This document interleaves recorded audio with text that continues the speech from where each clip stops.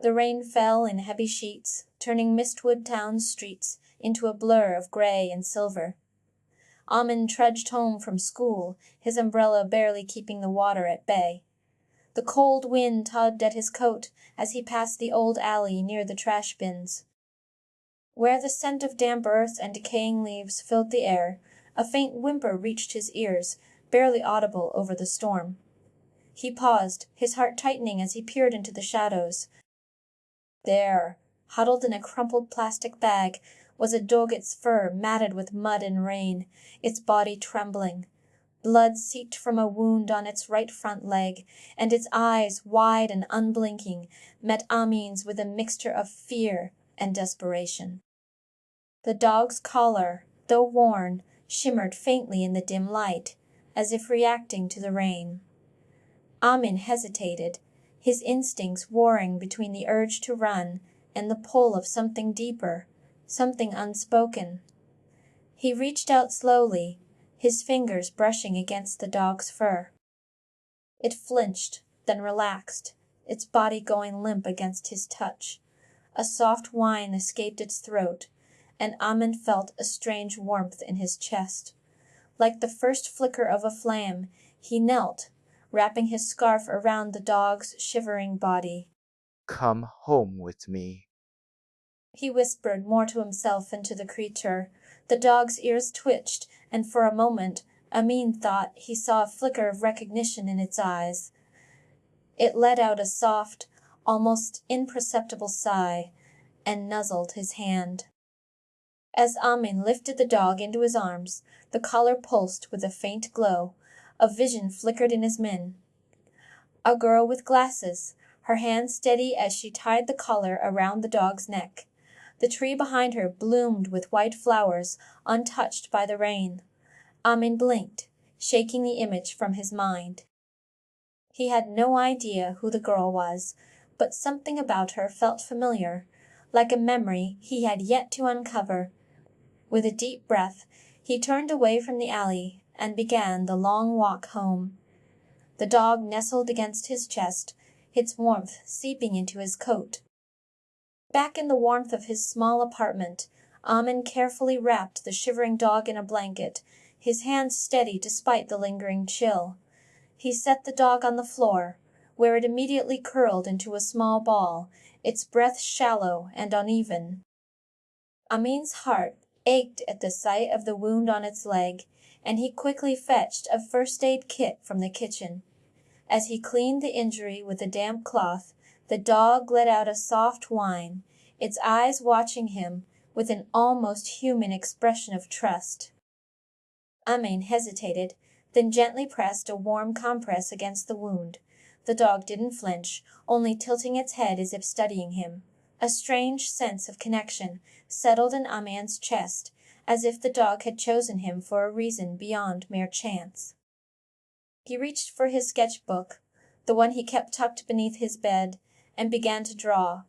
The rain-streaked alley, the trembling dog, the flickering vision of the girl with the flower-seach detail came to life beneath his pencil. He didn't know why he felt the need to record this moment, but something deep within him told him it was important. As he worked, the dog's collar caught the dim light from the window, its surface shimmering with an almost imperceptible glow. Amin leaned in, curious. The moment his fingers brushed the metal, a strange warmth spread through his palm, and a vision flickered again, this time, clearer. He saw the girl again, her hands steady as she knelt beside the dog. The tree behind her swayed gently, its white flowers untouched by the rain.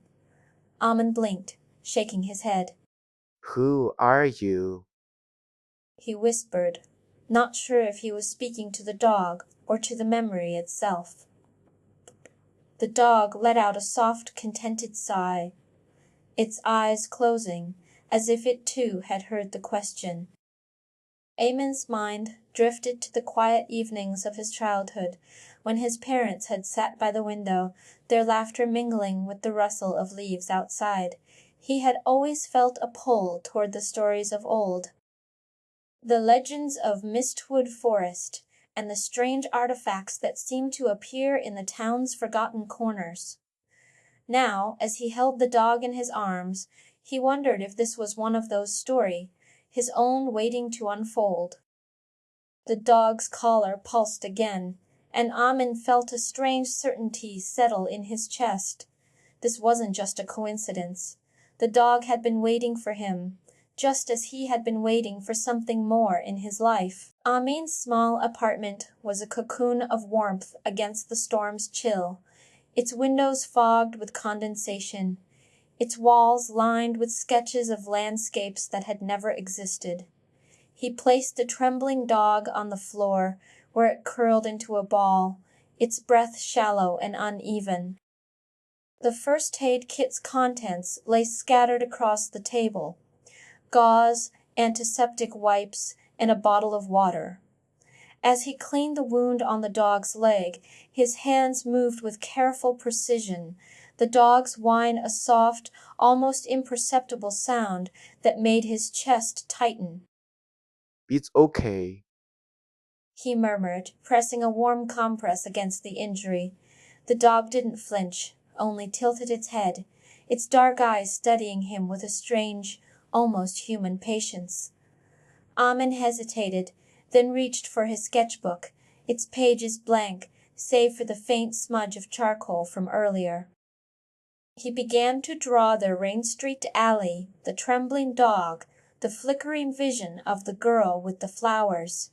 His pencil moved in steady strokes, the lines capturing the storm's fury and the quiet desperation in the dog's posture. As he worked, the collar caught the dim light from the window, its surface shimmering with an almost imperceptible glow. Amin leaned in, curious. The moment his fingers brushed the metal, a strange warmth spread through his palm, and a vision flickered again, this time, clearer. He saw the girl again, her hands steady as she tied the collar around the dog's neck. The tree behind her bloomed with white flowers, untouched by the rain. Amin blinked, shaking his head. Who are you? He whispered, not sure if he was speaking to the dog or to the memory itself. The dog let out a soft, contented sigh, its eyes closing as if it too had heard the question. Amin's heart ached with something he couldn't name, a longing that felt both foreign and familiar. He looked down at the dog, its fur still matted with mud, its body small and fragile against the blanket. You're not just a stray. He murmured. You're something more. The dog tilted its head, and for the first time, Amin saw something in its gaze that felt like recognition. He reached out, brushing his fingers against its fur, and the warmth in his chest deepened. Memories surfaced, Cy parents' laughter in the kitchen, their hands steady as they guided his own when he first held a pencil, their voices fading into silence. He had been alone for so long, the weight of grief pressing against his ribs like a stone. But now, as the dog's breath slowed beside him, he felt something shift. It wasn't just a pet, it was a companion, a bridge to something he had forgotten. Amin's fingers tightened around the sketchbook. You're not just a stray. He whispered again, this time with more certainty. You're part of me. The dog let out a soft whine, its tail flicking slightly, and Amin felt a strange sense of peace settle over him. The storm outside had passed, but inside something new was beginning. Amin and Cole trudged through the whispering grove, the air thick with the scent of damp earth and blooming flowers. The path ahead was lined with soft, glowing moss that pulsed gently with each step they took. As they rounded a bend, a narrow stream blocked their way, its waters rushing over smooth, slippery stones. Amin knelt, studying the current. We'll have to cross. He said, his voice steady. Cole whined, his tail flicking, as he glanced at the stream. Amin reached for the spirit speak stone, feeling its cool surface against his palm. You're not afraid, are you? He murmured. Cole let out a soft whine, then nudged his hand. Amin smiled. Okay, let's do this. He stepped onto the first stone, his boots skidding slightly. Cole followed, his paws landing with surprising precision. Careful. Amin called as the current tugged at his legs. Cole barked, a sharp sound that echoed through the grove. Amin's heart pounded. You're right. He shouted. We're not alone. He reached for Cole's collar, feeling the faint glow pulse in rhythm with his own heartbeat. The stream roared, but Amin didn't look back. He leapt to the next stone, and Cole mirrored his movements, their steps synchronized. We're doing it. Amin whispered, his voice trembling with exhilaration. Cole let out a triumphant bark, and the moss beneath them flared with light. As they reached the other side, the air shimmered, and a new path revealed itself, leading deeper into the forest. Amin looked at Cole, his eyes wide with wonder. You're amazing. He said. Cole nuzzled his hand, his tail wagging. We're not just finding you. Amin said, his voice thick with emotion. We're uncovering something bigger. Cole let out a soft whine, and together they stepped forward, the path ahead glowing with the promise of adventure. Amin crouched at the edge of the stream, its waters churning with a restless energy that sent ripples skittering across the mossy stones. Cole whined, nudging his leg with a gentle nudge, his dark eyes reflecting the sunlight that filtered through the canopy above. It's too deep. Amin muttered, peering into the current. The stream was wider than he'd expected, its surface glinting with the same strange silver sheen as the collar. Cole let out a low bark, then leapt forward, his paws splashing into the water with surprising grace. Amin's breath Cobb hadn't seen the dog swim before, and now he was wading through the current, his tail swishing as if testing the depth. Wait, Cole. Amin scrambled after him, his boots slipping on the slick stones. Cole turned, barking again, his voice a sharp, urgent sound that echoed through the trees. I can't swim. Amin shouted, but Cole was already circling back, his fur bristling, as he nudged Amin's arm. The boy hesitated, then stepped into the water, his knees buckling as the current pulled at him. Cole surged forward, his teeth catching Amin's sleeve, and together they waded through the stream, the dog's strength anchoring Amin as the water tugged at his legs. When they reached the other side, Amin collapsed onto the bank, gasping. Cole licked his face, his tail wagging with a mix of triumph and mischief. You're incredible. Amin whispered, his voice trembling. Cole let out a contented whine, then bounded forward, his paws kicking up sprays of water as he darted ahead. Amin followed, his heart pounding with a mix of exhilaration and awe. The forest seemed to shift around them, the trees leaning closer as if watching. Then a rustle in the undergrowth. A fox emerged, its fur the color of autumn leaves, its eyes gleaming with playful malice. It darted forward, snatching at Cole's tail. No. Amin shouted, but Cole was already moving, his movements fluid and quick. The fox hissed, circling them, its tail flicking like a whip. Amin scrambled for a stick, but Cole was faster.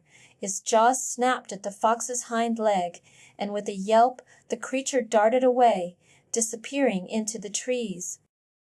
Amin laughed, breathless, as Cole turned to him, his ears twitching with pride. You are not just a dog. Amin said, his voice thick with wonder. You're something else. Cole let out a soft whine, his tail wagging slowly as if to agree. The stream behind them glistened, and the path ahead seemed to shimmer with possibilities. Amin stood in the doorway, his breath catching as Loya stepped inside, her presence as warm as the glow that seemed to emanate from the air itself. The apartment felt different now, as if the walls had absorbed the mystery of Cole's collar and the visions that haunted Amin's mind. Cole, curled on the floor, let out a low growl, his fur bristling as his eyes locked onto a gnarled tree outside the window. The tree's bark shimmered with faint glowing spots, like constellations trapped in wood. Cole, what is it? Amin whispered, but the dog didn't respond, his gaze fixed on the tree. Leoya crouched beside him, her fingers brushing the collar. This isn't just a relic. She said, her voice steady. It's a key, a link to a forgotten time when guardian beasts like Cole protected the balance of the world. The girl in your vision, Lin Yoman, was the last to wield this power before it faded into legend. Amin's heart pounded. But why me? He asked, his voice trembling. Why now? Sayoya's eyes softened. Because the balance is shifting again, and you're the one who can restore it. Amin stared at Cole, who finally turned his head, his tail flicking once as if to say, Asterisk, I know why. Asterisk, as Loya handed him the notebook, the collar pulsed, and the glowing spots on the tree flared brighter, as if the forest itself had heard her words. Amin's mind raced. Asterisk, what if the past isn't buried? What if it's waiting to be found? Asterisk. He looked down at Cole, who nuzzled his hand, his warmth a quiet promise. Asterisk together. Asterisk, he thought. Asterisk, we'll find the answers. Asterisk, as Loya spoke, Amin's fingers tightened around the notebook, his thoughts tangled in the weight of her words. Asterisk, guardian beast. Asterisk. The term felt foreign, yet it echoed in his mind like a forgotten melody. He glanced at Cole, who now sat upright, his tail still, his eyes reflecting the glow of the tree. You've seen her before, haven't you? Amin asked, his voice barely above a whisper. Lin Yoman. Cole's ears twitched, and for a moment the air between them seemed to hum with unspoken memories. Leoya's gaze softened. Cole remembers. She said, But the past isn't just a memory. It's a map. A path that leads to Starfall Valley, where the balance was first forged. Your visions, the collar, the forest's reaction, they're all pieces of a puzzle that only you can complete. Amin's breath hitched. But how? He asked, his voice trembling. How do I even begin? Sayoya reached out, placing a hand on his shoulder. You don't need to begin alone. Cole is with you, and the forest, it's watching. As she spoke, the glowing spots on the tree pulsed again, and a faint outline of a path appeared in the air, leading deeper into the woods. Amin's heart pounded. Asterisk. A path. Asterisk. He looked at Cole, who now stood, his paws pressing into the floor, as if grounding himself. You're not just a pet. Amin murmured. You're a part of something much bigger. Cole let out a soft whine, and the air around them shimmered, as if the forest itself had heard his words. Amin's thoughts spiraled as he followed Leoya into the forest, the glow from the tree fading behind them. Asterisk. Why now asterisk? He wondered, his mind racing with questions. The collar's warmth still lingered on his palm, a reminder of the visions and the girl with the flowers. Asterisk Lin Lumen. Asterisk.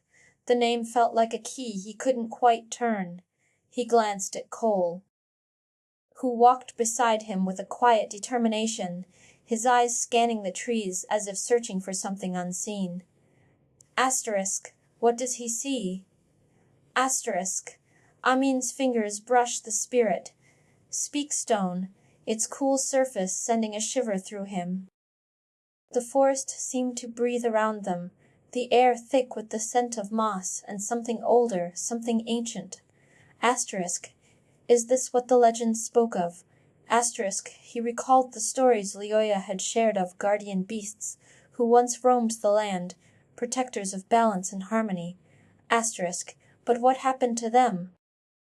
Asterisk. Amin's gaze drifted to the trees, their trunks etched with faint glowing symbols. Asterisk. Could these be the same markings on Cole's collar? Asterisk. He reached out, his hand hovering just above the bark. The moment his fingers touched it, a jolt of energy surged through him, and the symbols flared to life. A vision flickered in his mien. A girl with glasses, her hand steady as she tied a collar around a dog's neck. The tree behind her bloomed with white flowers, untouched by the rain. Asterisk Lin Loman. Asterisk Amin, thought his heart pounding. Asterisk, she's connected to this place, to Cole. Asterisk he looked at the dog, who now paused, his tail flicking once as if to say, Asterisk, we're close. Asterisk, Amin's breath caught. Asterisk, but to what?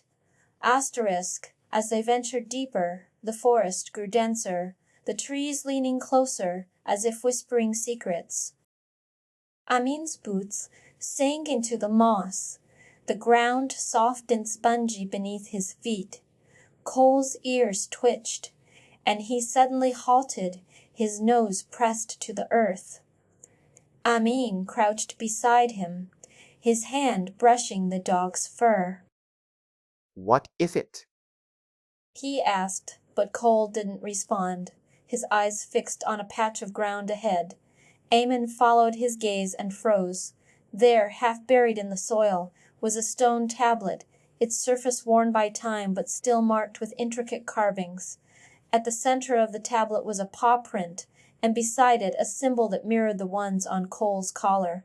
Amin's breath caught in his throat. Ayoya!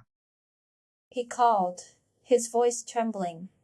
The woman stepped forward, her eyes widening as she knelt beside the tablet. This is a relic from the guardian beasts. She said, her voice hushed. It's a marker, a sign that this place was once a sanctuary for them. Amin's fingers traced the paw print, and the stone pulsed with a faint warmth. Asterisk, a sanctuary. Asterisk. He looked at Cole, who now stood beside him, his tail flicking slowly. Asterisk. Could this be where Lin Luman once stood? Asterisk. The thought sent a shiver through him. Asterisk, and if this is a marker, then what else lies ahead?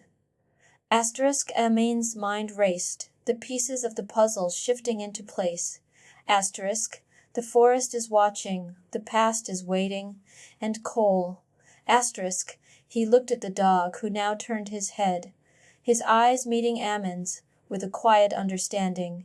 Asterisk. He knows the way. Asterisk. Amin and Cole stepped into the stray pet sanctuary, the air thick with the scent of damp earth and old wood. The walls were lined with faded photographs of lost pets, their eyes seeming to follow Amin as he passed.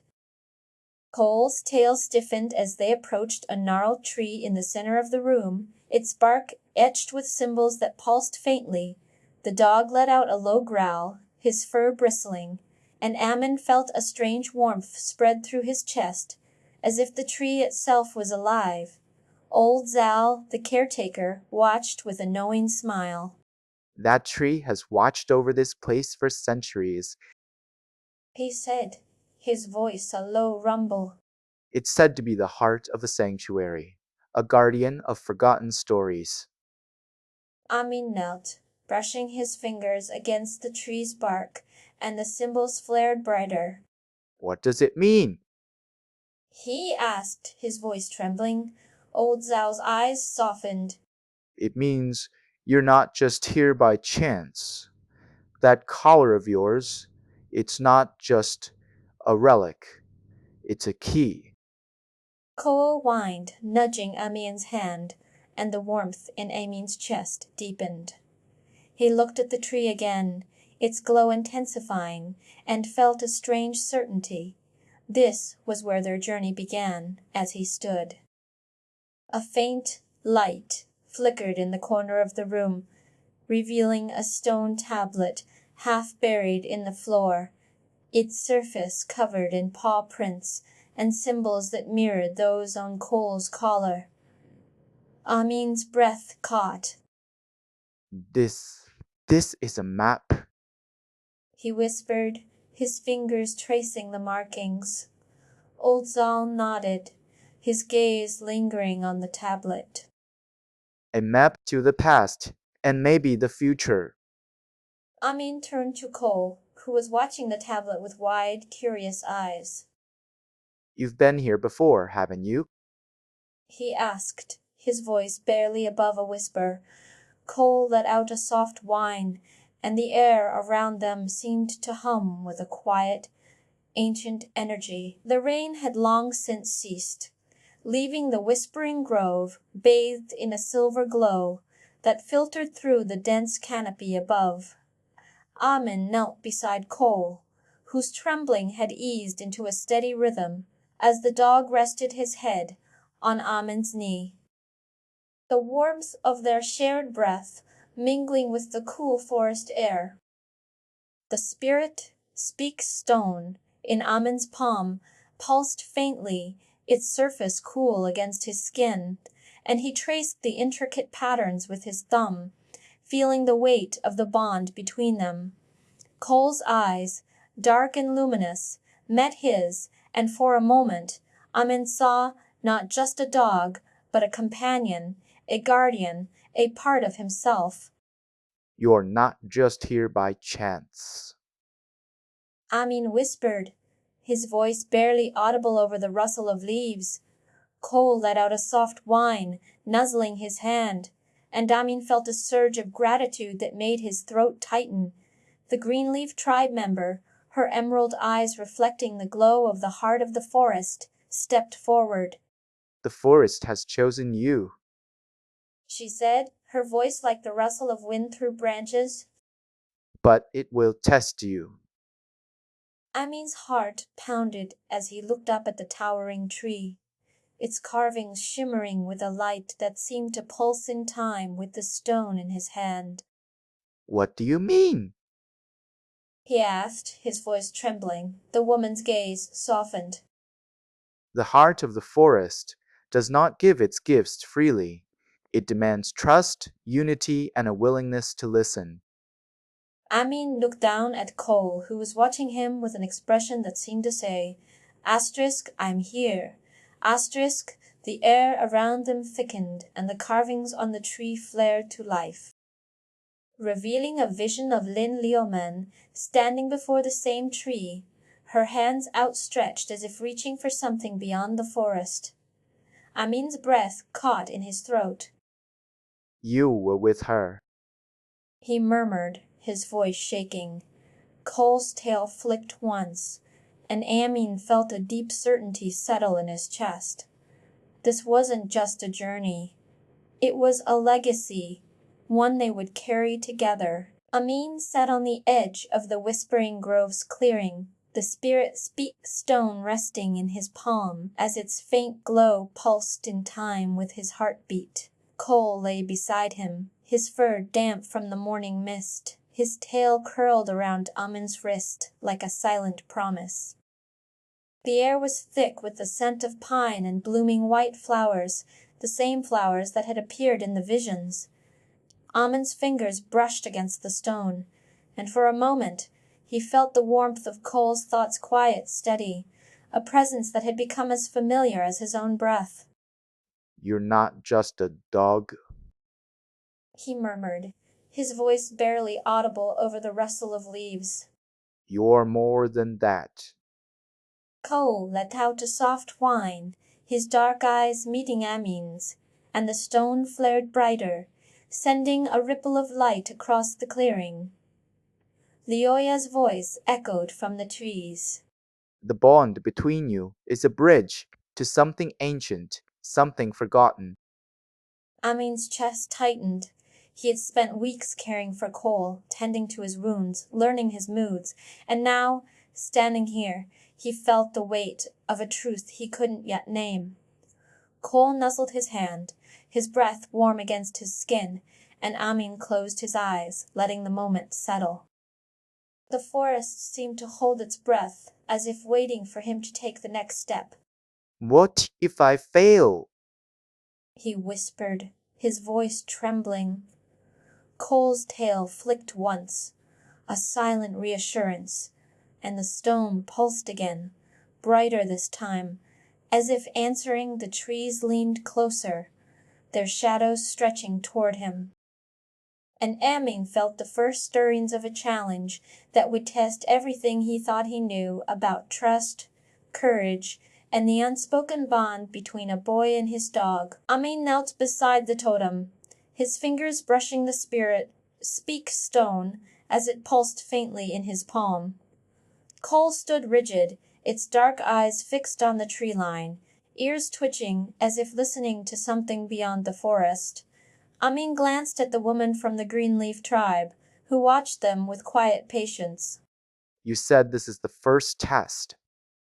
He said, his voice steady but laced with uncertainty. What does it mean to pass it? The woman's emerald eyes flickered with something unreadable. It means you must trust not just each other, but the bond that binds you to this place. Amin turned back to Cole, who suddenly darted forward, its paws skidding on the mossy ground.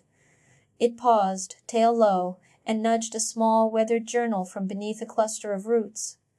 Amin's breath caught. He'd seen that journal before in the vision of Linyoman, clutched to her chest. Cole, He whispered. you found this? The dog let out a soft whine, its head tilting as if to say, asterisk, of course, asterisk. Amin's chest tightened. He had always thought Cole was a stray, a creature he'd stumbled upon by chance, but now the pieces were shifting. The journal was here, in the forest, as if waiting for him. As he reached for it, the totem symbols flared, and the air around them shimmered with a light that felt like memory itself. Amin's hands trembled. Asterisk, this isn't just a test. Asterisk, asterisk, it's a reminder, asterisk. Cole's tail flicked once, a silent promise, and together they stepped forward, the path ahead glowing with the weight of stories yet to be told. Amin and Cole stood at the edge of the whispering grove, the air thick with the scent of damp earth and blooming white flowers. Cole's tail was still, his dark eyes fixed on a tree ahead, its bark etched with faint glowing symbols. Amin watched him, puzzled, as the dog's ears twitched slightly, as though listening to something only he could hear. He crouched, brushing a hand against Cole's fur. What is it? He asked, but the dog didn't respond, only tilting his head toward the tree. Amin's gaze followed, and there, nestled in the roots, was a small, worn journal, its cover cracked with age. He reached for it, and Cole let out a low whine, nudging his hand with his nose. The journal trembled as if alive, and Amin's fingers brushed against it, triggering a vision of Lin Leoman standing before the same tree, her hands outstretched. You found it. Amin whispered, his voice trembling. You've been waiting for this. Cole's tail flicked once, and the journal's pages fluttered open, revealing a map of Starfall Valley. This is her map. Amin murmured, his heart racing. You've been holding this all along. Cole, Amin said, his voice soft, as he knelt beside the dog. Do you remember her? His fingers tightened around the spirit. Speak stone, its surface warm against his palm. Cole's ears twitched, and he turned his head slightly, as if listening to something beyond Amin's perception. Then, with a soft whine, he nudged Amin's hand again the moment Amin touched the stone. The air around them shimmered, and a vision flickered to life. Lin Yuman, walking through the forest, clutching the same journal to her chest. Amin's breath caught. She was here. He murmured, his voice barely above a whisper. She came looking for you. Cole let out a soft sigh, and Amin felt a wave of emotion wash over him. This wasn't just a memory. It was a piece of the puzzle that had been missing all along. The woman from the Greenleaf tribe stepped forward, her emerald eyes gleaming with quiet understanding. You found the journal. She said, her voice calm yet firm. Lin Yuman left it here, knowing one day someone would find it. Amin looked at her, his mind racing. But why? Why would she leave it for us? The woman's expression softened. Because the path to Starfall Valley isn't just about finding a play, it's about understanding the past. And you, Amin, are the one meant to carry that understanding forward. Amin's hands trembled as he held the journal, his heart pounding. He looked at Cole, who was watching him with an almost knowing gaze. You were with her. Amin whispered. You were with her when she came here. Cole let out a soft sigh, and for the first time, Amin felt something deep within him shift. He wasn't just finding Cole, was uncovering a piece of a story that had been lost for years. And as he and Cole stepped forward, the path ahead seemed to glow with a new kind of light, one that promised answers and perhaps a way to mend the past. Amin's chest tightened as he stared at the journal.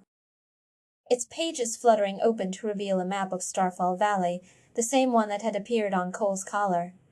He could feel the weight of the moment pressing down on him, a strange mix of awe and confusion. Asterisk. How could Cole have known to find this? Asterisk. He wondered, his mind racing. Asterisk. Why did Lin Yuman leave this here? Asterisk. He looked up at the woman from the Greenleaf tribe, who was watching him with an expression that said she understood more than she was willing to share. You are not the first to find this. She said, her voice gentle. But you are the first who truly listens. Amin's fingers tightened around the journal. Asterisk. Listen. Asterisk. He turned back to Cole, who was still watching the tree with that same quiet intensity. Asterisk. You've been waiting for me, haven't you? Asterisk. Amin's voice trembled as he whispered the thought, and Cole let out a soft whine, his tail flicking once. The warmth in Amin's chest grew, a strange certainty settling over him. This wasn't just a coincidence, it was a bond meant to be. As Amin stepped forward, the journal in his hands, a sudden gust of wind swept through the grove, sending leaves swirling around them. Cole's ears twitched, and he let out a low growl, his body tensing. Amin turned, his heart pounding, and saw a shadow moving between the tree, a figure cloaked in dark robes, their face obscured. Stay back. Amin warned, his voice steady despite the fear curling in his chest. The figure paused, then stepped forward, revealing a face Amin hadn't seen in Yersha's father, his eyes filled with a quiet sorrow. Amin, His father said, his voice trembling. you found it.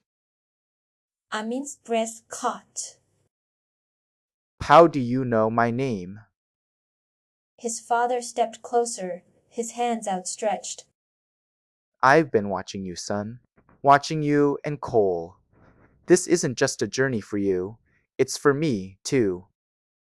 Amin's mind reeled. You're alive? His father shook his head. Not anymore. But I've been here in the forest, guiding you from the shadows. Lynn Lehman left this for you, but she also left me a message. I couldn't find it until now. Amin's hands trembled as he clutched the journal. What message? His father's eyes glistened. That you're not alone. That you're part of something bigger than you ever imagined. Amin looked at Cole, who was watching his father with an expression of quiet understanding. Asterisk, this is why you found me. Asterisk, Amin realized, his heart pounding. Asterisk, to help me find the truth. Asterisk, and as the wind died down and the forest around them seemed to hold its breath, Amin felt a deep sense of peace settle over him. The journey ahead was no longer just about finding Starfall Valley. It was about healing, about understanding, and about finally being whole. The pet partners market hummed with life as Amin and Cole wandered past stalls brimming with enchanted toys and handcrafted collars that shimmered like captured starlight. Sunlight filtered through the canopy of ancient trees above, casting dappled patterns on the cobbled streets, where children laughed as their pets chased glowing balls that shifted colors with each bounce. Amin paused near a booth where a shopkeeper demonstrated Ailey, Bonding bracelet. its soft pulse syncing with the heartbeat of a nearby dog. Cole's tail swished in quiet amusement, his ears twitching as he sniffed a pile of treats shaped like tiny moons. You're kind. Sioya said, her voice warm as she knelt beside a boy, cradling a trembling cat. Mochi is brave in her own way, just like you, Kato. The boy hesitated, then reached out, and the cat nuzzled his palm, a small miracle unfolding in the market's heart. Leoya turned to Amin, her eyes knowing. I've heard about you, Amin. You and Cole have a journey ahead. She pulled a glowing stone from her pocket, its light pulsing like a heartbeat. This is a Spirit Speak stone. It lets you hear your pet's thoughts, but only for a short time each day. It's a gift for those who truly listen. Amin's fingers tingled as he accepted it, his gaze meeting Cole. Thank you, Leoya. He said, his voice steady. I'll listen. Cole's ears flicked forward, his tail curling around Amin's wrist in a silent promise. As they walked, Amin's mind drifted to the first time he'd found Cole, shivering in the rain, his collar frayed and his eyes full of quiet trust. That moment had felt like a miracle, and now, holding the stone, he wondered if this was another one. Suddenly, a soft whine broke his thoughts. Cole's nose was pressed against a stall displaying maps of Mistwood Forest, his paws twitching as if sensing something hidden in the inked lines. Amin crouched beside him, brushing a hand over the dog's fur. What is it? He asked. Cole let out a low whine, then nudged Amin's hand toward a map marked with a faded Symbala spiral that looked eerily like the one on the Spirit Speak stone. This is no ordinary map. Xiaya said, appearing beside them. It's a guide to the Whispering Grove, where the forest itself speaks, but it's been lost for years. If you're looking for answers, this might be your first step. Amin's heart pounded. He glanced at Cole, who was now watching him with eyes that seemed to hold the weight of unspoken stories. We'll find out. Amin said, his voice firm. Cole's tail wagged slowly, a silent agreement as they turned away.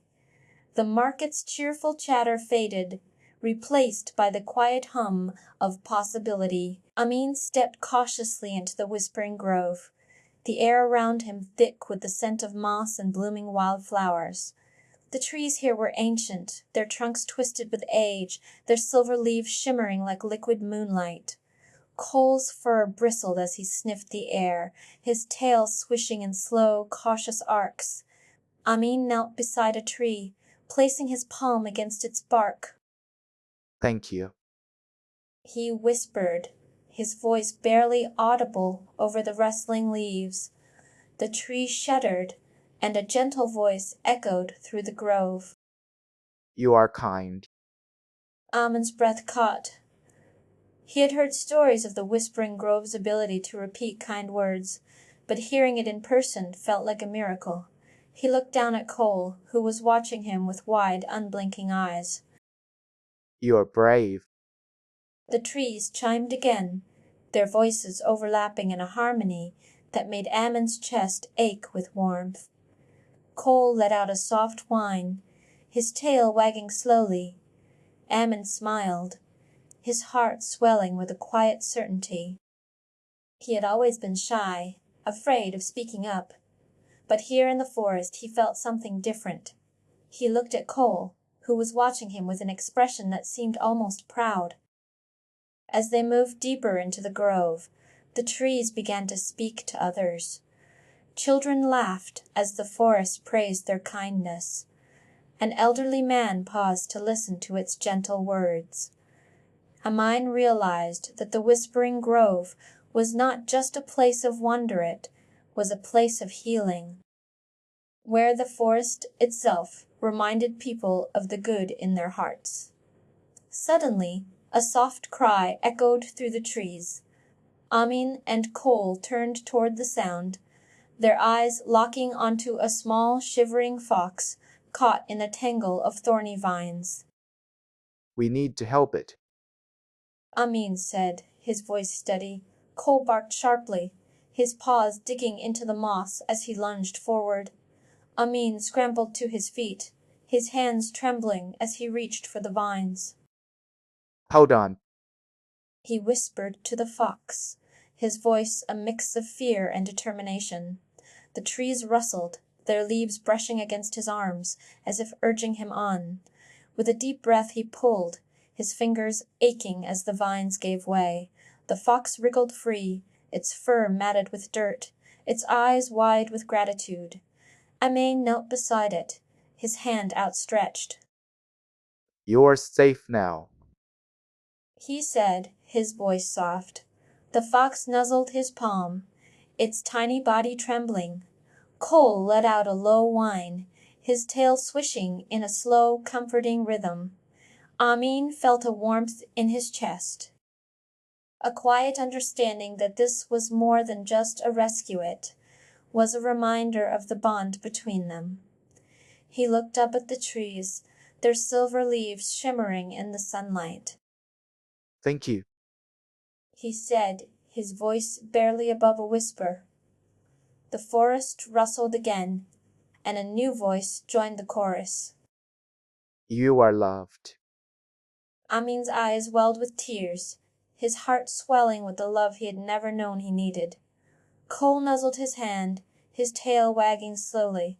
The forest had given them a gift, and in that moment, Amin knew that no matter how far their journey took them, they would always find their way back to each other. Amin and Cole stepped into the stray pet sanctuary, the air thick with the scent of damp earth and the soft rustle of animals moving about. The wooden building was nestled between two towering trees, its roof adorned with paw prints in various sizes, some faded, others fresh. Inside, the space was a tapestry of warmth and quiet chaos.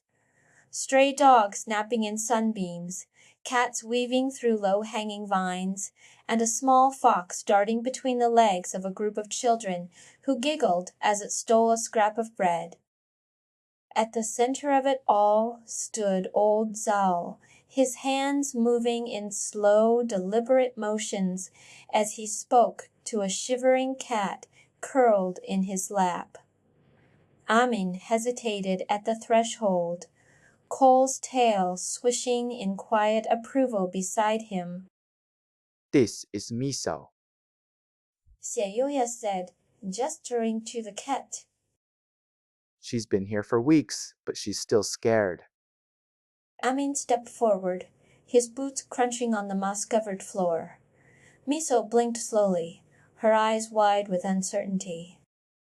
It's okay. Amin whispered, crouching beside her. Cole nuzzled his hand, his fur bristling slightly as if urging him on. You're safe here. Amin said, his voice steady.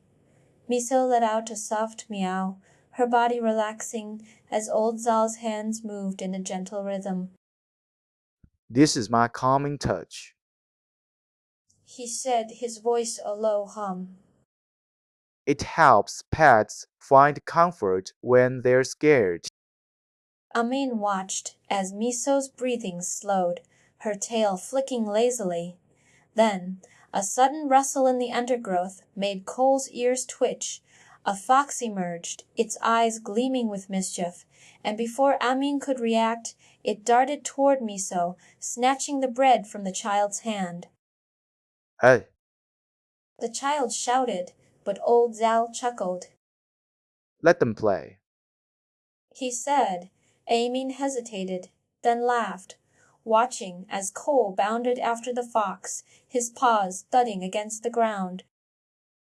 You're not scared of anything, are you? Amin asked, his voice tinged with admiration. Cole barked in response, his tail wagging as he herded the fox back toward the children. You're not just a pet. Amin said, his heart swelling with warmth. You're my protector. Cole nuzzled his hand, his eyes gleaming with quiet pride. As the fox finally dropped the bread and darted away, Amin turned to old Zal, his voice steady. How do I help Miso feel like she belongs here? He asked. Old Zal studied him for a moment, then smiled. By listening, He said. and by showing her that she's not alone. Amin nodded, his fingers brushing Miso's fur. The sanctuary was more than a place for lost pets. It was a place where trust was rebuilt, one paw print at a time. Amin and Cole stepped out of the stray pet sanctuary, the air thick with the scent of damp earth and the distant hum of the forest. As they walked, a sudden gust of wind swept through the trees, carrying with it a strange, echoing sound that made Amin's heart race. He froze, his breath shallow, and turned to Cole, whose fur bristled and tail stiffened. Did you hear that? Amin whispered, his voice barely above a breath. Cole let out a low whine, his ears twitching as he turned toward the sound. Amin swallowed hard, his hands trembling slightly. He had heard that sound before, deep in the woods, when he had first met Cole. It was the same sound that had haunted his dreams, the one that had led him to the sanctuary. We need to be careful. He said, his voice steady, despite the fear prickling at the edges of his mind. Cole nudged his hand, his eyes wide with quiet determination. Amin took a deep breath, his fingers brushing against the spirit, speak stone in his pocket. We're not alone, He whispered.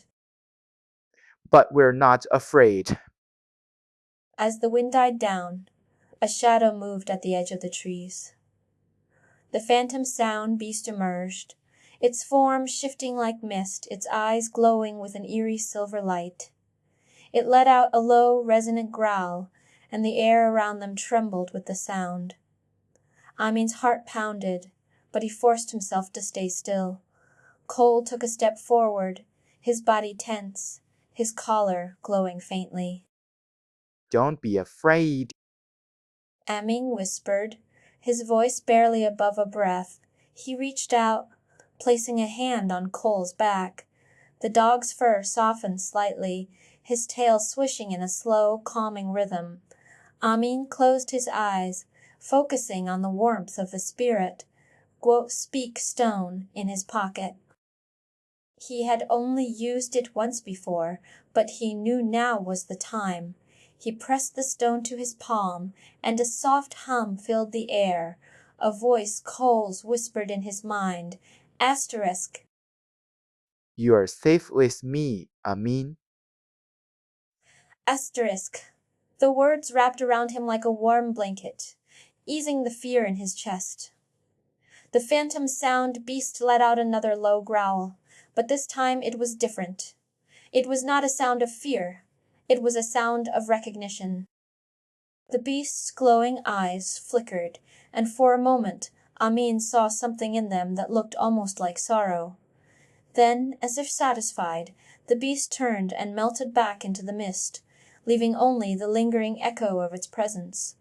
Amin exhaled, his hands trembling slightly. He looked down at Cole, who was watching him with quiet, knowing eyes.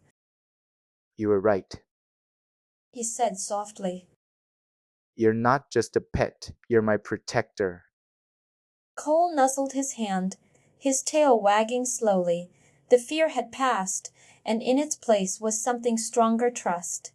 As they walked deeper into the forest, Amin felt a new sense of purpose. The phantom sound beast had returned, but it had also shown him something he had never expected. He was not alone. He had Cole by his side, and together they would face whatever challenges lay ahead. The forest seemed to hum with energy, as if the trees themselves were watching, waiting.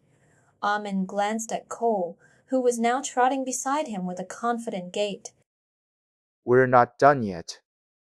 He said, his voice filled with determination. Cole let out a soft bark, his tail swishing in a happy rhythm. Amin smiled, his heart swelling with warmth.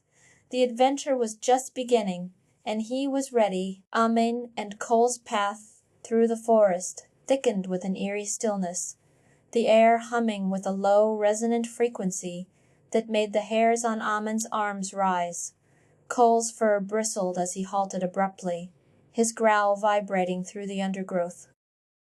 Before them stood an ancient tree, its bark etched with symbols that glowed faintly like embers trapped in stone. Amin's breath caught as he noticed the same strange pulsing spots that had appeared on the forest floor, early luminous flecks that seemed to ripple with each step they took. Cole's collar, the one Lyoya had given him, suddenly grew warm against Amin's palm, as if reacting to the tree's presence. 我挺使 Amin whispered, crouching beside Cole, who bared his teeth at the tree's base. The vine whisperer, leader. Their voice like wind through leaves, stepped forward. This tree holds the memory of the first pact. They said, their eyes gleaming. The markings are not just symbolist. They are a map, a guide to the heart of the forest. Amin's fingers trembled as he traced the glowing carvings, his mind racing. Asterisk. Could this be a clue to Cole's past? Asterisk.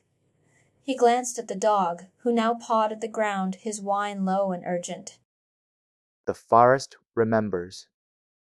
The leader continued.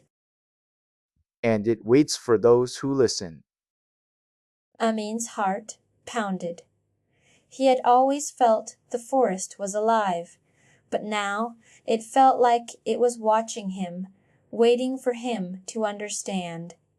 As Cole's growl deepened, the tree's glow intensified, revealing a hidden path veiled by ivy. Amin's breath hitched.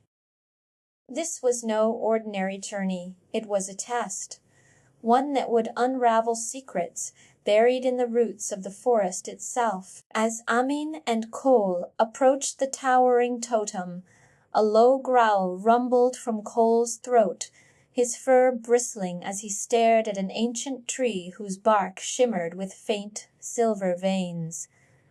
The air around him thickened, and strange glowing spots flickered in the undergrowth like fireflies trapped in a dream.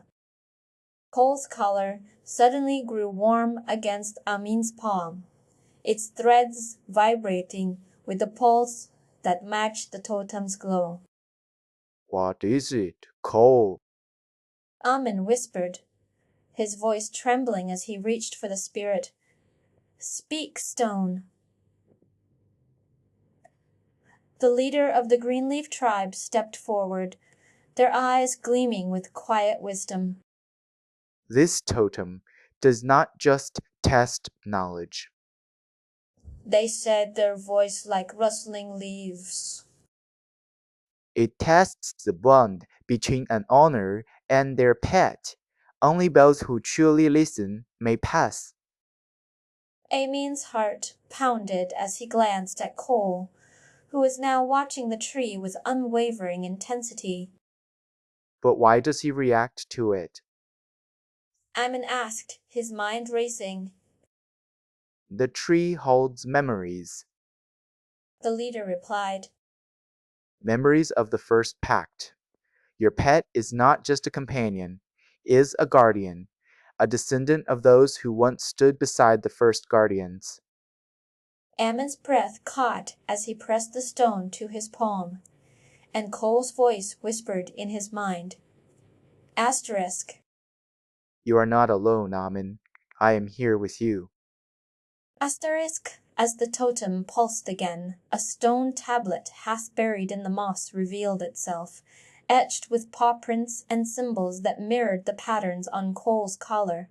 A hidden cave mouth yawned behind the tree, its entrance glowing faintly, as if waiting for them to step inside. Amin sat on the mossy ground beneath the silver-leafed trees. Cole curled tightly against his chest, his trembling fur pressed into the warmth of Amin's arms. Rain had begun to fall, soft and steady, drumming against the leaves above, as the whispering grove's glow dimmed with the storm. Cole's breath was shallow, his body shaking with a fever that had come suddenly hours ago, his usual strength replaced by a fragile vulnerability. Amin's fingers traced the dog's spine, whispering reassurances as the boy's tears fell onto Cole's fur. You're safe, he murmured, his voice cracking. Cole's tail gave a weak flick, his eyes half-lidded but still searching for Amin's face. The boy's heart ached as he held the dog closer, the storm outside mirroring the turmoil inside. Later, when the fever broke and Cole's breathing steadied, he nuzzled Amin's hand with a whine, his tongue brushing the boy's wrist like a silent apology. You're not alone. Amin whispered, his own voice trembling. Never alone. The Greenleaf leader knelt beside them, their hands resting on Amin's shoulders. You carry the weight of the first bond. They said, their voice like rustling leaves. But bonds are not broken by time. They are strengthened by those who remember. Amin looked up, his eyes red-rimmed. What if I fail? He asked, his voice barely above a whisper. The leader's gaze softened. You have not failed. You have chosen to listen. That is the first step. Cole let out a soft whine, his head resting on Amin's knee, his tail curling around the boy's leg like a promise. Amin's thoughts spiraled as he watched the rain fall, his mind flashing to the memory of Lin Luoman and the dog who had once stood beside her. Asterisk. What if I'm not enough? Asterisk, he wondered, his hands tightening around Cole's trembling body. Asterisk, what if I lose him like she lost hers? Asterisk, but then he felt Cole's breath against his neck, steady and warm, and the fear softened into something else. Gratitude. This was not just a pet. This was a lifeline, a companion who had chosen him, who had trusted him even when the world had not. As the storm raged on, a distant howl echoed through the grove. Amin's head snapped up, Cole's ears twitching.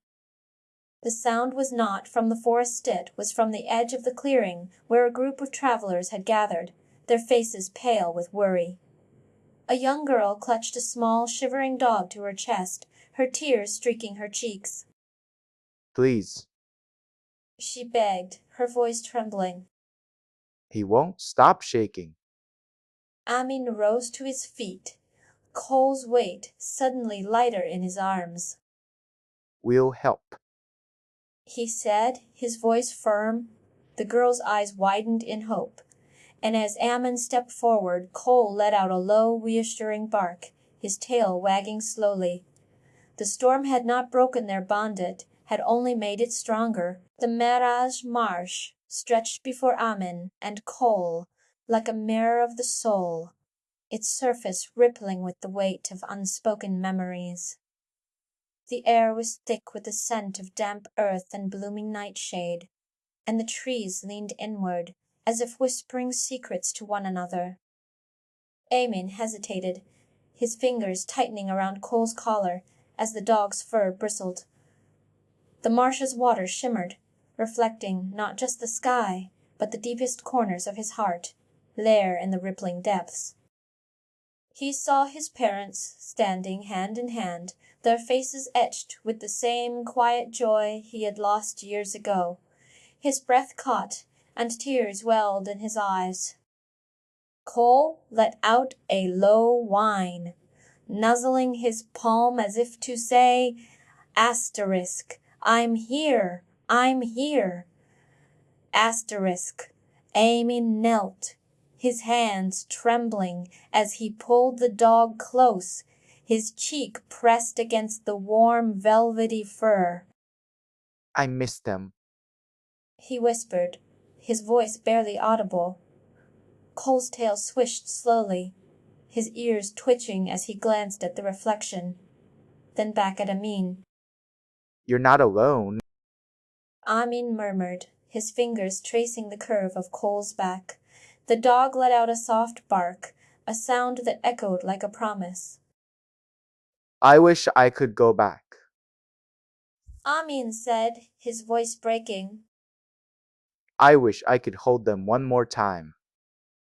Cole's eyes met his, and for a moment the marsh seemed to hold its breath. Then the reflection shifted. Amin saw himself standing beside Cole, not as a boy lost in grief, but as a man who had found his way forward. The vision pulsed with warmth, and Amin felt the weight of the past lift, replaced by the quiet certainty that Cole was his anchor, his guide.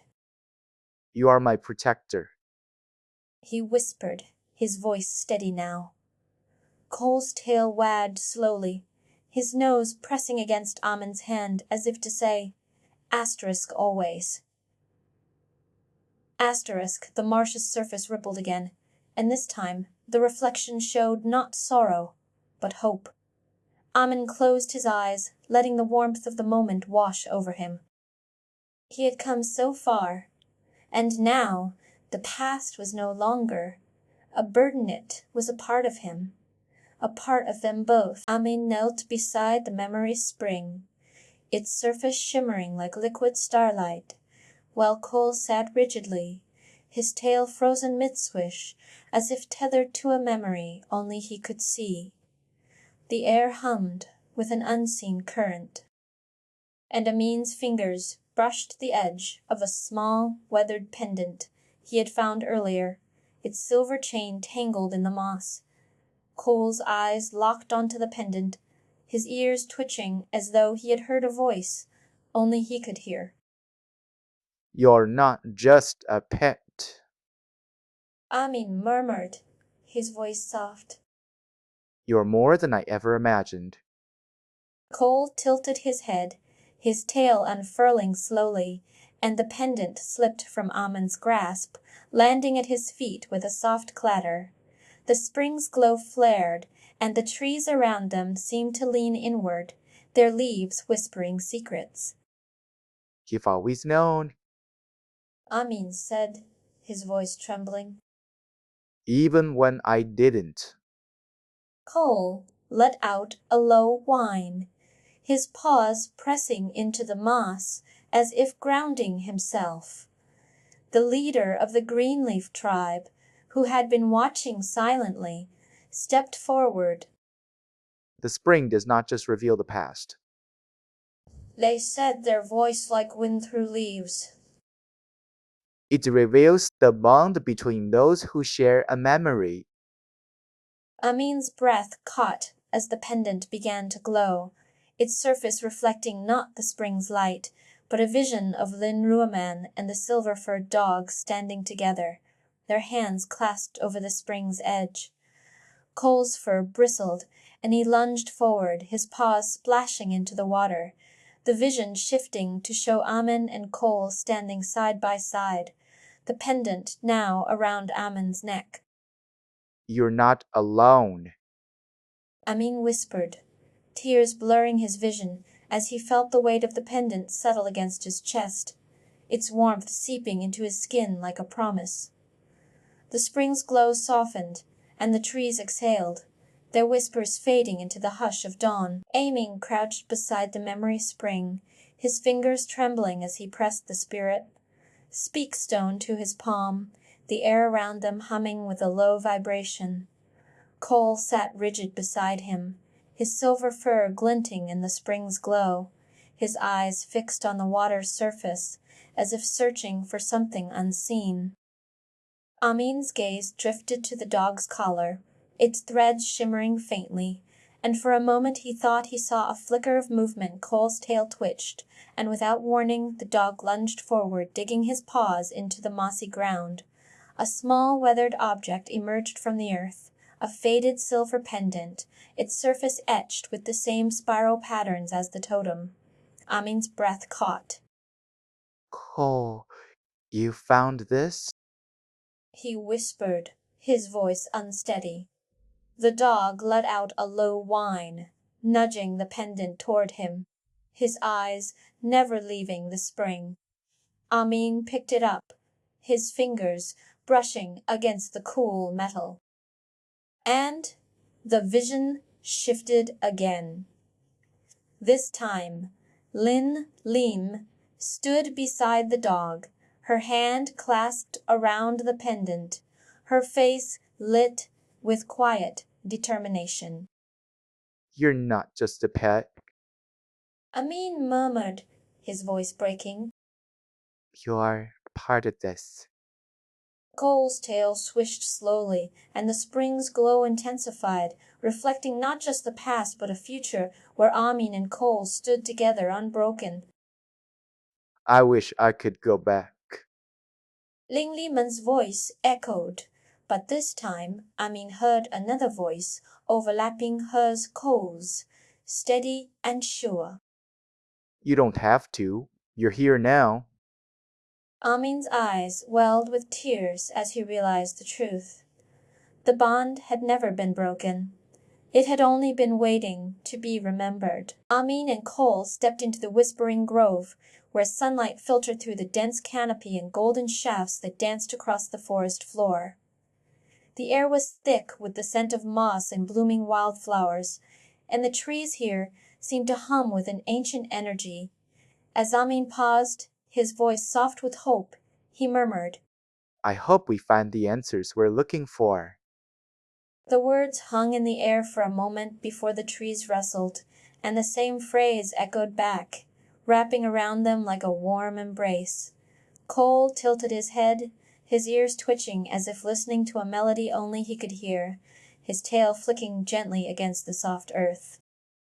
Further along, they found an old wooden bench, its surface worn but sturdy, and beside it sat a man with a silver beard, his hands wrapped around a steaming cup of tea. His eyes, sharp and knowing, flicked towards Cole's collar before settling on Amin. The man said, his voice rich with the weight of years, That collar, it's been a long time since I've seen one like that. Amin hesitated, his heart pounding with the possibility that this man might know something about Lin Liuman. Do you know who it belonged to? He asked, stepping forward. The man nodded slowly, his gaze distant.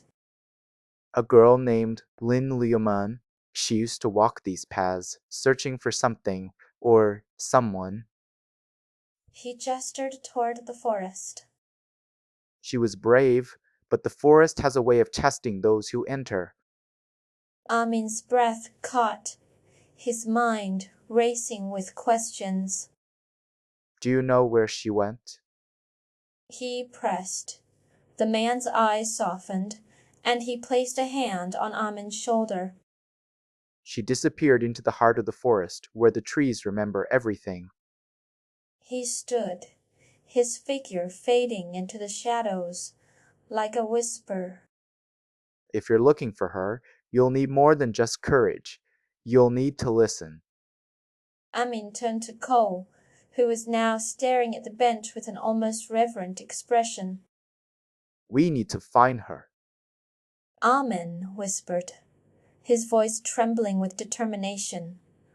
Cole's tail wagged slowly, as if in agreement, his eyes reflecting the same resolve. As they walked deeper into the grove, Amin's thoughts drifted to the nights when Cole had curled beside him, his steady heartbeat a quiet reminder that he was never alone. He remembered the time when Amin had been lost in the city, overwhelmed by noise and confusion, and Cole had led him home with a gentle nudge and a low whine, as if to say, I'm here. that memory warmed him now, even as the forest's secrets loomed ahead. Suddenly, a rustling in the underbrush drew their attention. A small fox, its fur matted and eyes wide with fear, darted from the shadows. Cole's collar glowed faintly, and he barked softly, a sound that seemed to calm the creature. Amin knelt, offering his hand. It's okay. He said, his voice gentle. The fox hesitated before stepping closer, sniffing his palm. Amin's heart swelled with a mix of relief and determination. If even this small creature had found its way here, maybe the forest was guiding them towards something greater. Cole nuzzled the fox's side, and Amin felt a quiet certainty bloom within him. They were not just searching for answers. They were becoming part of a story that had been waiting for them all along. Amin and Cole stepped into the Pet Partners Association, the air thick with the scent of lavender, and the soft murmur of voices weaving through the room like a gentle breeze. Lyoya, her warm smile lighting up the space, gestured toward a quiet corner where sunlight filtered through tall windows, casting golden patterns on the wooden floor. You must be Amin. She said, her voice carrying the calm assurance of someone who had spent years listening to stories of pets and their owners. I've heard so much about you and Cole. Amin hesitated, his fingers brushing Cole's fur as the dog's tail wagged slowly, his ears twitching at the unfamiliar sounds of the building. I just wanted to learn more about the color. He said, his voice quiet but steady. Lyoya nodded, leading him toward a table cluttered with books and scrolls. We've been trying to understand the color's origins for years. She explained, her eyes flickering with the same determination that had driven her to study the bond between pets and their humans. This is the emotion sensors. She continued, gesturing toward a small device pulsing with soft blue light. It detects the emotional state of pets and translates it into colors. Amin's heart pounded as Xiaoqi, the young man tinkering with the device, placed it near Cole. The screen flickered with a deep shade of blue, and Xiaoqi's eyes widened. He's calm. He said, his voice tinged with curiosity. But there's something hidden. Amin looked at Cole, who was watching him with unwavering trust, and felt a surge of warmth. We'll find the answers. He whispered, his voice steadier now. As Loya and Zhao Qi delved into the device's readings, Amin's mind drifted to memories of the first time he had met Koala Lost Puppy shivering in the rain, his eyes wide with fear, and Amin's hands steady as he wrapped a blanket around him. Those moments had shaped their bond, a quiet understanding that no words could capture. He closed his eyes briefly, the memory of Cole's first wagging tail, and the way his paws had pressed against Amin's hand like a promise. When he opened them, Leoya was watching him, her expression thoughtful. It's not just about the color. She said softly. It's about the bond between you and Cole. Amin nodded, his resolve hardening, as if sensing his thoughts. Cole nudged his hand, his tail curling around Amin's leg in a silent reassurance. Just then, a soft whimper echoed from the other side of the room, and a small fox with a tattered paw limped toward them, its eyes wide with fear. Amin's heart ached at the sight, and without hesitation he knelt beside the fox, his voice gentle. It's okay. He said, his hand outstretched. The fox hesitated, then nuzzled his palm, its trembling slowing. Leoya's eyes softened. We've been looking for this one. She said. It's been wandering the forest for days, avoiding the traps set by poachers. Amin's jaw tightened. We'll help it. He said, his voice firm. As he reached for the fox, Cole's collar glowed faintly, the light pulsing in time with the fox's heartbeat. The device in Zhao Qi's hands flickered, the blue light deepening into a shade that seemed to hum with empathy. Amin looked at Leoya, his eyes alight with determination. We'll find the answers. He said, his voice steady. And we'll protect those who need us. Amin and Cole trudged through the thick underbrush of the Whispering Grove, the air heavy with the scent of damp moss and the distant hum of unseen creatures. A sudden rustle to their left made Cole's ears twitch, his tail stiffening as he barked a short, sharp warning. Amin froze, his hand instinctively tightening around the strap of his satchel. Ify. He murmured, kneeling to adjust Cole's collar, which pulsed faintly with a blue glow.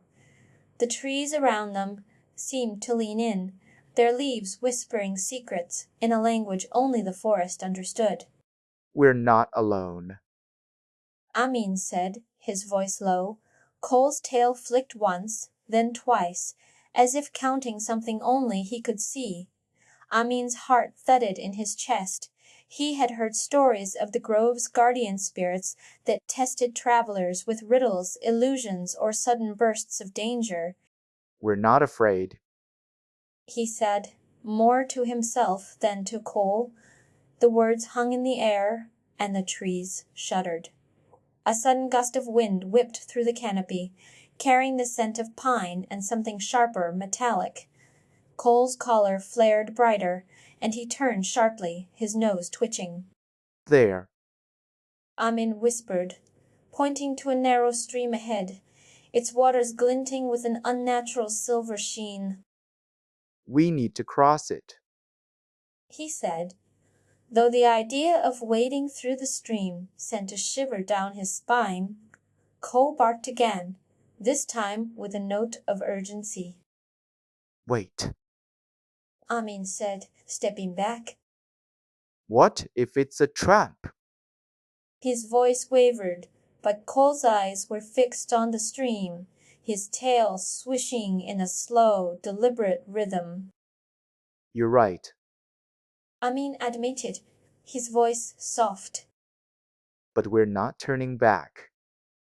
He reached for Cole's collar, feeling the warmth of the device beneath his fingers. We do this together. Cole's tail wagged once, a silent agreement. As they approached the stream, the water rippled, and a low growl rumbled from the depths. Amin's breath caught. It's not just a stream. He said, his voice barely above a whisper. It's alive. Cole's color pulsed in time with the water's rhythm, and Amin felt a strange pull, as if the stream were testing their resolve. We're not afraid. He said again, louder this time. The water stilled. Cole took a tentative step forward, his paws pressing into the mossy bank. Wait. Amin said, his voice trembling. What if it's a test? Cole turned, his eyes wide with something that looked almost like understanding. Then we pass. Amin said, stepping forward. The water was colder than he expected, but as he waded in, the current seemed to push him forward, not pull him under. Cole followed, his paws skidding slightly on the slippery stones. We're doing it. Amin said, his voice filled with wonder. Cole barked a sound of triumph, and the stream's glow dimmed as if satisfied. Amin looked back at the trees, their whispers now softer, almost gentle. We're not afraid. He said again, and this time the forest seemed to listen. Amin and Cole stepped into the heart of the whispering grove, where the air shimmered with an otherworldly glow, the trees pulsing like living veins of light. The leaves above them rustled in a rhythm that felt almost musical, and the ground beneath their feet hummed with warmth. Cole's collar flickered with soft blue light, casting reflections on the moss-covered stones. Awen and Orange paused beside a brook, its waters glinting like liquid silver, and Amin followed, his boots sinking slightly into the damp earth. We need to cross. Amin said, kneeling to examine the stream's current. Cole trotted ahead, sniffing the water, then turned with a whine, his tail curling tightly around his legs. What's wrong? Amin asked, crouching to meet his eyes. Cole barked once, sharp and insistent, before darting back toward the trees. Amin frowned, but followed, only to find a cluster of thorny brambles blocking their path. We'll have to go around. Awen said, stepping forward. But the songs are dance. Cole's collar flared brighter, and he nudged Amin's hand, his ears twitching. Wait. Amin murmured, his voice low. He reached into his pack, retrieving a small pouch of dried herbs. These might help. He scattered the leaves near the brambles, and to his surprise the thorns recoiled slightly, parting just enough for them to squeeze through. You did that. Amin asked, turning to Cole, who wagged his tail proudly. You're amazing. Amin whispered, his heart swelling with pride. Cole nuzzled his hand, his eyes bright with mischief. We're not done yet. Amin said, glancing at the brook again. Let's see if you can help me cross. As they reached the stream, a sudden rustle in the underbrush made them freeze. A small creature, no larger than a fox, darted out, its fur shimmering like starlight. It hissed, its tail flicking, and the water around it churned violently. A water spirit. Awen guessed. It's testing us. Cole's collar pulsed urgently, and he barked, a deep, resonant sound that echoed through the trees. The creature paused, its eyes narrowing at the dog. Stay calm. Amin said, his voice steady. He knelt, offering a handful of berries from his pack. The spirit sniffed, then darted toward the berries, snatching them greedily. Good job. Amin said, patting Cole's head. Now let's cross. As they waded through the stream, the water grew warmer, and the trees around them seemed to lean closer, as if whispering secrets only they could hear. Amin and Cole stepped deeper into the whispering grove, the air thick with the scent of damp earth and the faint metallic tang of something ancient. The trees, their trunks twisted like gnarled fingers, seemed to lean closer as they passed, their bark etched with faint, glowing runes that pulsed in time with Cole's collar. The dog's fur bristled as he growled low at a moss-covered oak, its roots curling like serpents around a stone half buried in the soil. Amin hesitated, his hand tightening on Cole's leash. What is it? He asked, his voice barely above a whisper. Cole's growl deepened, his tail stiff as he bared his teeth at the tree. Suddenly the ground trembled, and a cluster of faintly glowing spots appeared on the forest floor, swirling like fireflies before vanishing into the shadows. Amin's heart pounded. Did you see that? He asked Awan, who had been silent until now. She nodded, her eyes fixed on the tree. That's the phantom sound. Beast's mark. She said. It's drawn to fear, but it's also drawn to something else's something tied to the collar. Amin looked at Cole, whose collar had begun to heat up, the blue light flickering erratically. What if it's not just fear? He murmured, his mind racing. What if it's a memory? Cole whined softly, his ears twitching as if listening to a sound only he could hear. The trees rustled, and the air grew colder, the forest holding its breath as if waiting for the next step in their journey. Amin and Cole trudged through the dense undergrowth of the whispering grove, the air thick with the scent of damp earth and something older, something metallic.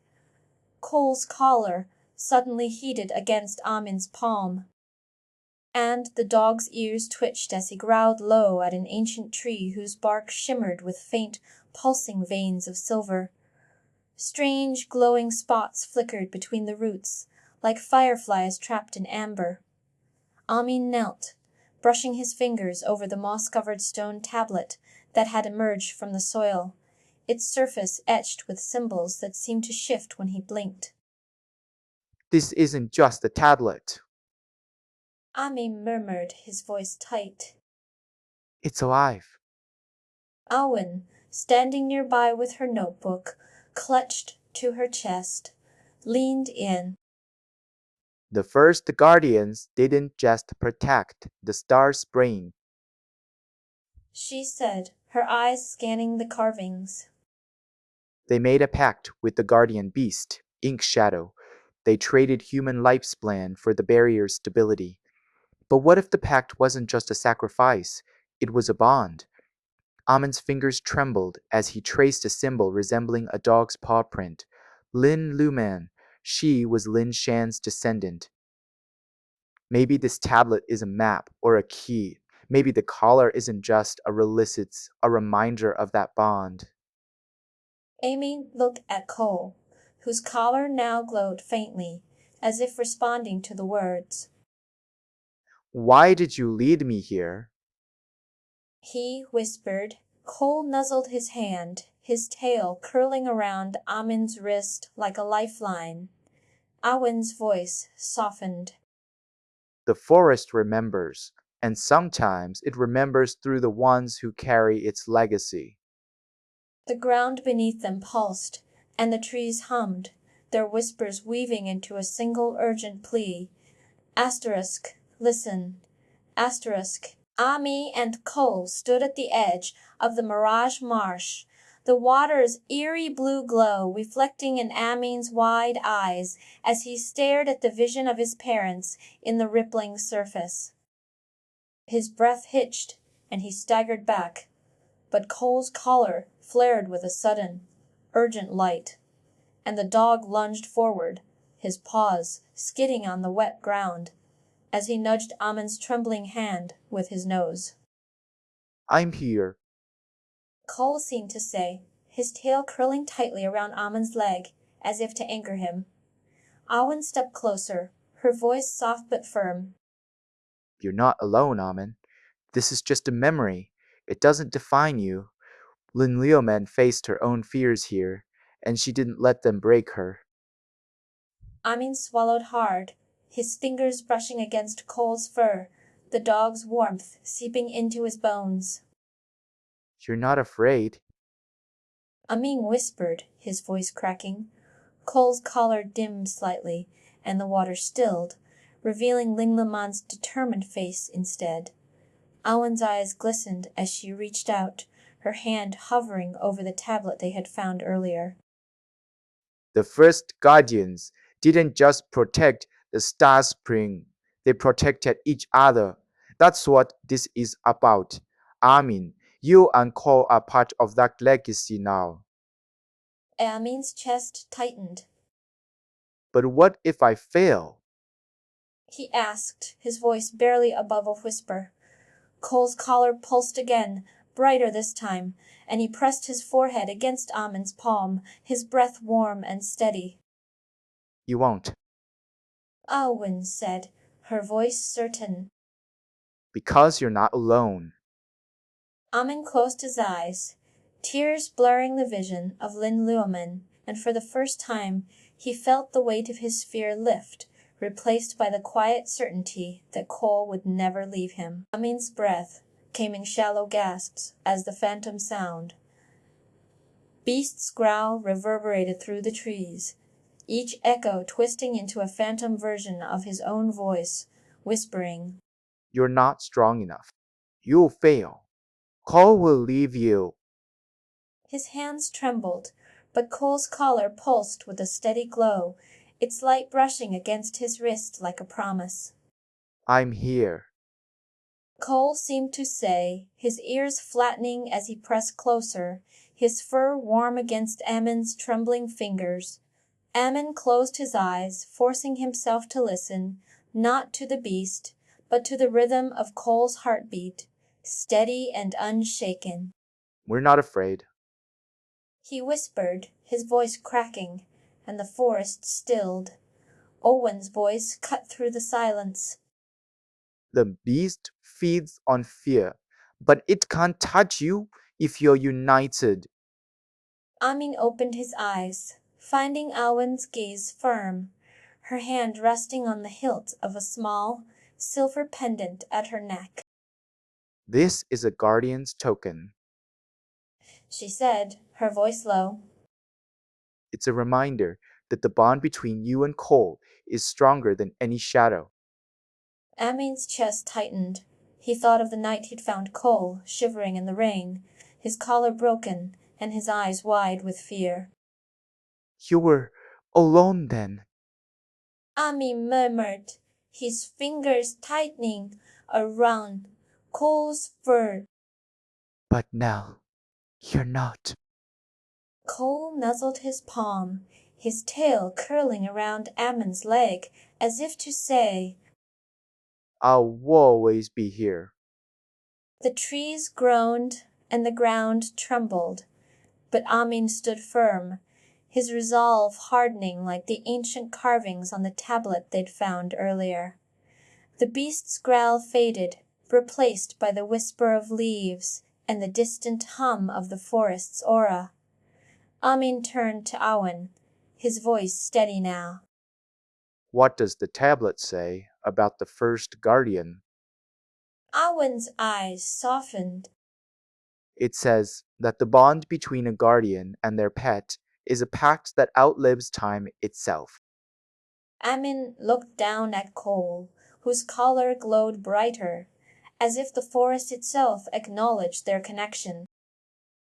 Then we're not just here to find answers. Amin said, his voice filled with quiet certainty. We're here to protect what matters. Amin knelt beside the stone tablet, his fingers tracing the ancient carvings as Cole sat rigid beside him, his ears twitching toward the forest's edge, where shadows pooled unnaturally. The air had grown colder, and the trees seemed to lean inward, their branches whispering in a language Amin couldn't understand. Cole's collar pulsed faintly, its glow flickering like a heartbeat, and for a moment Amin thought he saw the dog's tail stiffen before it relaxed, as if he'd caught something fleeting. This is correct. Awen said, her voice hushed. It's not just about the first guardian, it's a warning. The pact Lin Shan made with Ink Shadow wasn't just for the barrier's stability. It was a sacrifice, a trade that left the forest vulnerable. Amin frowned, his eyes darting between the carvings and Cole, who suddenly nudged the ground near the tablet with his nose, revealing a section of the stone that had been buried. Why would he do that? Amin asked, his voice trembling. To protect the star spring. Yes, but the cost was his lifespan. The forest remembers Amin. It remembers every choice. Awen's words hung in the air as Cole's collar flared brighter, and the shadows at the forest's edge seemed to ripple. Amin's mind raced, recalling the stories of Lin Yuman, her determination, the way she'd vanished into the heart of the forest. Was this the answer? Was this why Cole had led him here? His breath caught as he realized the tablet's carvings weren't just a warning. They were a map, a path to the star spring itself. Cole! He whispered, his hand brushing the dog's fur. You always known, hadn't you? The dog's tail wagged slowly, his eyes locked on the tablet as if he, too, had just understood the weight of the moment. Amin knelt beside the stone tablet, his fingers tracing the ancient carvings as Cole's tail flicked restlessly at his side. The dog's ears twitched sharply, his gaze fixed on a patch of moss where a faint glint caught the light. Amin frowned, brushing away the damp earth to reveal a small rusted key buried beneath. Cole's nose twitched, and without a sound he dug his paws into the soil, retrieving the key with a quiet whine. Awen crouched beside them, her eyes narrowing at the discovery. This key, it's the same shape as the one on Lin Yuman's collar. She murmured, Amin's breast coat. You think it belongs to the tablet? He hesitated, then turned to Cole, who was now staring at the carvings with an almost reverent intensity. You found it? He said softly. Cole's collar pulsed faintly, as if in agreement. Alwyn's voice dropped to a whisper. The first Guardian's pact was sealed with a key like this. It's not just a release, it's a lock. Amin's heart pounded. Then what's it locking? Alwyn's eyes met his, and for a moment the forest seemed to hold its breath. Cole's tail curled tightly around Amin's wrist, his ears flat against his head. Amin's mind raced. Asterisk Lin, Luman's collar, the key, the tablet. Asterisk. He looked down at Cole, who was now staring at the key as if it held the answer to everything. A sudden gust of wind swept through the trees, carrying the scent of rain and something older's, something forgotten. Amin's fingers tightened around the key as he whispered, We need to find out what's locked inside. Cole's collar flared brighter, and the trees around them seemed to lean in, listening. The morning mist clung to the trees like a soft veil, and the path ahead shimmered with an unseen end. Urgy as Amin tightened his grip on Cole's collar, his heart fluttering with both excitement and apparat. Inshan, He had heard stories of the Pet Partners Association, a group dedicated to helping lost pets and their way home, and now, as if guided by an unseen force, they found themselves standing before a small wooden sign that read Pet Partners Association, Mistwood, Outpost Amin. Hesitated for a moment, Beth, or stepping forward, and Cole, sensing his unease, nuzzled his hand gently. The boy took a deep breath and pushed open the creaking door. Inside, the air was filled with the scent of dried herbs and the to murmur of voices. At the center of the room stood a young woman with a warm smile, her eyes bright with curiosity. You must be Amin. She said, her voice gentle. I'm Loya, the president of the Pet Partners Association. I heard about you and Cole. Amin's cheeks flushed slightly, but he nodded. We're just passing through. He said, though the words felt uncertain on his tongue. Loya tilted her head, studying him with a kind gaze. You don't have to be. She said softly. This is your home now, in a way. Cole's collar glowed faintly as Amin pulled it from around his neck, and Loya's eyes widened. That's a rare pocket. She murmured. It's one of the few remaining pieces from the Starfall Valley's lost relics. It must have chosen you for a reason. Amin looked down at Cole, whose tail thumped slowly against the floor. He had never felt so connected to anyone before his parents, his grandfather, and now this strange girl who seemed to understand him without words. Leoya reached out, placing a hand on his shoulder. You're not alone anymore. She said. And neither is Cole. Amin's breath caught as he recalled the night. His grandfather had handed him the collar, a faded leather strap with a single silver clasp. This will keep you safe, The old man had said. no matter where you go. Now the collar pulsed with warmth, as if it had been waiting for this moment.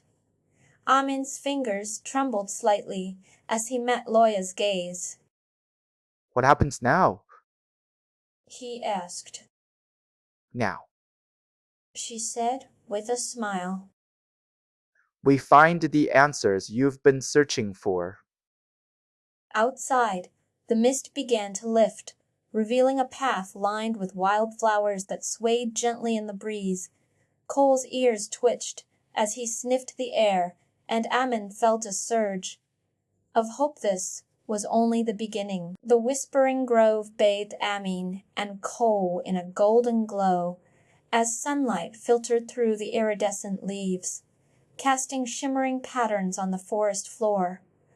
The trees hummed softly, their melodies weaving through the air like a lullaby. And Cole's ears twitched as he sniffed the earth, his tail thumping in rhythm with the unseen song. Amin knelt beside him, his fingers brushing against the leaf that had whispered asterisk. Welcome, traveler. Asterisk, its surface cool and smooth beneath his touch. Did you hear that? He asked, his voice barely above a whisper. Cole tilted his head, his dark eyes reflecting the light, and nuzzled Amin's hand, as if to say, asterisk, of course I did. Asterisk, a rustling in the underbrush made Amin turn, and there stood old Zal, his tattered cloak fluttering like autumn leaves, the silver pendant at his neck catching the sunlight. You've come to the Whispering Grove. He said, his voice as gentle as the wind. I've been waiting for you. Amin hesitated, his heart pounding. Why? He asked, his voice trembling. Old Zal knelt, placing a hand on the mossy ground. These trees remember the bonds between owners and pets. He explained, his gaze steady. They listen and they speak. You and Cole have a story to tell. Amin looked down at Cole, who now watched him with an intensity that made his chest tighten. Asterisk, what story?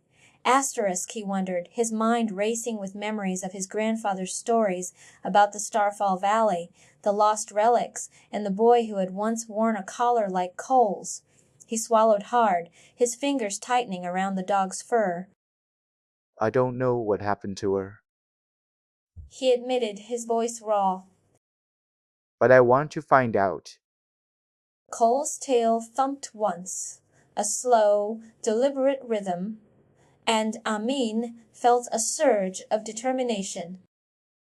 Let's begin. He said, his voice steadier now, as if the trees themselves had given him strength.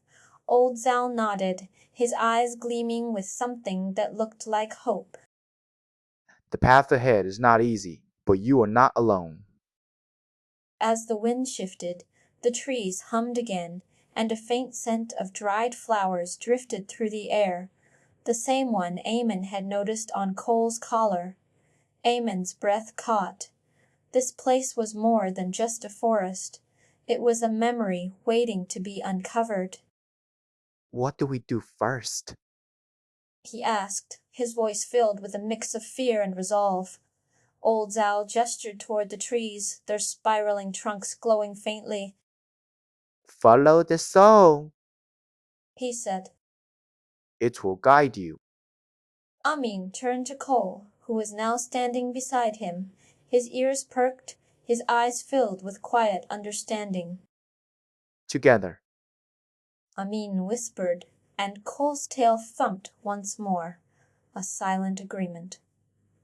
As they stepped deeper into the grove, the trees seemed to lean closer, their branches weaving into a path that shimmered with an otherworldly light. Amin's heart raced, but he felt no fearingly the warmth of Cole's presence beside him, the steady rhythm of his heartbeat, the unspoken promise that they would uncover the truth together.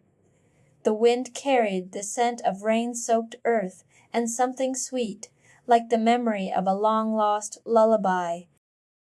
Amin closed his eyes for a moment, letting the sounds of the grove wash over him, and when he opened them he saw a small rabbit frozen in the underbrush, its fur matted with mud.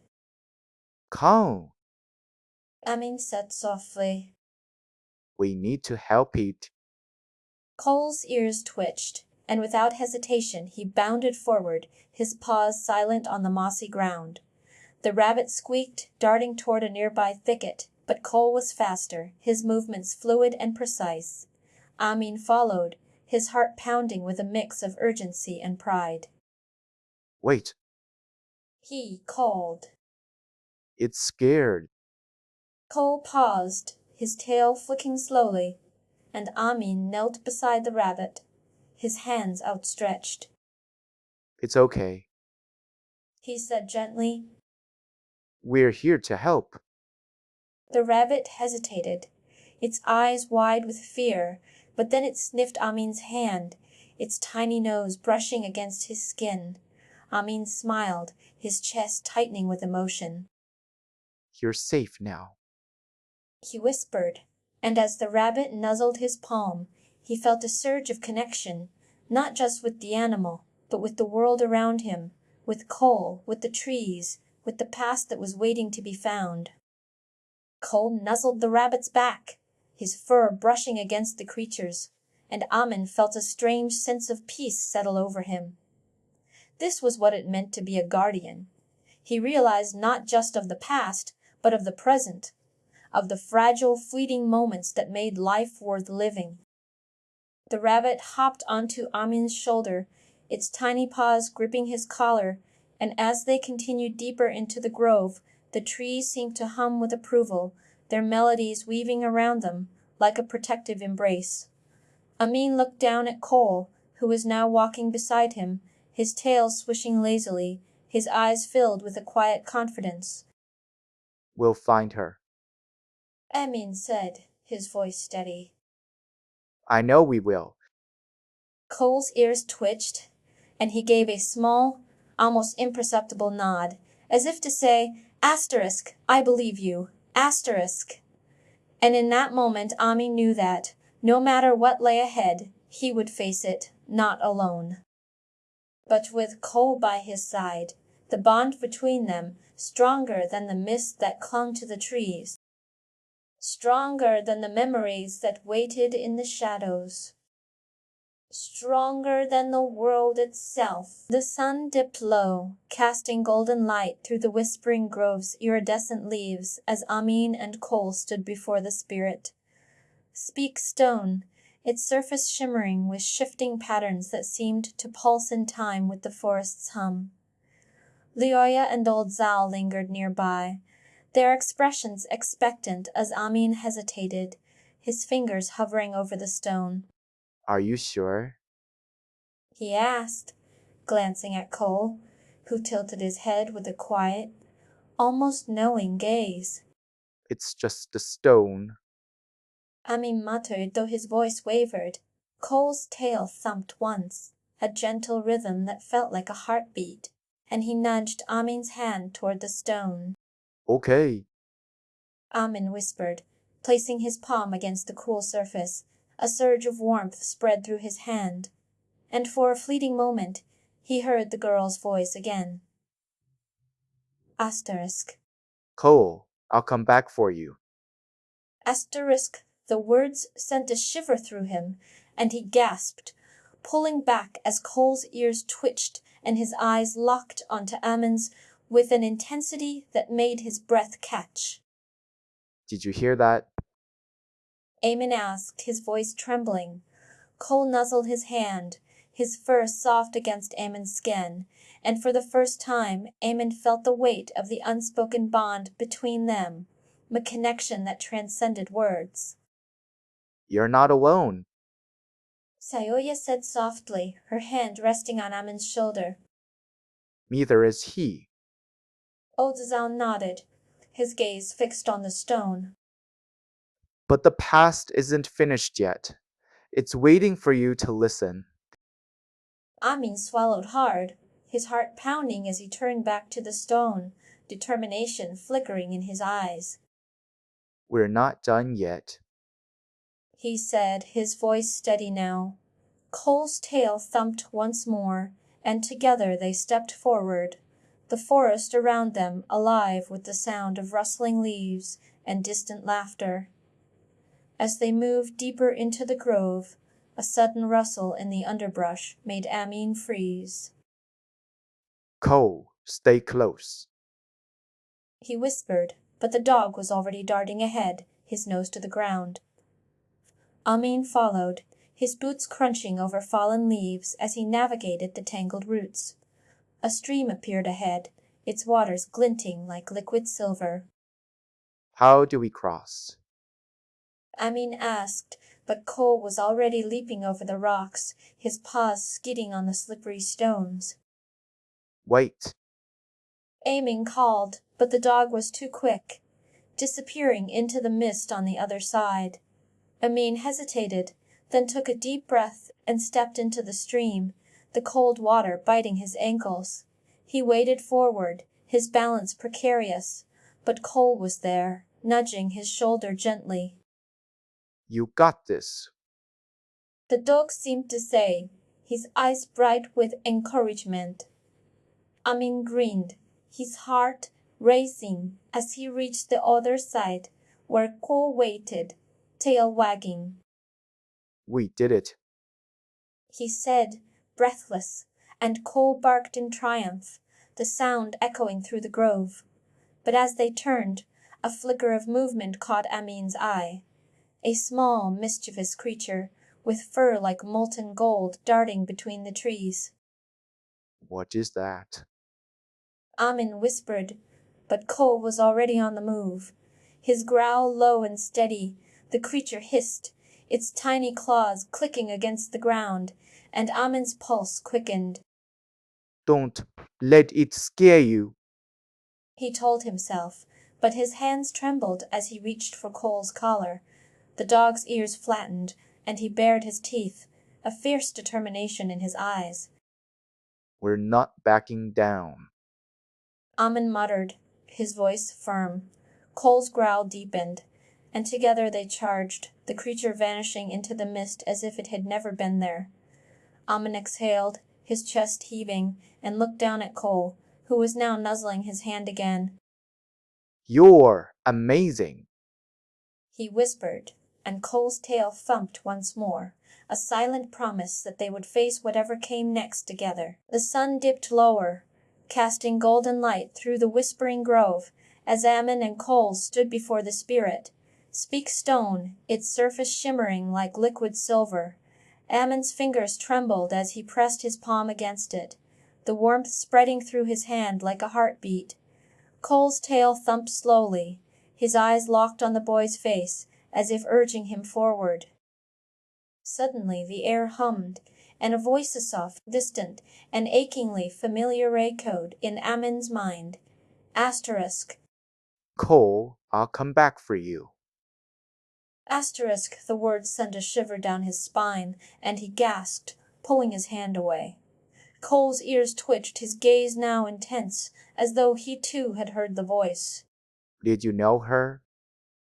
Amin whispered, kneeling beside the dog, his voice barely above a breath. Cole's tail flicked once, then twice, and he nudged Amin's hand gently, as if to say, Asterisk, of course I did. Asterisk, Amin's heart pounded. He had always felt a strange connection to Cole, but now it felt like a thread pulling him into a story he had never known. As the wind shifted, the trees whispered again, and the scent of dried flowers, like those from Cole's collar, drifted through the air. Amin's eyes widened. This wasn't just a memory, it was a call to action. He stood, gripping Cole's collar, and turned toward the grove's edge, where a narrow stream glistened under the fading light. We need to cross. He said, his voice steady. Cole barked once, a sharp, determined sound, and bounded ahead, his paws splashing through the water. Amin followed, the cold stream biting at his ankles, but he didn't stop. The stone had opened a door, and he would not let it close again. As they reached the other side, a rustle in the underbrush made them freeze. A small, fox-like creature, with shimmering fur, darted out, its eyes glinting with mischief. Not today. Amin muttered, crouching low. Cole growled, his hackles rising, but Amin raised a hand. Wait. He whispered. The fox tilted its head, then darted toward a cluster of thorny brambles. It's leading us somewhere. Amin said, his voice tinged with excitement. Cole's tail thumped in agreement, and together they followed, the adventure only just beginning. The forest around Amin and Cole seemed to hold its breath as they stood before the spirit. Speak stone, its surface pulsing faintly with an eerie blue light. Cole's fur bristled as he turned his head sharply toward a gnarled, ancient tree nearby, its bark etched with symbols that glowed faintly in the dimming light. A low growl rumbled from the dog's throat, and Amin's hand instinctively tightened on his collar, which had begun to warm against his skin. Cole, what's wrong? Amin whispered, but the dog's eyes were fixed on the tree, his tail stiff and unyielding. Old Zhao, who had been watching silently, stepped forward, his voice low. That tree is older than the forest itself. It's said to guard secrets buried deep in the earth, secrets that only those bound by loyalty can uncover. Amin's heart pounded as he glanced between the tree and Cole, whose growl deepened. But why now? He asked, his voice trembling. Why does he react to it? Oh, Zhao's gaze softened. Because the past is not forgotten, it's waiting, and sometimes it calls out in ways we least expect. Amin's mind raced, the girl's voice echoing in his ears. Asterisk. Cole, I'll come back for you. Asterisk, he turned back to the stone, his fingers trembling as he placed them on its surface. The glow intensified, and a rush of images flooded his mind. A child's laughter, a girl with a red ribbon in her hair, a collar identical to Cole's lying in the dirt.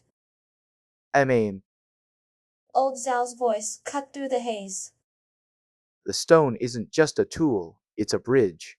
And bridges are built to connect what was with what is. Amin gasped, his eyes widening as he realized the truth. Cole had been here before, and the girl's voice was a thread from a past he had never known. As the glow faded, Cole's growl softened, his ears flicking toward the tree again, as if urging Amin to follow. The air shimmered with unseen energy, and the symbols on the tree flared briefly, as though acknowledging their presence. Amin took a shaky breath, his resolve hardening. We need to find out what's waiting there. He said, his voice steady now. Old Zhao nodded, his eyes gleaming with quiet approval.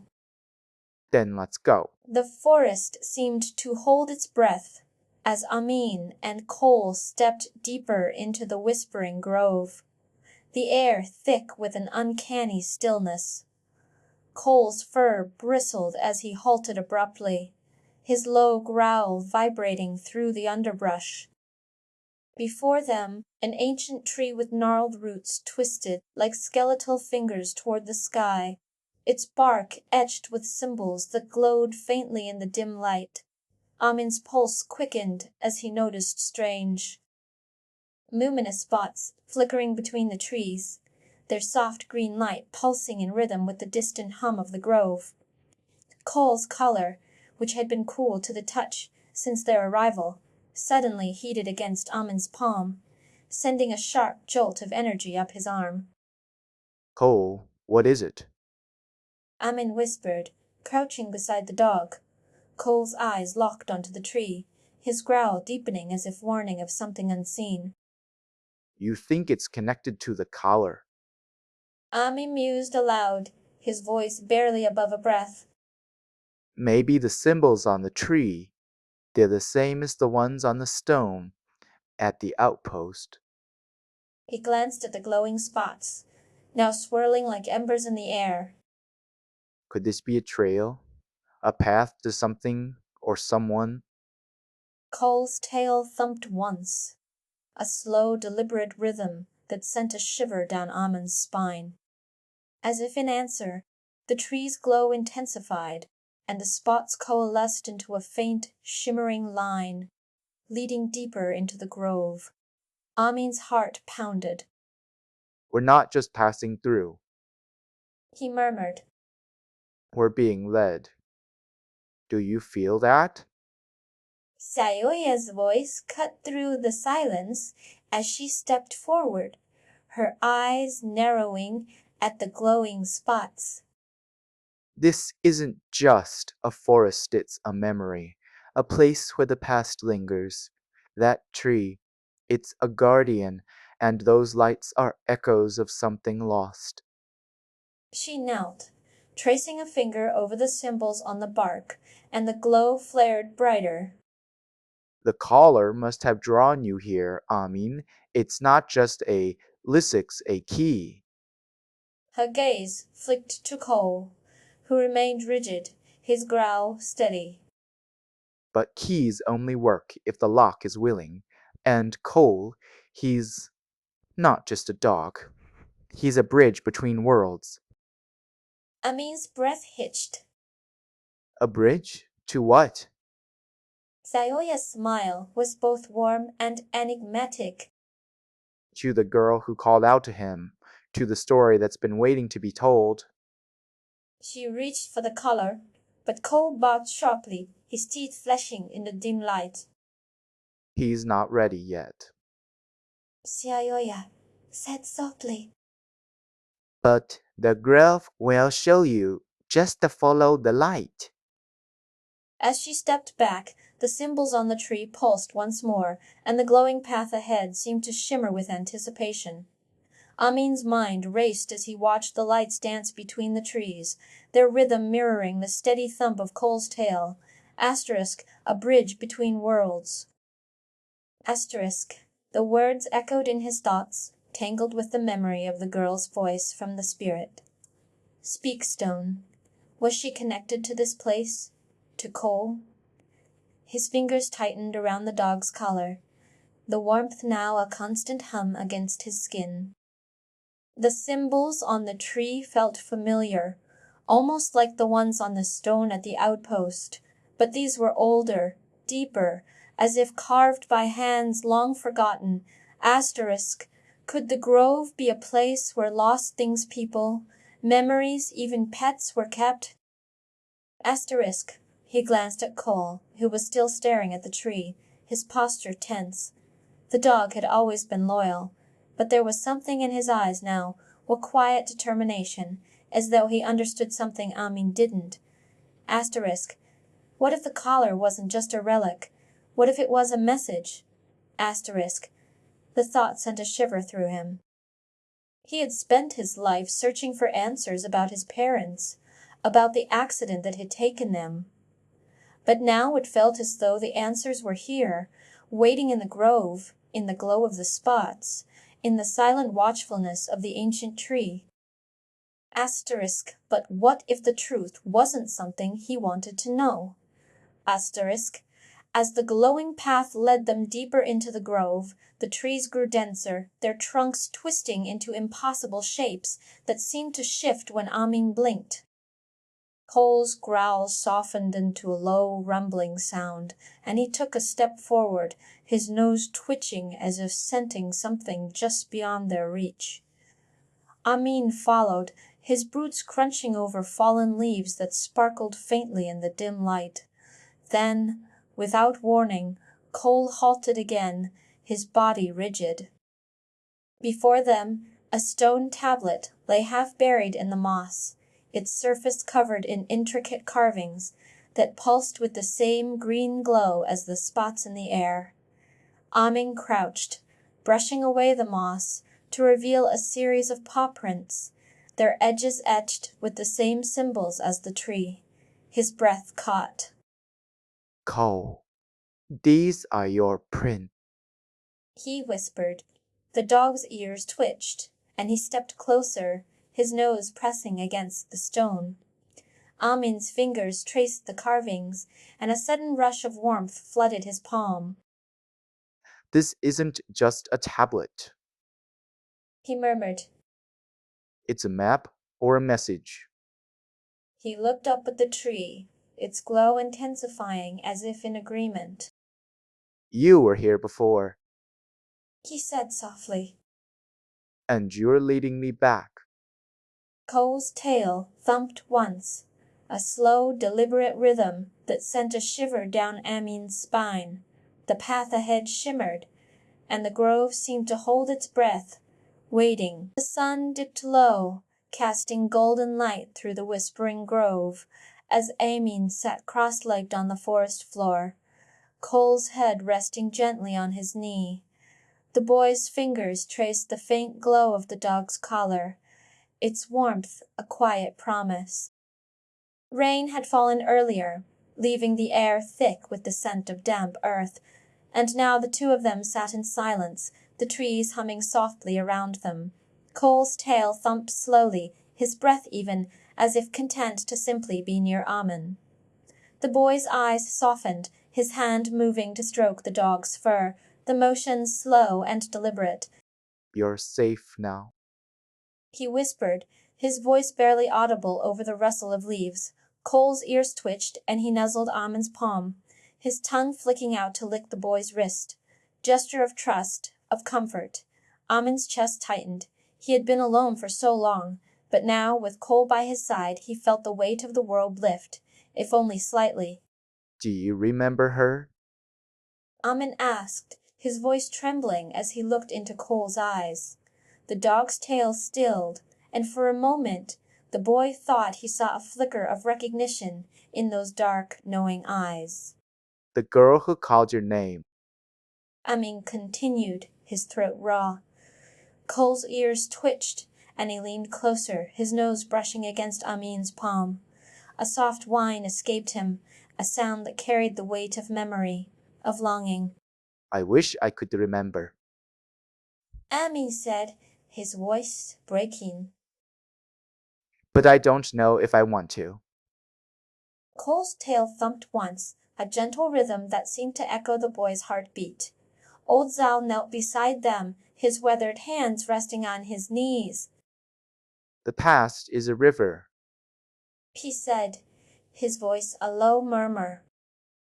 You can't stop it, but you can learn to swim with the current. Amin looked up, his eyes wide.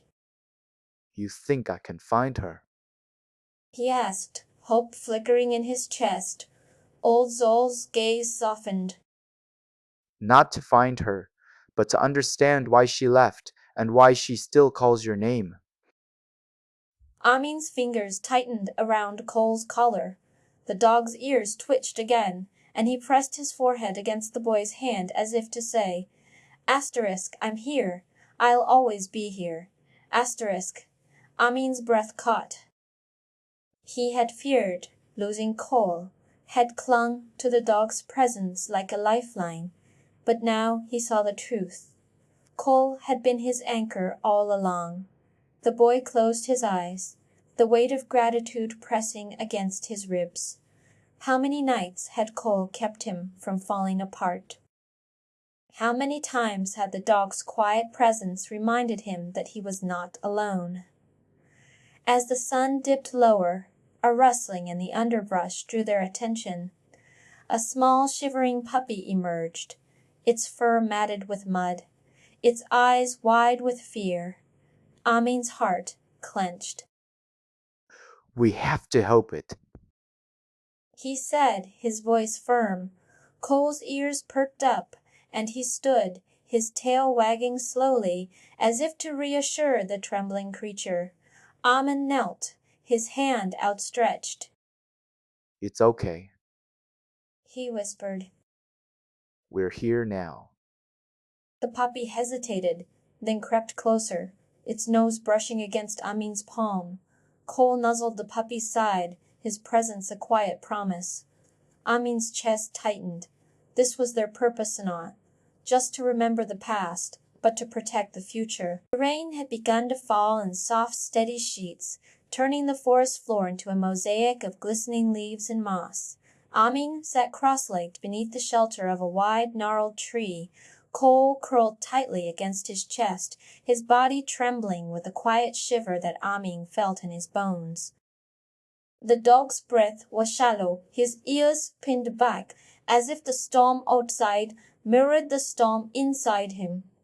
Amin's fingers traced the fur along Cole's neck, the familiar texture grounding him in the moment.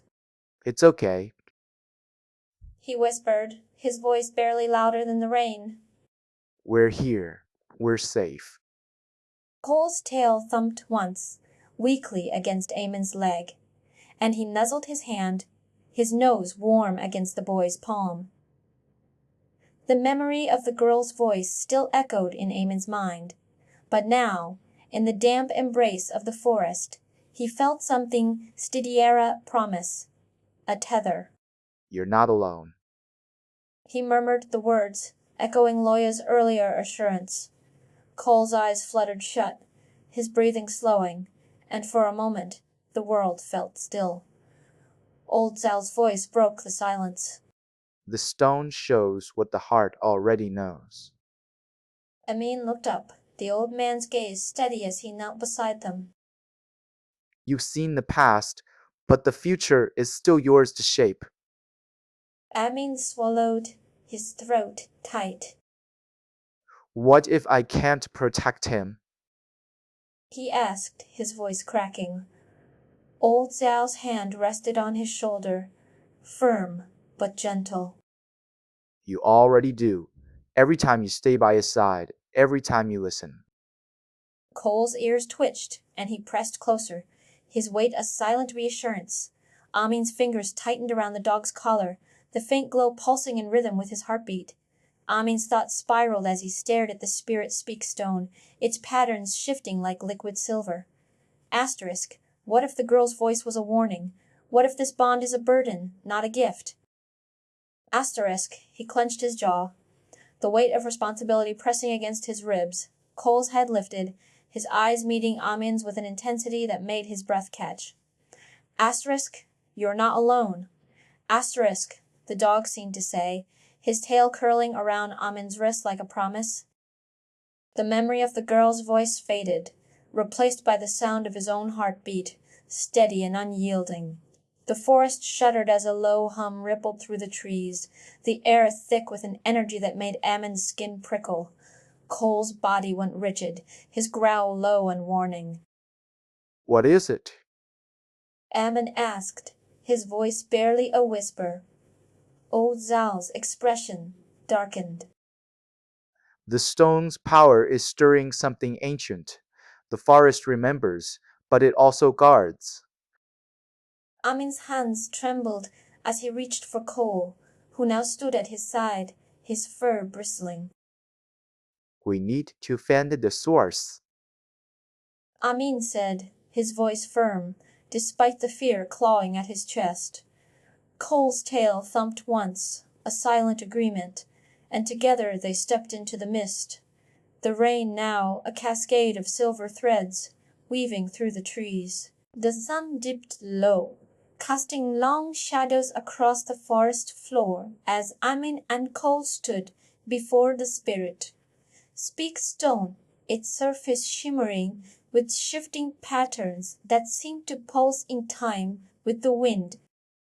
Cole's ears twitched, his gaze fixed on a cluster of thorny brambles at the altar's edge, where a small tattered ribbon lay half buried in the dirt. Amin noticed it immediately, its faded pink hue and frayed edges mirrored the one he'd found wrapped around Cole's collar years ago. Though he'd never dared to ask where it came from, the dog's tail thumped once, slow and deliberate, as if weighing something unseen, and Amin's chest tightened. He crouched, fingers brushing the ribbon, when Cole suddenly lunged forward, snatching it in his jaws and dropping it at Amin's feet. The boys stared, heart pounding, as the stone's glow intensified. You found it? He whispered, voice trembling. Old Zal, who had been watching silently, cleared his throat. That ribbon belonged to a girl who once walked these woods. He said, his tone soft but firm.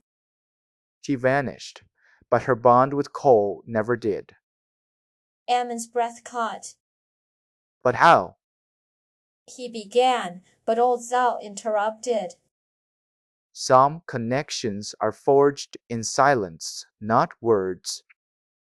Cole's eyes met Amin's, and for a moment the boy felt the weight of 1,000 unspoken memories pressing against his ribs. He looked down at the ribbon, then back at the stone, its patterns now swirling into a familiar shape, a door, a path, a voice calling out. Coral, He said, voice barely above a breath. what happened to her? The dog's tail thumped again, this time with a certainty that made Amin's knees weaken. The wind picked up, carrying the scent of dried lavender and something older, something mournful, as if the forest itself held its breath. Amin knelt beside the spirit, speak stone, its surface glowing faintly as Cole's tail thumped slowly against the mossy ground, his eyes fixed on a cluster of ferns swaying in the breeze. The boy's fingers hovered over the stone, his mind racing with the girl's voice still echoing in his ears. Cole suddenly darted forward, his paws skidding as he pawed at the earth near the altar, revealing a small rusted locket half buried in the soil. Amin blinked, his breath catching as he picked it up, its surface etched with the same swirling patterns as the stone. Cole, He murmured, turning to the dog, who now sat motionless, his ears pinned back. Old Zal's voice broke the silence. that locket, do you recognize it? Amin shook his head, but the old man's eyes narrowed. It belonged to a girl who vanished decades ago. Her name was Lila. Amin's hands trembled as he opened the locket, revealing a faded photo of a young girl holding a black and white dog. Cole's tail thumped once, then twice, his gaze locking onto the image. You knew her. Amin whispered, his voice cracking. Cole nuzzled his hand, and the boy felt a surge of warmth, as if the dog was trying to tell him something. Old Zal stepped forward, his voice low. The stone isn't just a bridge to the past. It's a key. But to what? Amin's heart pounded as he glanced at Cole, who now stood at the edge of the altar, his head tilted as if listening to a sound only he could hear. The wind shifted, carrying the scent of lavender and something older, something forgotten. Amin's mind raced. Had Cole been waiting for this moment all along? The locket felt heavier in his palm, as if it held more than just a memory. Cole's ears twitched, and the boy knew whatever lay ahead, he wasn't facing it alone. Amin and Cole sat on the edge of the Mistwood forest, their breath visible in the cool morning air as dawn painted the sky in hues of lavender and gold, the Whispering Grove. A place where trees repeated kind words was just beyond the tree line, and Amin had been eager to explore it ever since he first heard the legend. Cole, however, was less enthusiastic, his tail tucked tightly between his legs as he sniffed the ground. Amin chuckled, ruffling the dog's fur. You're scared, aren't you? He asked gently. Cole whined, but then nudged Amin's hand with his nose, as if to say, Asterisk, I'll try. Asterisk. As they stepped into the grove, the trees seemed to hum with a soft, melodic whisper. The words were unintelligible at first, but as Amin and Cole moved deeper into the forest, the whispers grew clearer. Fragments of kind words from people long gone. Amin smiled, feeling a strange sense of comfort in the voices of strangers. Cole, too, seemed to relax, his ears perking up as he listened. Just as they reached the heart of the grove, a rustling in the underbrush made them both freeze. A small, shivering fox emerged, its fur matted and eyes wide with fear. Amin knelt, offering the fox a piece of bread from his pocket.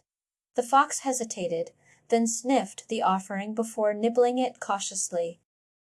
Cole, ever the protector, stepped forward, his tail swishing gently as he stood between Amin and the fox. I think he's scared. Amin murmured, watching Cole's steady presence. He reached out, gently touching the fox's head. The fox let out a soft whine before curling up beside him, its trembling slowing. Cole nuzzled the fox's side, and the creature's eyes softened. As the fox's breathing steadied, the whispers around them grew louder, forming a single, clear phrase. Asterisk. Kindness is the bridge to understanding. Asterisk. Amin's heart swelled. He had always felt like an outsider, but now, with Cole by his side, he realized that kindness could be a path forward, not just for him, but for everyone. Amin looked down at Cole, who was watching him with eyes full of quiet trust. You're my best friend. Amin whispered, his voice thick with emotion. And I'll never let you down. Cole wagged his tail slowly, his nose pressing against Amin's palm. For a moment the world felt still, as if the grove itself were holding its breath, honoring the bond between them. The fox, now calm, let out a soft yawn and curled closer to Amin, its earlier fear replaced by a sense of safety. Amin glanced at the trees, their whispers now a gentle lullaby. He wondered if Lynn Ruman had once stood here, feeling the same warmth, the same connection. The memory of her face, etched into the silver pendant on Cole's collar, surfaced in his mind. She had been searching for Cole, just as he was now searching for answers. The thought filled him with determination. He turned to Cole, who was already sniffing the air, his ears twitching. We're not alone here. Amin said, his voice steady. There's more to this place than just whispers. Cole whined, then gave a short, excited bark, as if agreeing. The fox blinked sleepily, its tail curling around Amin's wrist. Amin smiled, feeling the weight of the past lift slightly. The journey ahead was uncertain, but with Cole by his side, he knew they would face it together. Amin and Cole stepped through the worn wooden gates of the stray pet sanctuary, the scent of damp earth and wild herbs mingling with the crisp morning air. Sunlight filtered through the canopy of ancient trees, casting dappled patterns on the mossy path as they approached the sanctuary's heart, a circle of wooden benches and a towering memory tree, its gnarled branches heavy with collars and bells that chimed softly in the breeze.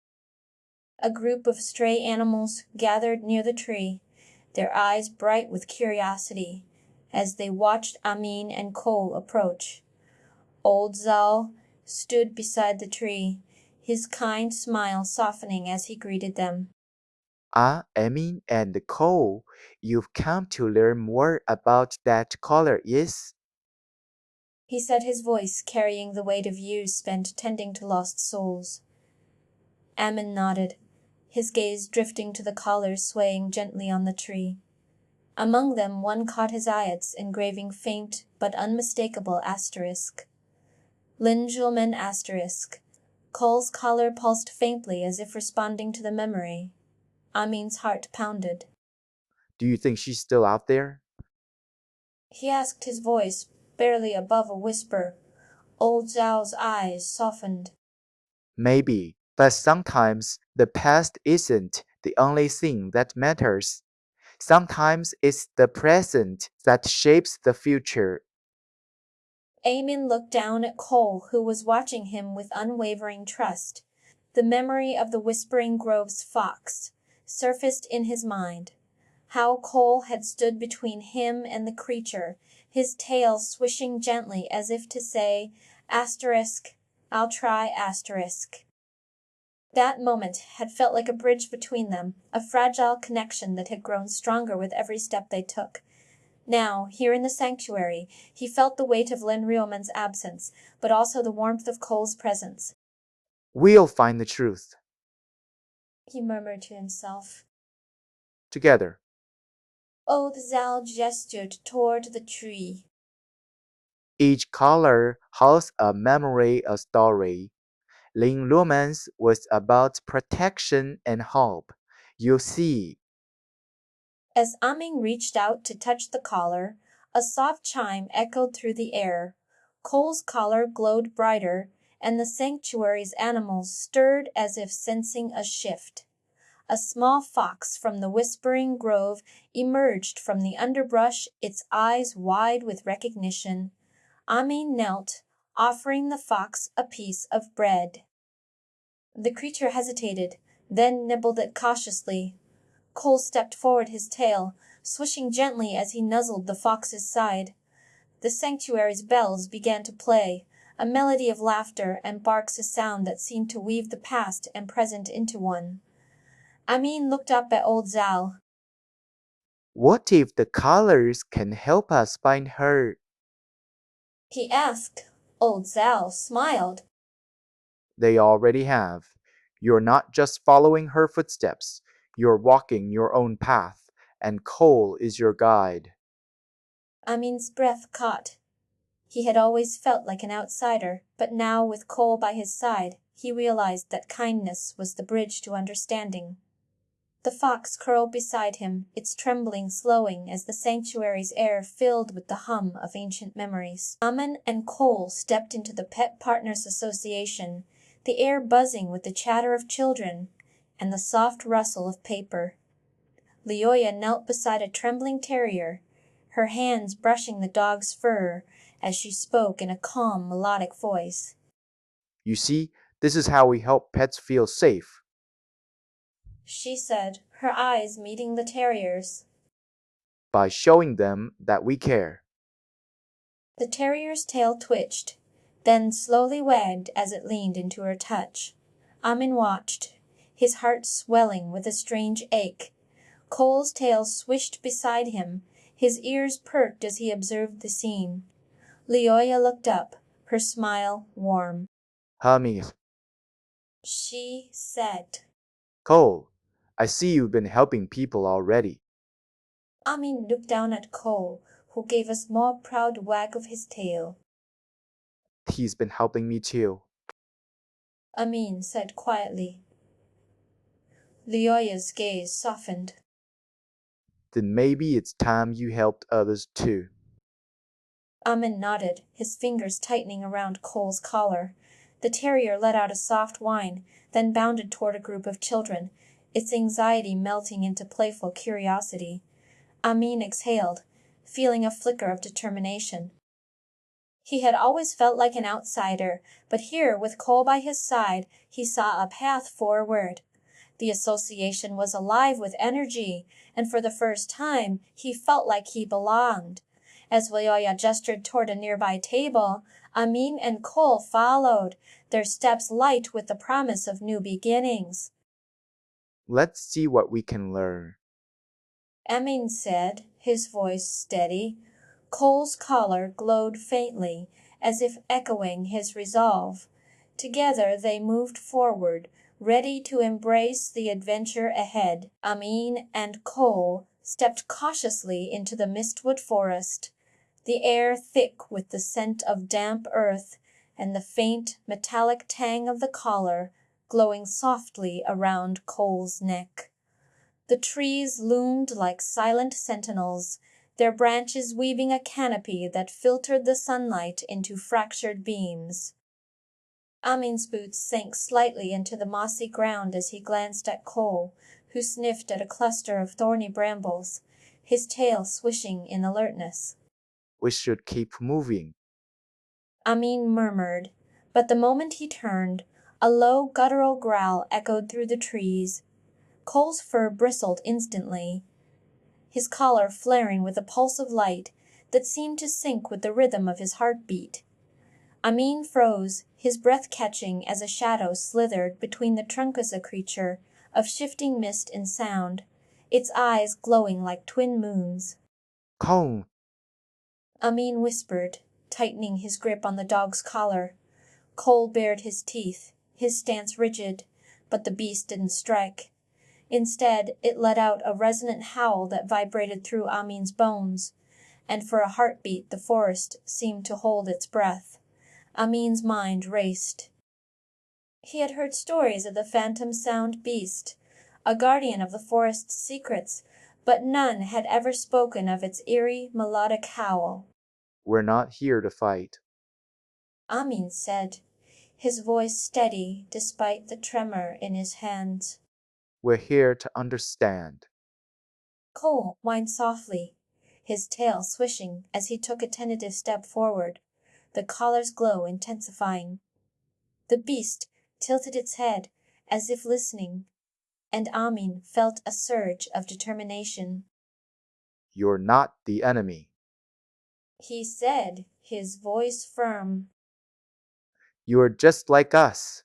You're scared too. The beast's glow dimmed, and for a moment it hesitated. Then, with a final echoing howl, it vanished into the trees, leaving only a faint, lingering sound in the air. Amin exhaled, his hands trembling, and Cole nuzzled his leg, his tail wagging gently. For the first time, Amin felt a deep sense of purpose. This was only the beginning. Amin and Cole stepped into the Greenleaf tribe's enclave, the air thick with the scent of moss and ancient wood, their breaths fogging the cool morning air as the trees seemed to lean in whispering secrets only the forest knew. Cole's fur bristled as he halted abruptly, his growl low and guttural, eyes locked on a gnarled ancient tree whose bark shimmered with faint, pulsing light. Amin followed his gaze, heart thudding. As the tree's roots twisted into the ground like veins, and strange glowing spots flickered between the leaves, vanishing the moment he blinked. What is it, Cole? Amin asked, crouching beside the dog, his voice hushed. Cole's collar suddenly heated against Amin's palm, a warmth that seeped into his skin like a memory trying to surface. The green-leaf elder, her eyes sharp with wisdom, stepped forward, her voice like wind through leaves. The Spirit Speak Stone will reveal what you've been searching for, she said, producing the smooth, oval-shaped stone from her satchel. but first you must understand that the past is not always kind to those who seek it. Amin looked at Cole, who now stared at the stone with an intensity that made Amin's chest tighten. You think it's connected to Lean Roman? He asked, his voice barely above a whisper. The elder's gaze softened. Perhaps. But the stone does not lie. It only speaks the truth you're ready to hear. As Amin placed his hand on the stone, Cole's collar glowed brighter, and the air around them hummed with a sound like distant thunder. Amin's mind swirled with questions. Why had Cole reacted to the tree? Why did the stone feel like a mirror to his own unspoken fears? He glanced at the glowing spots in the forest, now visible again, and wondered if they were breadcrumbs leading to something far older than either of them. The elder's words echoed in his thoughts as the stone pulsed. And, for the first time, Amin heard Cole's voice-a-not in words, but in a flood of emotions that felt like a bridge between their souls. Asterisk, you're safe with me. Asterisk, the words sent a shiver down his spine, and as the stone's light flared, Amin's eyes locked onto the tree again, its roots now glowing with a pattern that resembled paw prints, a clue that whispered of a past neither of them had yet uncovered. Amin and Cole stood before the ancient totem, its surface carved with symbols that shimmered like liquid silver under the dappled forest light. The air around them felt charged, as though the trees themselves were holding their breath. Cole's collar suddenly heated against Amin's palm, sending a pulse of warmth that made him glance down. The dog's ears twitched, and he growled softly, his gaze fixed on the base of the totem, where a faint glowing spot had appeared, pulsing in time with the collar's heat. Amin crouched, brushing his fingers over the glowing mark, and the symbols on the totem shifted, revealing a jagged line that looked like a paw print. Cole, what is it? He whispered, his voice barely audible. The dog whined, his tail stiff, and then nudged Amin's hand toward the totem's base. You think this is connected to the collar?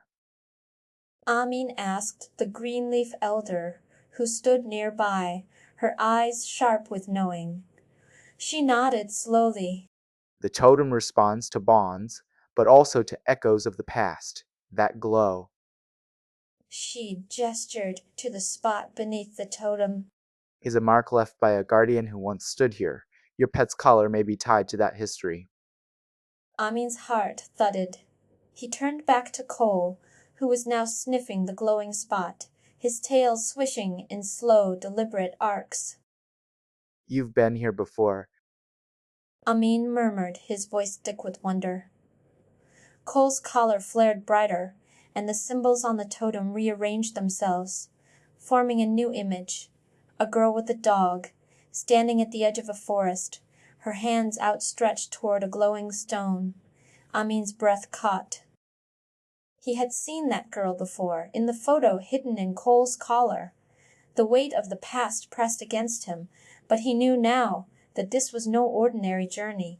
It was a thread connecting them to something far older, something that had been waiting for them All along, Amin and Cole sat beneath the sprawling roots of an ancient tree, the air thick with the scent of damp earth and pine. Rain had fallen earlier, leaving the forest floor glistening, and now the sky was a soft canvas of gray and gold. Cole's head rested in Amin's lap, his breathing slow and steady as he nuzzled the fabric of Amin's jacket. His tail curled around Amin's wrist like a living thread. Amin ran his fingers through the dog's fur, the motion a quiet promise of presence. You are safe. He whispered, his voice muffled by the rain-soaked fabric of his scarf. Cole's eyes fluttered open, his tongue flicking out to catch a raindrop that had escaped the leaves above, then closed again. The world had slowed here, in this moment, where the weight of the past felt distant and the future uncertain. Amin's mind drifted to Lynn Leoman's pendant, its silver surface still glowing faintly in his pocket.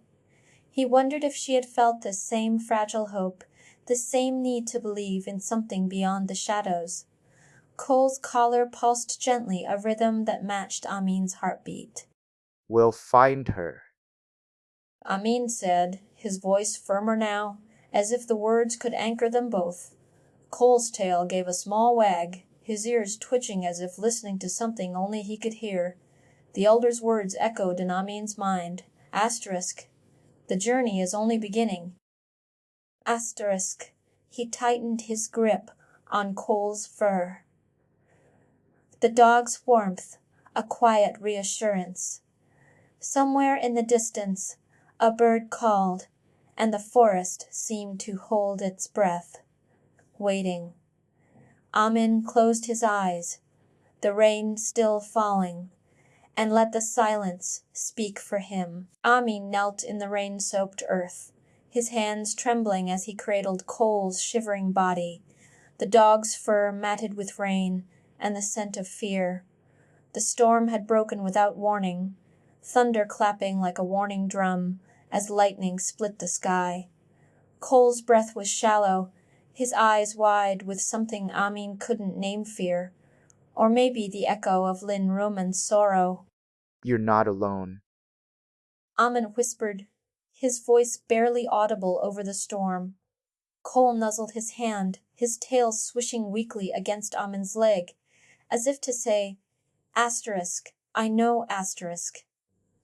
The rain soaked through Amin's clothes, but he held the dog tighter, his heart aching with the weight of the past and the uncertain future. When the storm passed, they sat beneath the shelter of a gnarled tree, Cole's head resting on Amin's lap, his breathing steady now. Amin traced the patterns on Cole's collar, the symbol of the totem glowing faintly in the dim light. We'll find her. He murmured. Cole whined, then licked his hand. A quiet promise.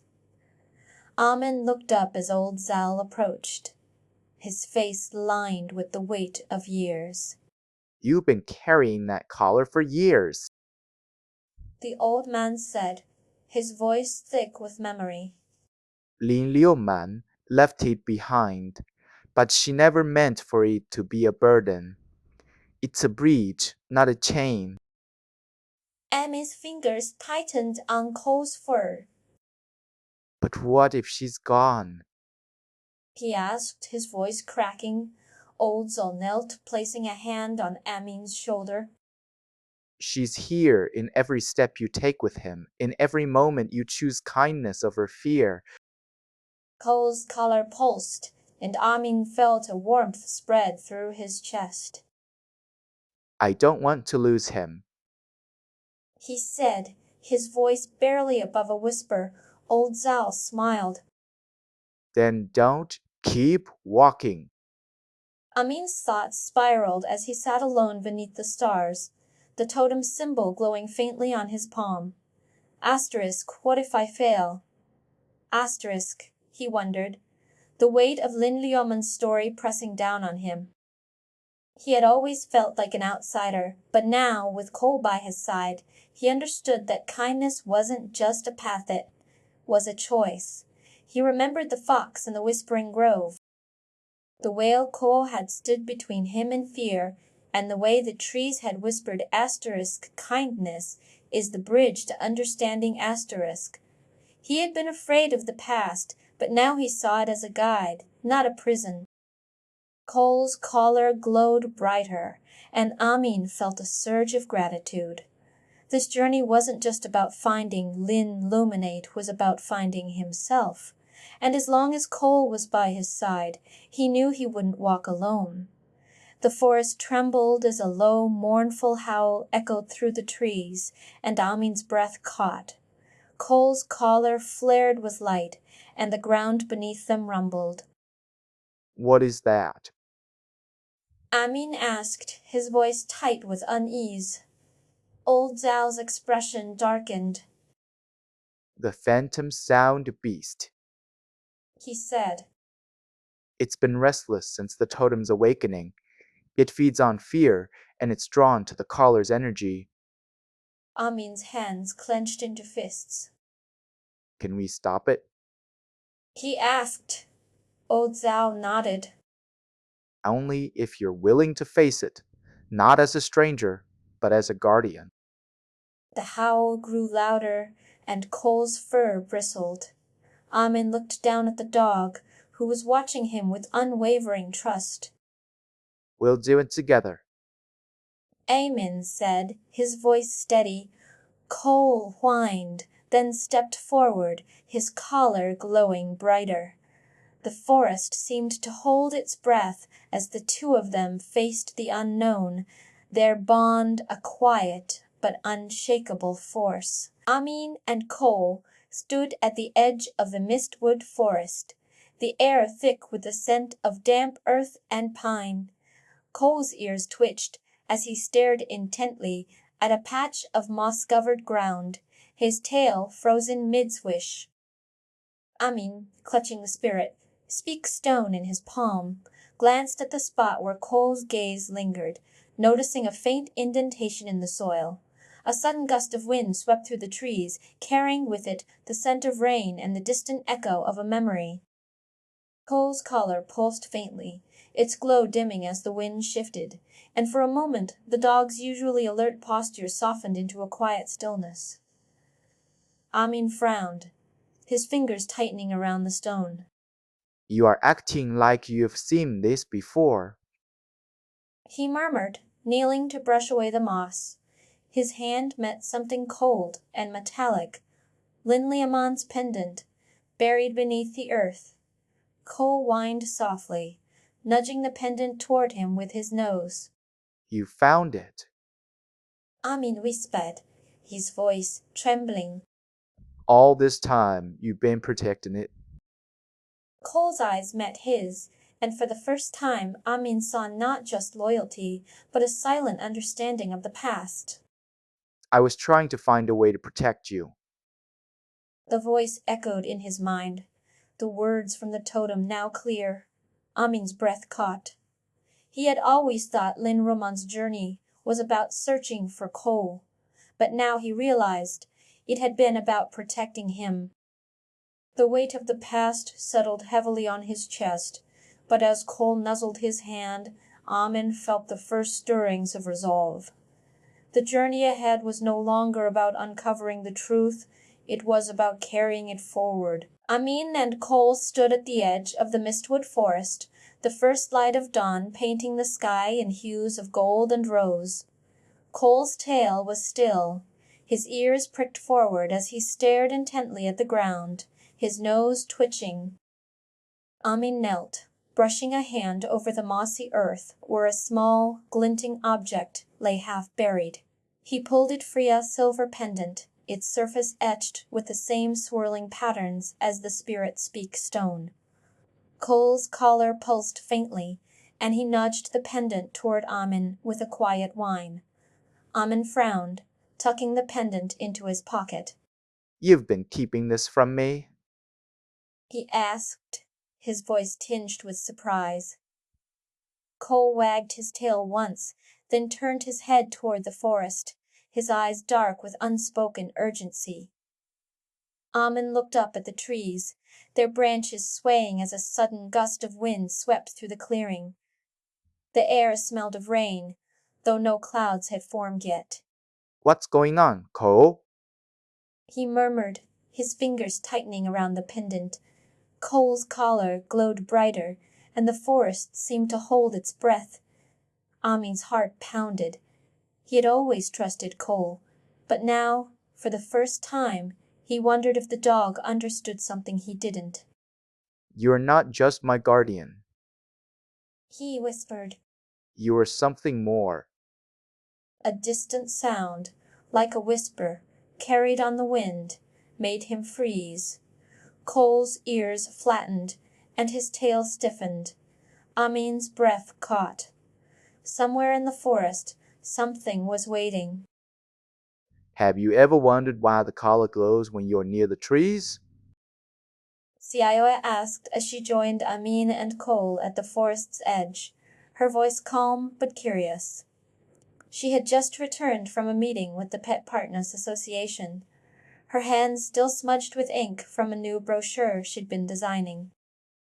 Old Zhao mentioned something about the collars being tied to the forest itself. That they're not just protective devices, but keys, maybe. She tilted her head, watching Cole's collar pulse faintly in the morning light. It's strange, isn't it? How something so small can hold so much weight. Amin looked at her, his mind racing. You think it's a key? He asked, his voice barely above a whisper. Lyoya nodded, her eyes reflecting the golden light of dawn. Maybe not a key to a door, but to a memory or a path. Lin Loman's path. She paused, her gaze lingering on Cole. And maybe, Amin, it's also a key to understanding why you and Cole are connected, why you were chosen. Amin swallowed hard, his fingers tightening around the pendant in his pocket. Cole whined softly, his tail swishing as he looked between Amin and Lyoya. You're right. Amin said, his voice steady. It's not just about finding the truth. It's about unlocking something we've been carrying all along. Old Zhao's voice broke the silence as he stepped into the clearing, his presence as steady as the ancient trees around them. You found the pendant. He said, his eyes narrowing as he studied the silver object in Amin's hand. That's not just a relic. It's a fragment of the Guardian's legacy. Lin Liuman left it here hidden in the earth, waiting for someone who could understand its purpose. Amin looked up, his heart pounding. Why would she hide it? He asked. Old Zhao's smile was gentle, but his eyes held a weight of knowing. Because the truth isn't always meant to be found immediately. Sometimes it's meant to be protected until the right person arrives. He reached out, his fingers brushing against the pendant. This is more than a key. It's a bridge between past and present, between you and the one who came before you. Amin's breath caught. Cole's collar glowed brighter, and the forest seemed to hum with a quiet, expectant energy. So what happens now? Amin asked, his voice trembling. Old Zhao's gaze softened. Now, you walk the path she couldn't, and you carry the weight of her choices. Amin's fingers tightened around the pendant as he stared at it, his mind a whirlwind of questions. He had always felt like an outsider, like he didn't belong in the world of the Greenleaf Tribe or the Pet Partners Association. But now, as he looked at Cole, who stood beside him with unwavering trust, he realized that he wasn't alone. The pendant wasn't just a relicit, was a reminder of the bond between him and the dog who had become his family. He had always thought of Cole as a protector, but now he saw the truth. Cole was more than a guardian. He was a bridge, a link to the past and a guide to the future. The weight of the pendant in his hand felt heavier now, not because of its material, but because of the memories it carried. Lin Yuman had hidden it here, waiting for someone who could understand its purpose. And now, Amin had found it. He looked up at old Zal, whose eyes held a quiet pride. What does it mean? He asked, his voice barely above a whisper. Old Zal's smile was warm, but his answer was simple. It means you're ready. A sudden rustle in the underbrush made Amin freeze. Cole's collar flared with a sudden blinding light, and the pendant in Amin's hand grew warm. The forest seemed to hold its breath as a figure emerged from the shadows. A tall, cloaked figure with a staff in hand. Amin's heart pounded. Who are you? He asked, his voice steady, despite the fear tightening in his chest.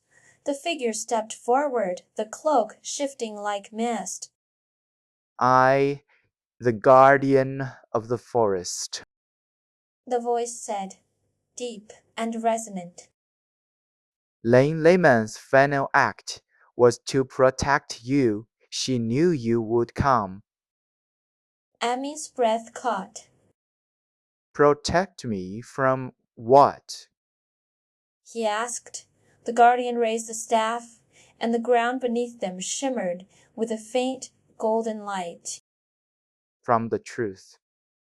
The guardian said, From the weight of the past, but also from the path ahead. Cole's collar pulsed, and the pendant in Amin's hand began to glow in time with it. The guardian's eyes softened. You have the key. Now you must choose whether to use it.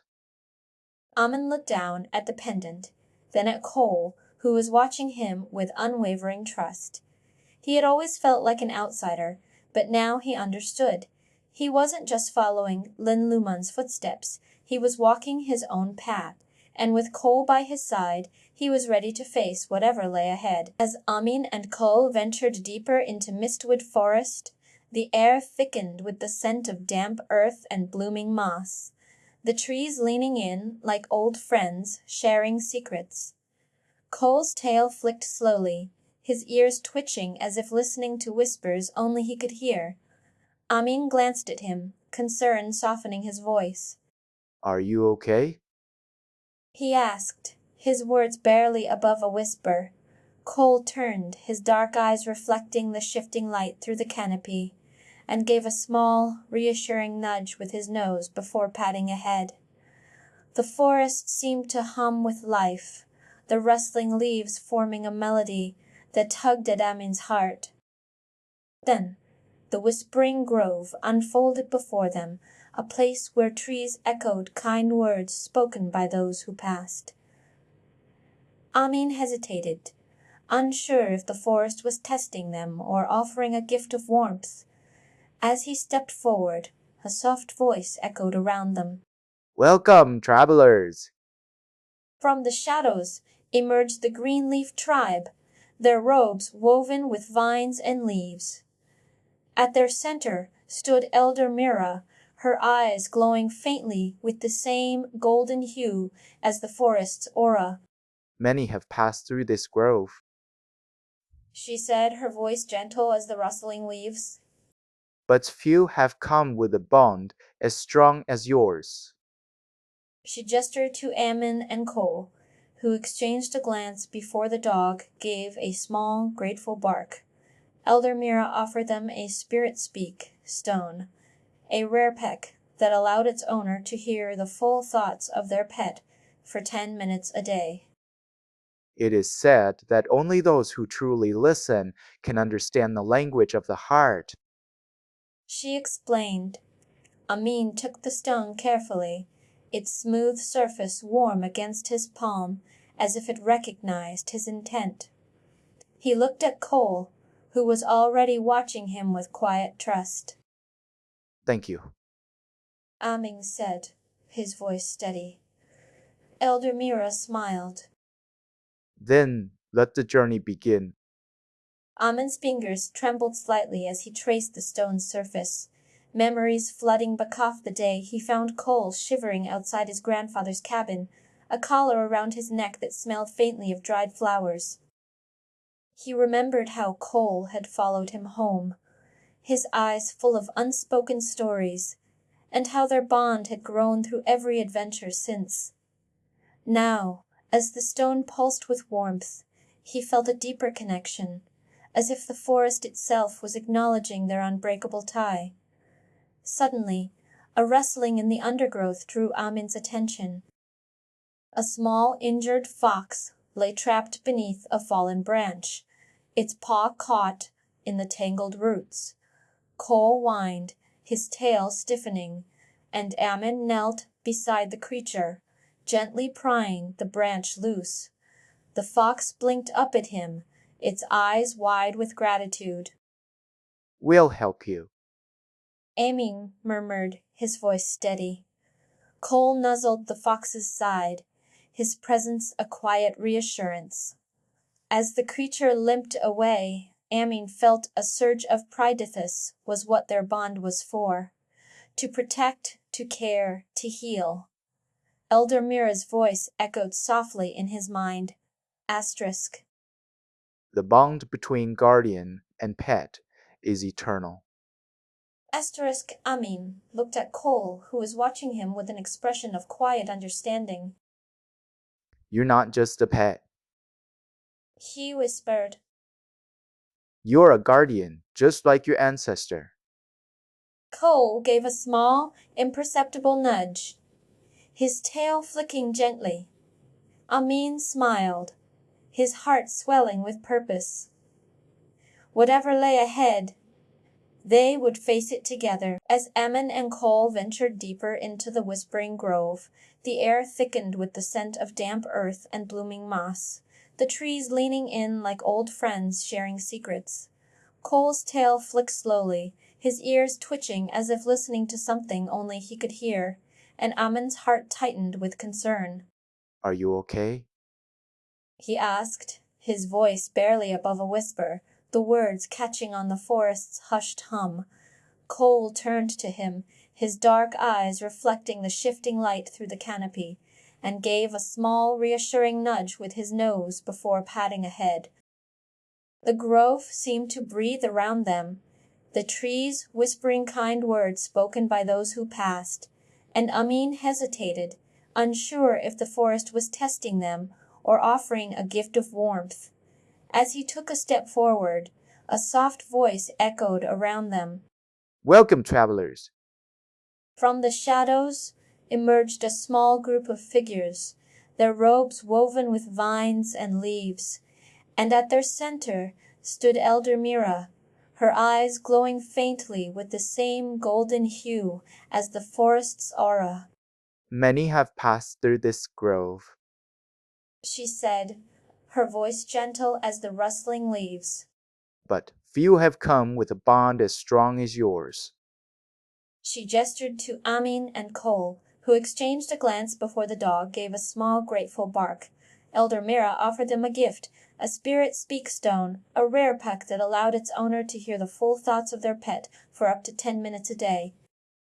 It is said that only those who truly listen can understand the language of the heart. She explained. Amin took the stone carefully, his fingers brushing against its smooth surface, a faint warmth spreading through his palm as if the stone itself recognized his intent. He looked at Cole, who was already watching him with an expression of quiet trust. Thank you. Amin said, his voice steady, and Elder Mira smiled. Then let the journey begin. As they moved deeper into the forest, the air grew heavier, the trees whispering in a hushed murmur, their leaves trembling with an unseen force. Amin tightened his grip on the spirit speak stone, its warmth a comforting reminder of the bond between him and Cole. Suddenly, a low guttural growl echoed through the trees, and Amin's breath caught in his throat as a shadow moved between the trunks. From the undergrowth emerged a creature unlike any they had seen before, A phantom sound beast.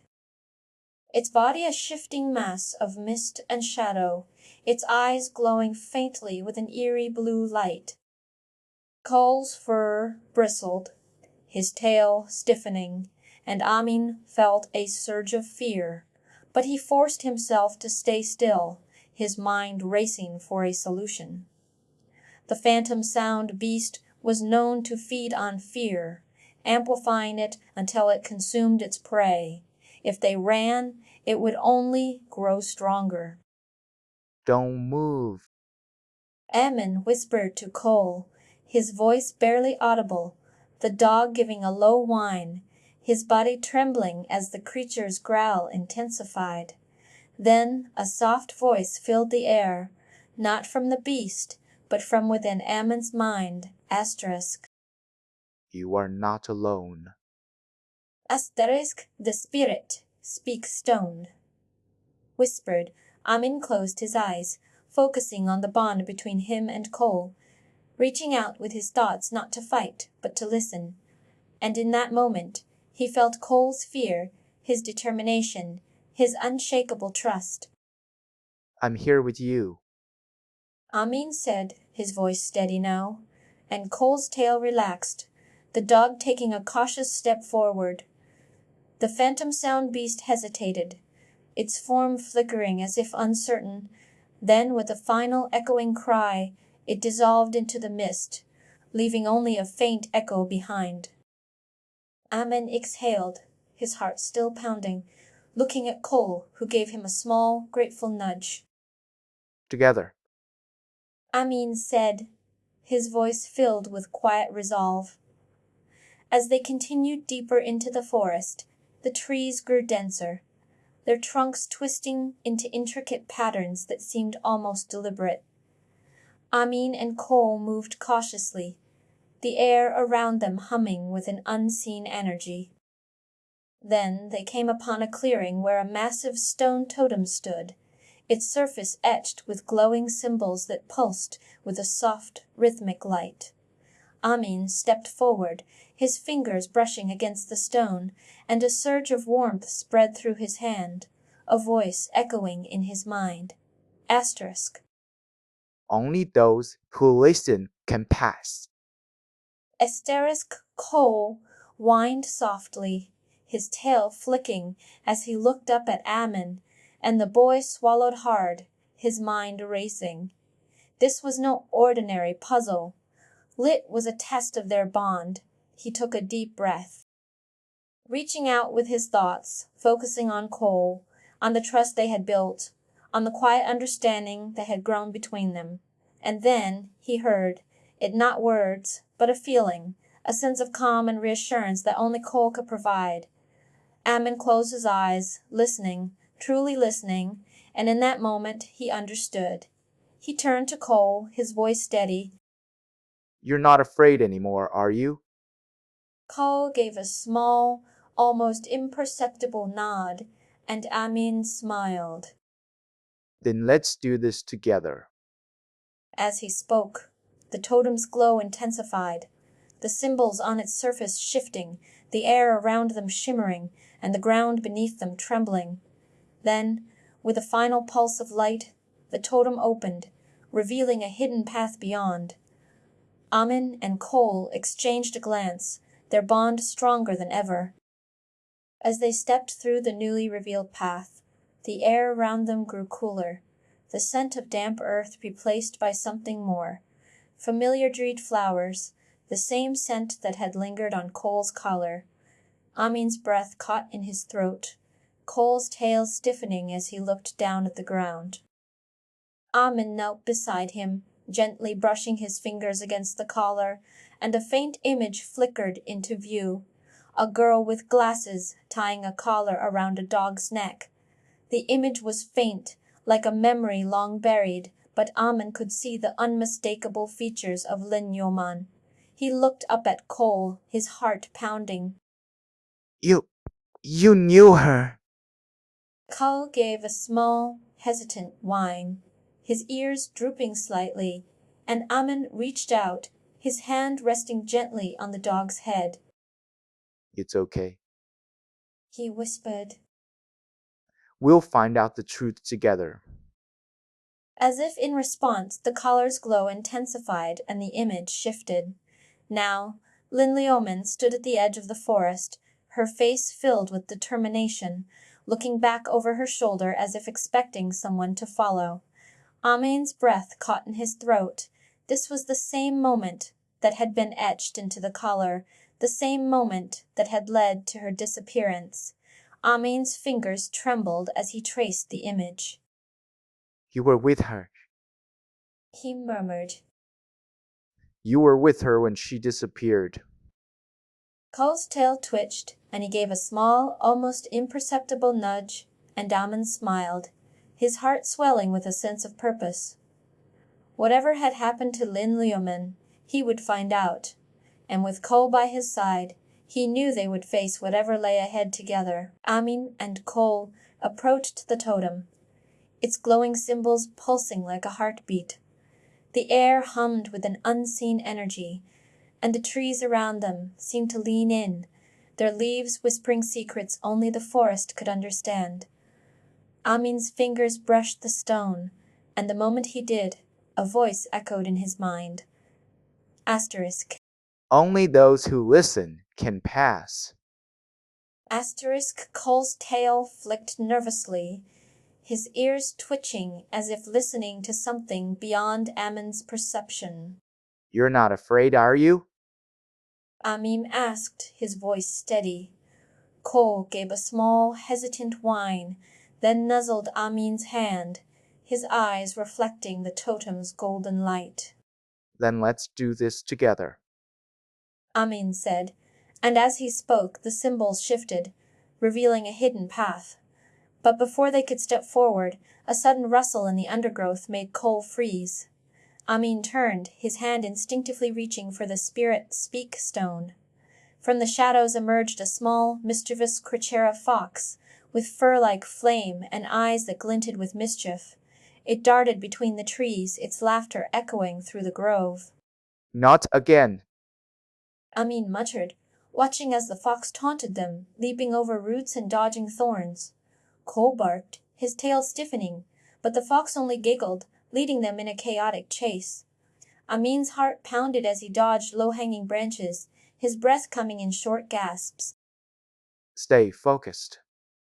He called to Cole, who was now weaving through the undergrowth with surprising agility.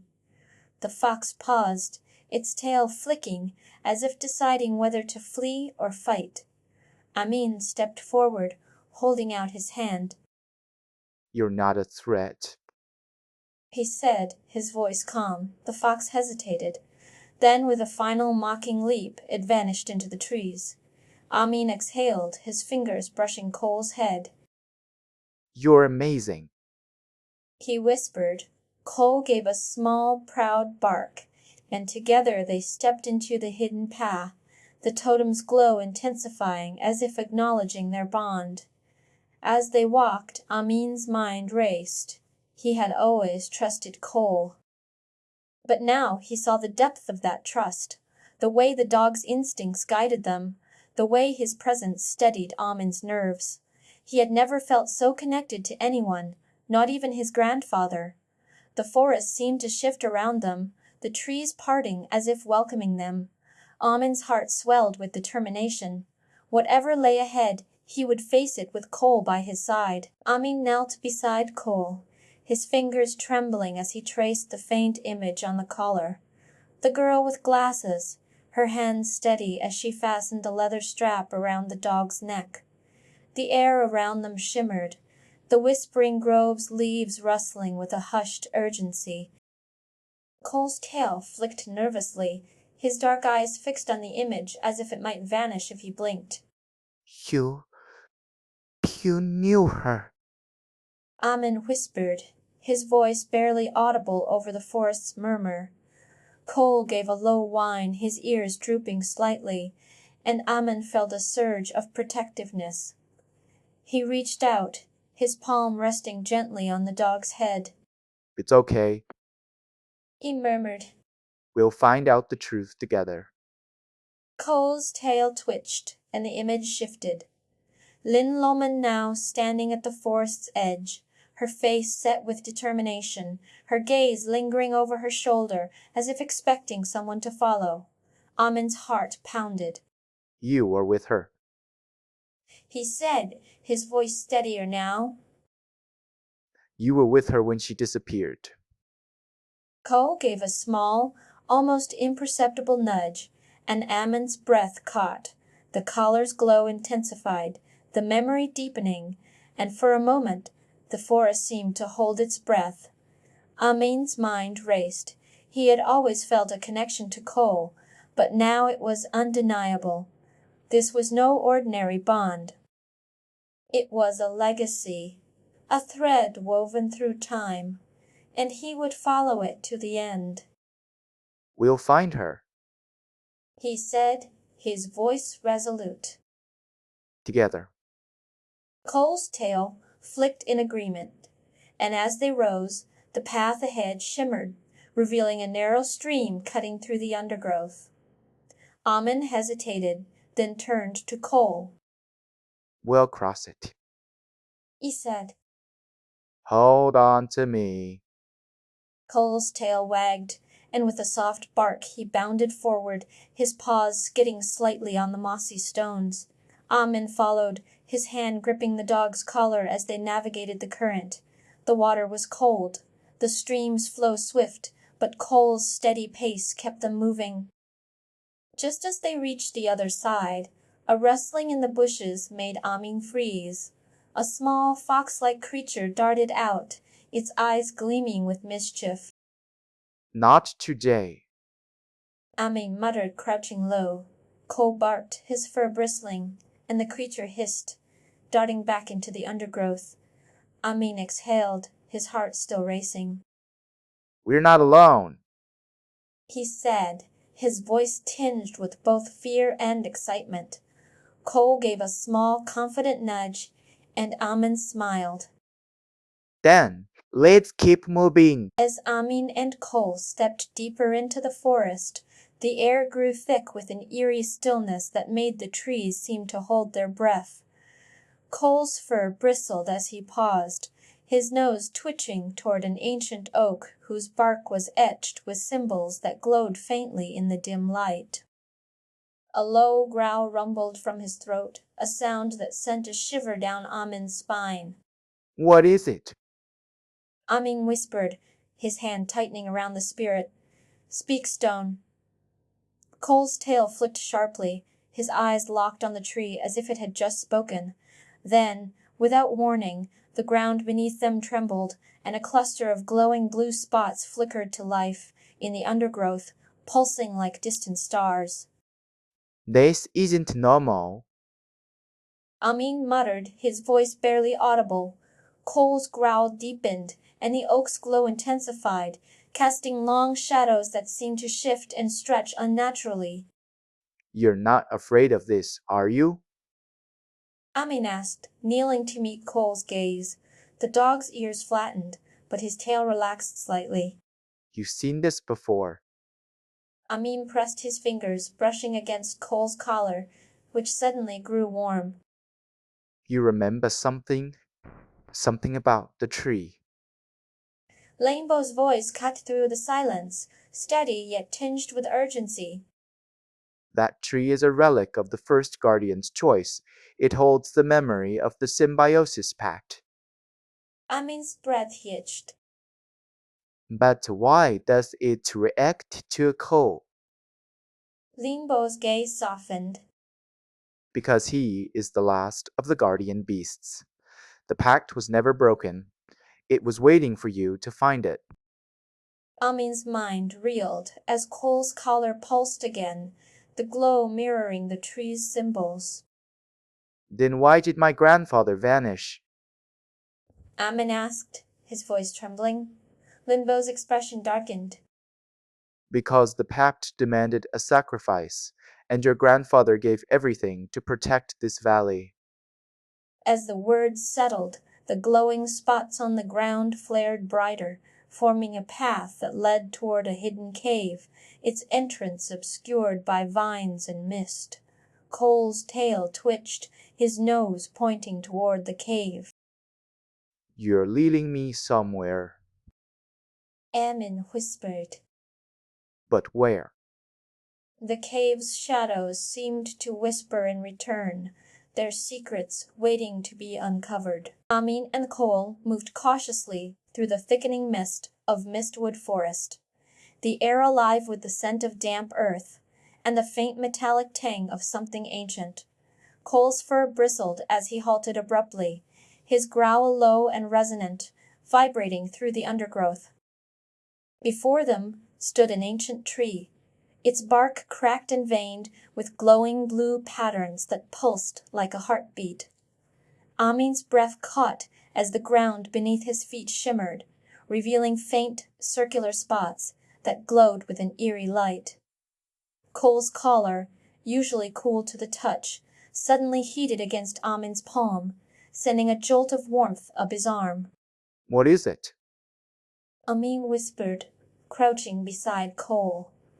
The dog's ears twitched, his gaze locked on the tree. You're not afraid of this? Amin asked, his voice trembling.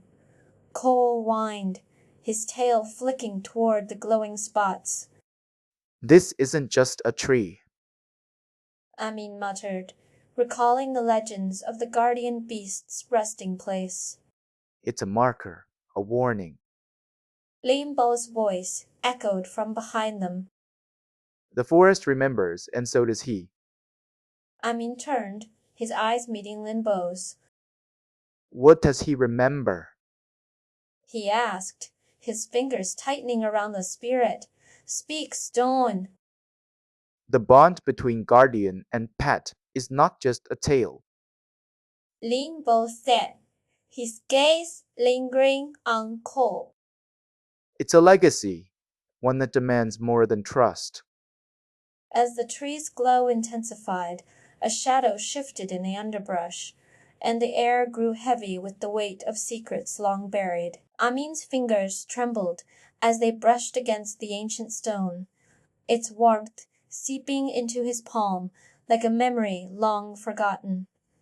The air around them shimmered with golden light, and the runes carved into the surface pulsed in rhythm with his heartbeat. Cole stood beside him, his tail flicking slowly, his dark eyes reflecting the glow of the stone. Amin could feel the weight of history pressing against him, the unspoken promise of the symbiosis pact thrumming in the air. He closed his eyes, recalling the night he had found Cole, shivering in the rain beneath a broken awning, his fur matted with mud and fear. Amin had wrapped him in his coat, his hands trembling as he whispered promises he couldn't yet keep. You're safe now. He had said, and Cole had nuzzled his hand, his breath warm against his skin. That moment had been the beginning of something unbreakable. Now standing here, Amin felt it again, the quiet trust, the unspoken bond that had carried them through every trial. You were with him. He murmured, his voice barely above a whisper. You were with my grandfather when he made that choice. Limbo's gaze softened, his weathered hands resting on the stone. Yes. He said. And now you are part of that legacy. Amin turned to Cole, who gave a small imperceptible nudge, his tail flicking gently. You're not just a pet. Amin said, his voice steady. You're a guardian, just like your ancestor. Limbo gave a slow nod. And now you carry that legacy.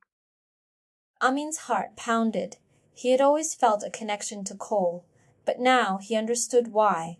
The bond between them was not just one of trust and companionship. It was something deeper, something ancient. He looked up at Limbo, his voice steady. Then I need to know the truth about my grandfather, about the symbiosis pact. Limbo gave a slow nod.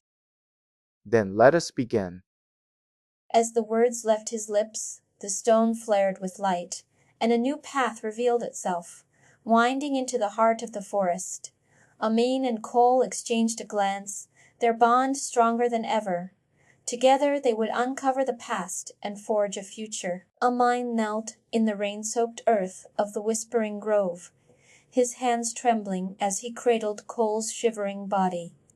The dog's fur was matted with rain, his breath shallow and uneven, but his eyes remained locked on Amin's, a silent plea for reassurance. The storm had come without warning, thunderclapping like the forest itself was shouting, and Amin's heart ached with the fear that this moment might be the last. I'm here. He whispered, his voice barely audible over the storm. I'm not leaving you. Cole's tail gave a weak flick, his nose nuzzling Amin's palm as if to say, Asterisk, I trust you, Asterisk. The rain soaked through Amin's clothes, but he didn't move, his arms tightening around the dog as if holding on to a piece of his own soul. You're not alone. He murmured, his voice cracking. Never alone. Limbo's voice cut through the storm. The bond between guardian and pet is not just a legacy, it's a choice. Every moment you've shared, every fear you faced together, that's what keeps the symbiosis pact alive. Amin looked up, his eyes meeting the old man's. But what if we fail? He asked, his voice raw. Limbo's gaze softened. You won't, because you've already chosen each other. Amin's thoughts spiraled, memories flashing, Cole's first hesitant steps, the way he'd always known when Amin was sad, the way his tail had wagged when they found the spirit speak stone. Asterisk, what if I lose him? Asterisk, he wondered, his heart pounding. Asterisk, what if the forest takes him, or the phantom sound, beast, or the truth about my grandfather? Asterisk, but then he felt Cole's warmth against his chest, the steady rise and fall of his breath, and the fear ebbed, replaced by a quiet certainty. Asterisk, I won't let that happen. Asterisk, the storm broke, and the forest fell silent. Amin rose, Cole's weight still in his arms, and turned toward the glowing totem. The symbols on its surface shifted, pulsing with a light that mirrored the golden hue of the stones Limbo had shown them. This is the final test. Amin said, his voice steady now. We've come this far together. Cole gave a small, determined whine, his paws pressing into Amin's legs as if to say, Asterisk, let's go, Asterisk. As they approached the totem, the ground trembled, and a voice echoed in Amin's mind. Asterisk? Only those who listen can pass. Asterisk, he closed his eyes, focusing on the bond between him and Cole, on the trust they had built. Then, as if in response, the totem flared with light, and the symbols rearranged themselves into a new pattern. Amin's breath caught. This wasn't just a puzzle, it was a memory, a test of their shared history. He turned to Cole, his voice trembling. You were with her, weren't you, Lenleoman? Cole's ears drooped, his tail flicking in a way that spoke of sorrow. Amin's heart ached. You're not alone anymore. He said, his voice firm. We'll find the truth together. Cole gave a small, grateful nudge, and the totem's light intensified, revealing a hidden path beyond. As they stepped forward, the forest seemed to exhale, the trees parting to reveal a clearing bathed in golden light. At its center stood a stone archway etched with the same runes that had marked their journey. Amin's hands tightened around the spirit speak stone in his pocket. This is it. He whispered. The end of the path, and the beginning of something new. Cole's tail wagged gently, his eyes reflecting the light of the archway. Amin smiled, his heart full. Together. He said, and with that they stepped through the arch, the forest's whispers fading into the sound of their shared breath. Amin knelt beside the moss-covered stone, his fingers tracing the glowing runes, as Cole stood rigid, his dark eyes fixed on a patch of shadow beneath the tree. The dog's tail lay limp against the ground, his ears twitching as if listening to something unseen. Amin glanced at him, puzzled, before reaching into his satchel for the Spirit Speak stone. As he withdrew it, Cole suddenly darted forward, his paws scraping against the earth as he dug at the soil with his claws. A small rusted key emerged, its surface etched with the same golden symbols as the stone. You found this? Amin asked, his voice tinged with surprise. Cole whined softly, nudging the key toward him before retreating to his side, his gaze still locked on the shadow. Lin Bo, who had been watching silently, stepped forward. That key belonged to the first guardian. He said, his tone measured. It was used to unlock the Heartstone relic that holds the essence of the Symbiosis Pact. Amin's breath caught. But it was lost centuries ago. He murmured. Or so I thought. His mind raced, recalling the stories his grandfather had told him as a child, the way the old man had always spoken of the Heartstone with reverence. Cole's sudden discovery felt like a thread pulling him toward a truth he had never fully grasped. As he clutched the key, a warmth spread through his palm, and the runes on the stone flared brighter. You were with him. Amin whispered, his voice trembling. You were with my grandfather when he made that choice. Cole's tail flicked once, a silent acknowledgement, and the shadow beneath the tree shifted, revealing a faint outline of a door carved into the earth. Amin's heart pounded. This changes everything. He said, his voice steady now. Lin Bo nodded. Then let us begin. Amin's fingers trembled as they brushed against the stone, its surface warm and pulsing with a golden light that seemed to hum in time with his heartbeat. Cole stood motionless beside him, his dark eyes fixed on a single point in the distance, his tail stiff and unmoving. Amin glanced at him, then back at the stone, noticing for the first time the faint outline of a paw print etched into the moss at its base. As he knelt to examine it, Cole suddenly darted forward, his paws landing precisely where the print had been. Amin's breath caught as the dog's nose pressed against the ground, and a small object clinked softly, Lin Liman's collar, its faded flowers now glowing faintly. You've been hiding this all along. Amin whispered, his voice thick with realization. Lin Bo, who had been silent until now, stepped forward, his gaze soft. The collar was never lost. He said, his voice steady. It was waiting for the right moment to be found. Amin looked up, his mind racing. But why now? He asked, his voice barely above a whisper. Lin Bo's eyes met his, and for a moment the forest seemed to hold its breath.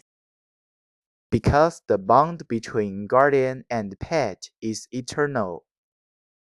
He said, and the stone flared brighter, revealing a hidden symbol that had been concealed until this moment. Cole's tail flicked, and the air around them shimmered as if the forest itself had acknowledged the truth. Amin's heart pounded. He had always felt the weight of his grandfather's legacy, but now, standing here with Cole beside him, he understood. This was not just a story of the past.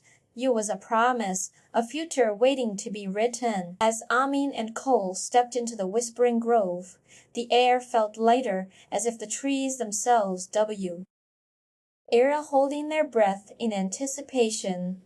The leaves rustled and soft. Melodic voices filled the air. Words of encouragement, of hope, of love. Amin paused, his heart swelling as he heard phrases like, "You are." "You're not alone, and your strength will guide you." Cole tilted his head, his ears twitching as he listened, his tail swishing in a slow, curious rhythm. Amin knelt beside him, gently placing a hand on Cole's back. "Kay, you hear that too, right?" he asked, his voice barely above a whisper. Cole turned his head, nuzzling. In's palm before letting out a soft, contented sigh. Nearby, a small figure emerged from the underbrush. A young girl no older than 10, her hair braided with tiny flowers, her eyes sparkled with curiosity. As she studied Amin and Cole, "You're travelers," she said, her voice carrying the same gentle tone as the trees. "We're on a journey. We're looking for something important." Amin smiled, offering a small nod. Girl's expression softened. "Then the grove will help you," she said, stepping closer. She reached out. Her fingers brushing against a nearby tree. The leaves rustled again, but this time the words were deaf. "A rent, the path ahead is not easy, but you will find your way." Amin's eyes widened. "Did you hear that he asked?" The girl nodded. "I've lived here my whole life. The grove chooses who it speaks to. You must be special." Cole let out a low whine, his tail flicking in a way that suggested he, too, was touched by the words. Amin felt a warmth in his chest, a quiet certainty that they were on the right path as they go. And kneeled deeper into the grove. The girl waved goodbye, her voice fading into the rustling leaves. Amin and Cole pressed on the trees' whispers, still echoing in their minds, their bond growing stronger with age. Every step Amin's thoughts drifted to the first time he'd met Cole, a scrawny puppy with a collar tee. Hat glowed faintly in the moonlight back then. He'd been lost in the valley, unsure of where to go. But Cole had followed him like a shadow, steadfast and silent now, as the grove's whispers wrapped around. Then Amin felt the same quiet trust he'd always had in his companion, the same unspoken promise that, no matter how far they wandered, they would always find their way back to each other. Just then, a rustling in the underbrush made Amin freeze. Cole's fur bristled and his growl low, and warning Amin's ha, and went to his pocket, where the totem Kalen had given them rested. But before he could react, the girl appeared again, this time with a small fox in her arms. Its paw was injured and its eyes were wide W. Its fear. The girl looked up at Amin, her voice steady. "I found this. It's hurt. Can you help it?" Amin hesitated, then nodded carefully, taking the fox from her hands. Cole nuzzled the creature's side, his tail wagging gently, as if already recognizing a kindred spirit. Amin's heart softened as he worked to bend the fox's paw with a strip of cloth from his satchel. The girl watched silently, her flower braids as swaying in the breeze, As if the grove itself was smiling at the moment, Cole let out a soft whine and nudged the fox aside with his nose. The fox blinked slowly, then let out a tiny whimper. Amin looked up at the girl, her eyes reflecting the same warmth that had filled the grove since they'd arrived. You are kind, he said quietly. The girl smiled. I think the grove already knew that. Amin and Cole stepped deeper into the whispering grove, the air thick with the scent of damp earth and blooming flora. The trees, their trunks twisted in intricate patterns, seemed to watch them with quiet patience. Then from the shadows emerged a figure, a tall, slender man with a cloak woven from moss and leaves. His eyes, deep as the forest itself, studied Amin and Cole with a knowing expression. You carry the scent of the valley. The man said, his voice like wind through the trees. And the color, it glows with the memory of a lost soul. Amin's breath caught. You know about the collar? The man nodded. I am Kalen, a vine whisperer of the Greenleaf tribe. We protect the balance of the forest, ensuring that the old magic remains unbroken. He gestured to the trees around them. The grove has chosen you, but the path ahead is not without trials. Cole let out a low growl, his fur bristling slightly. Keelan tilted his head, his gaze shifting between Amin and the dog. You are not the only ones who have come seeking answers. He said. The valley's magic is fading, and with it, the memories of those who once walked its paths. Amin swallowed, his fingers tightening around the collar. She disappeared here, didn't she? Kalen's expression darkened. She did, but the valley does not forget. If you wish to find the truth, you must listen to the grove. He extended a hand, revealing a small wooden totem carved with curling vines. This is a token of the Greenleaf tribe. It will guide you, but only if you are willing to listen. Amin hesitated, then accepted the totem. As he did, the air around them shimmered and the trees whispered once more, this time with a new message. The past is not lost. It waits for those who seek it. Amin knelt beside Cole, his voice steady. We'll face whatever comes next together. Cole nuzzled his hand, his warm breath a grounding presence. Later, as they wandered deeper, Amin's mind drifted to memories of Cole's first days with him, how the dog had trembled in the rain, how his tail had wagged the first time he found a lost kitten. You're my anchor. Amin whispered, running a hand along Cole's back. Even when I'm lost, you never are. Cole let out a soft whine, his ears twitching as if he understood. Suddenly, a rustling in the underbrush caught their attention. A small fox, its fur matted and eyes wide with fear, froze mid-step. Amin crouched, his voice gentle. It's okay. We're not here to hurt you. The fox hesitated, then darted toward them, its tiny paws skidding on the mossy ground. Amin reached out, cupping the creature in his hands. You're safe now. He murmured. Cole leaned in, sniffing the fox's trembling body, his growl softening into a low hum.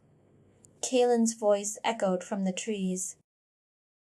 The grove shows those who are kind. Amin's heart swelled. The fox nuzzled his palm, its fear fading, and in that moment he knew the journey ahead would not just find Lin Riomen. It would heal the broken pieces of the world, one step at a time. Amin knelt at the edge of the Mirage Marsh, his breath shallow as the water rippled with visions of his parents, their faces soft and familiar. Cole whined, his tail flicking in confusion as he pawed at the surface, the reflection of a golden retriever with a frayed collar flickering beneath his paws. It's just the marsh. Amin murmured, his voice trembling as he reached for Cole's back, his fingers brushing against the dog's fur. It shows what we want, but it's not real.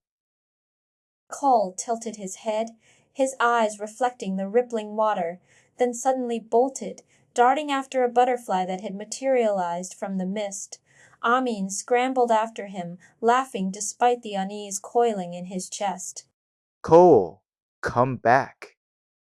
He called, his voice tinged with both exasperation and amusement, as the dog zigzagged through the reeds, his collar glinting in the dappled sunlight.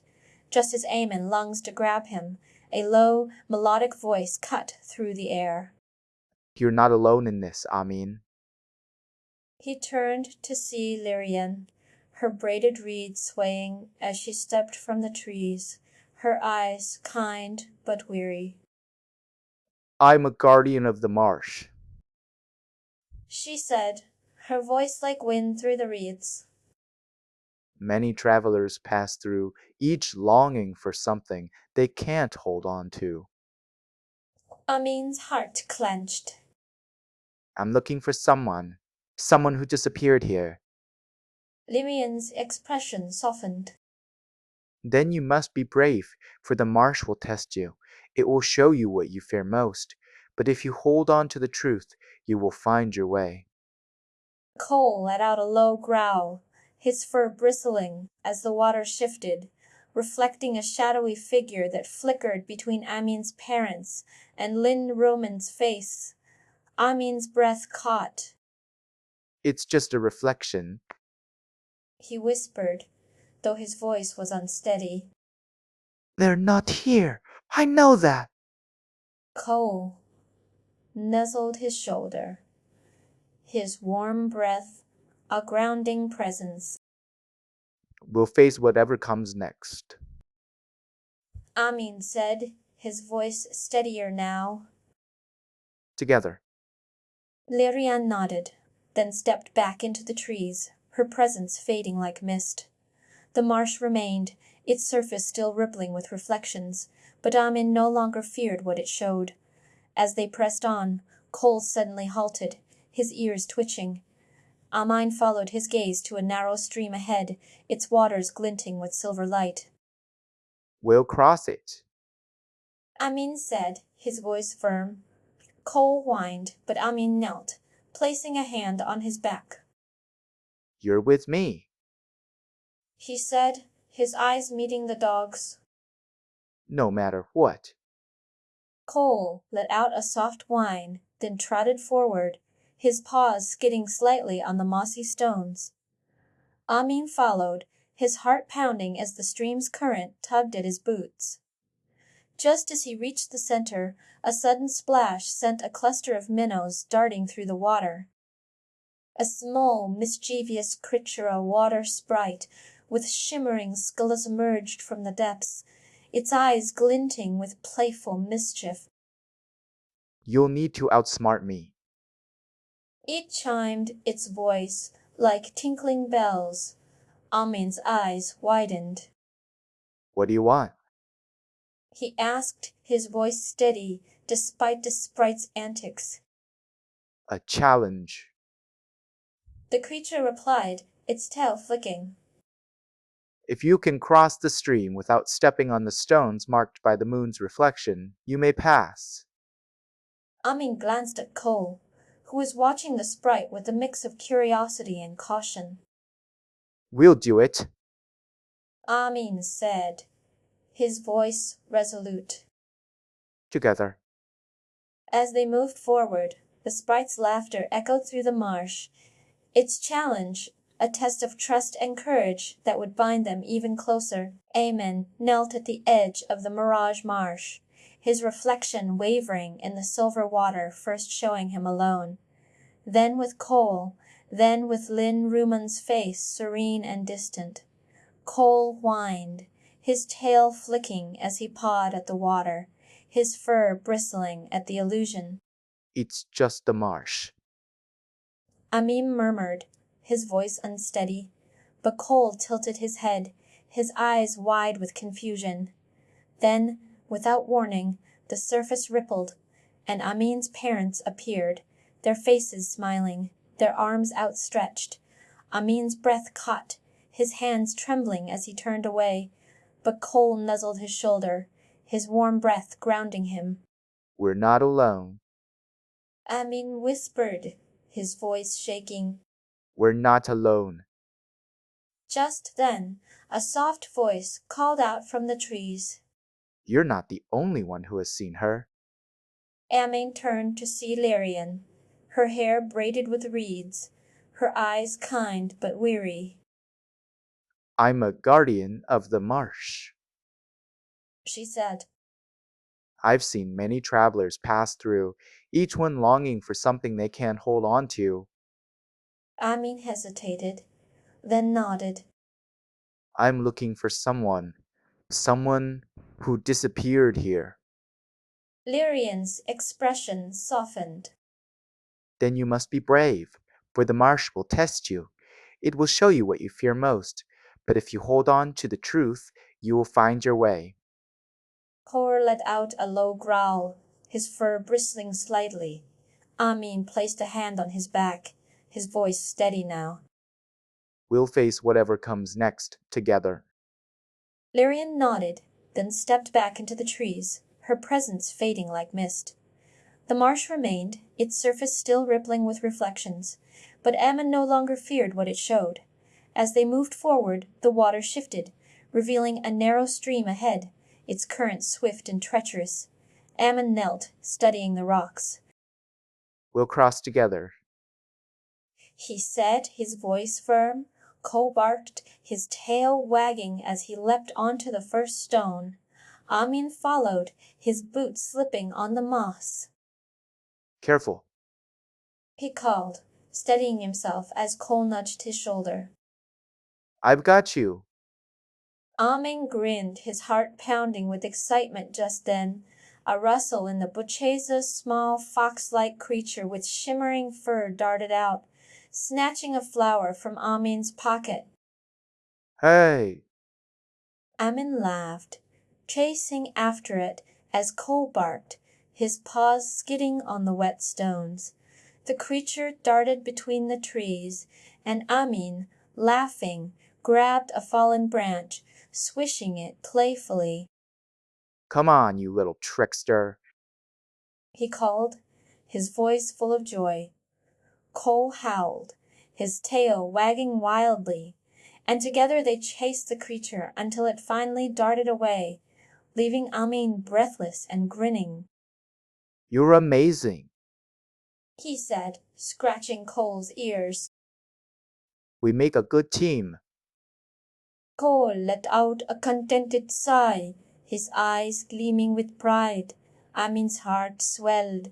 He had come so far, and with Cole by his side, nothing seemed impossible. Amin and Cole stepped deeper into the whispering grove, the air thick with the scent of damp earth and blooming moss.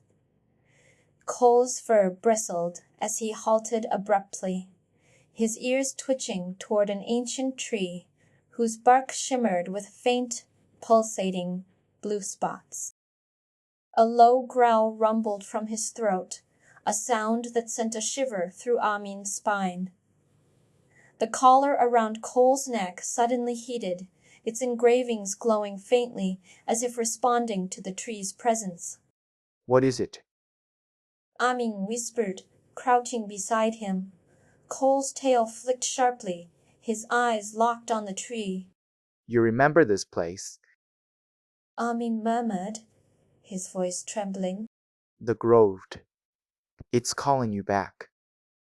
Cole let out a soft whine, his nose pressing against the tree's bark, as if trying to decipher a message only he could hear. Amin's fingers tightened around the collar.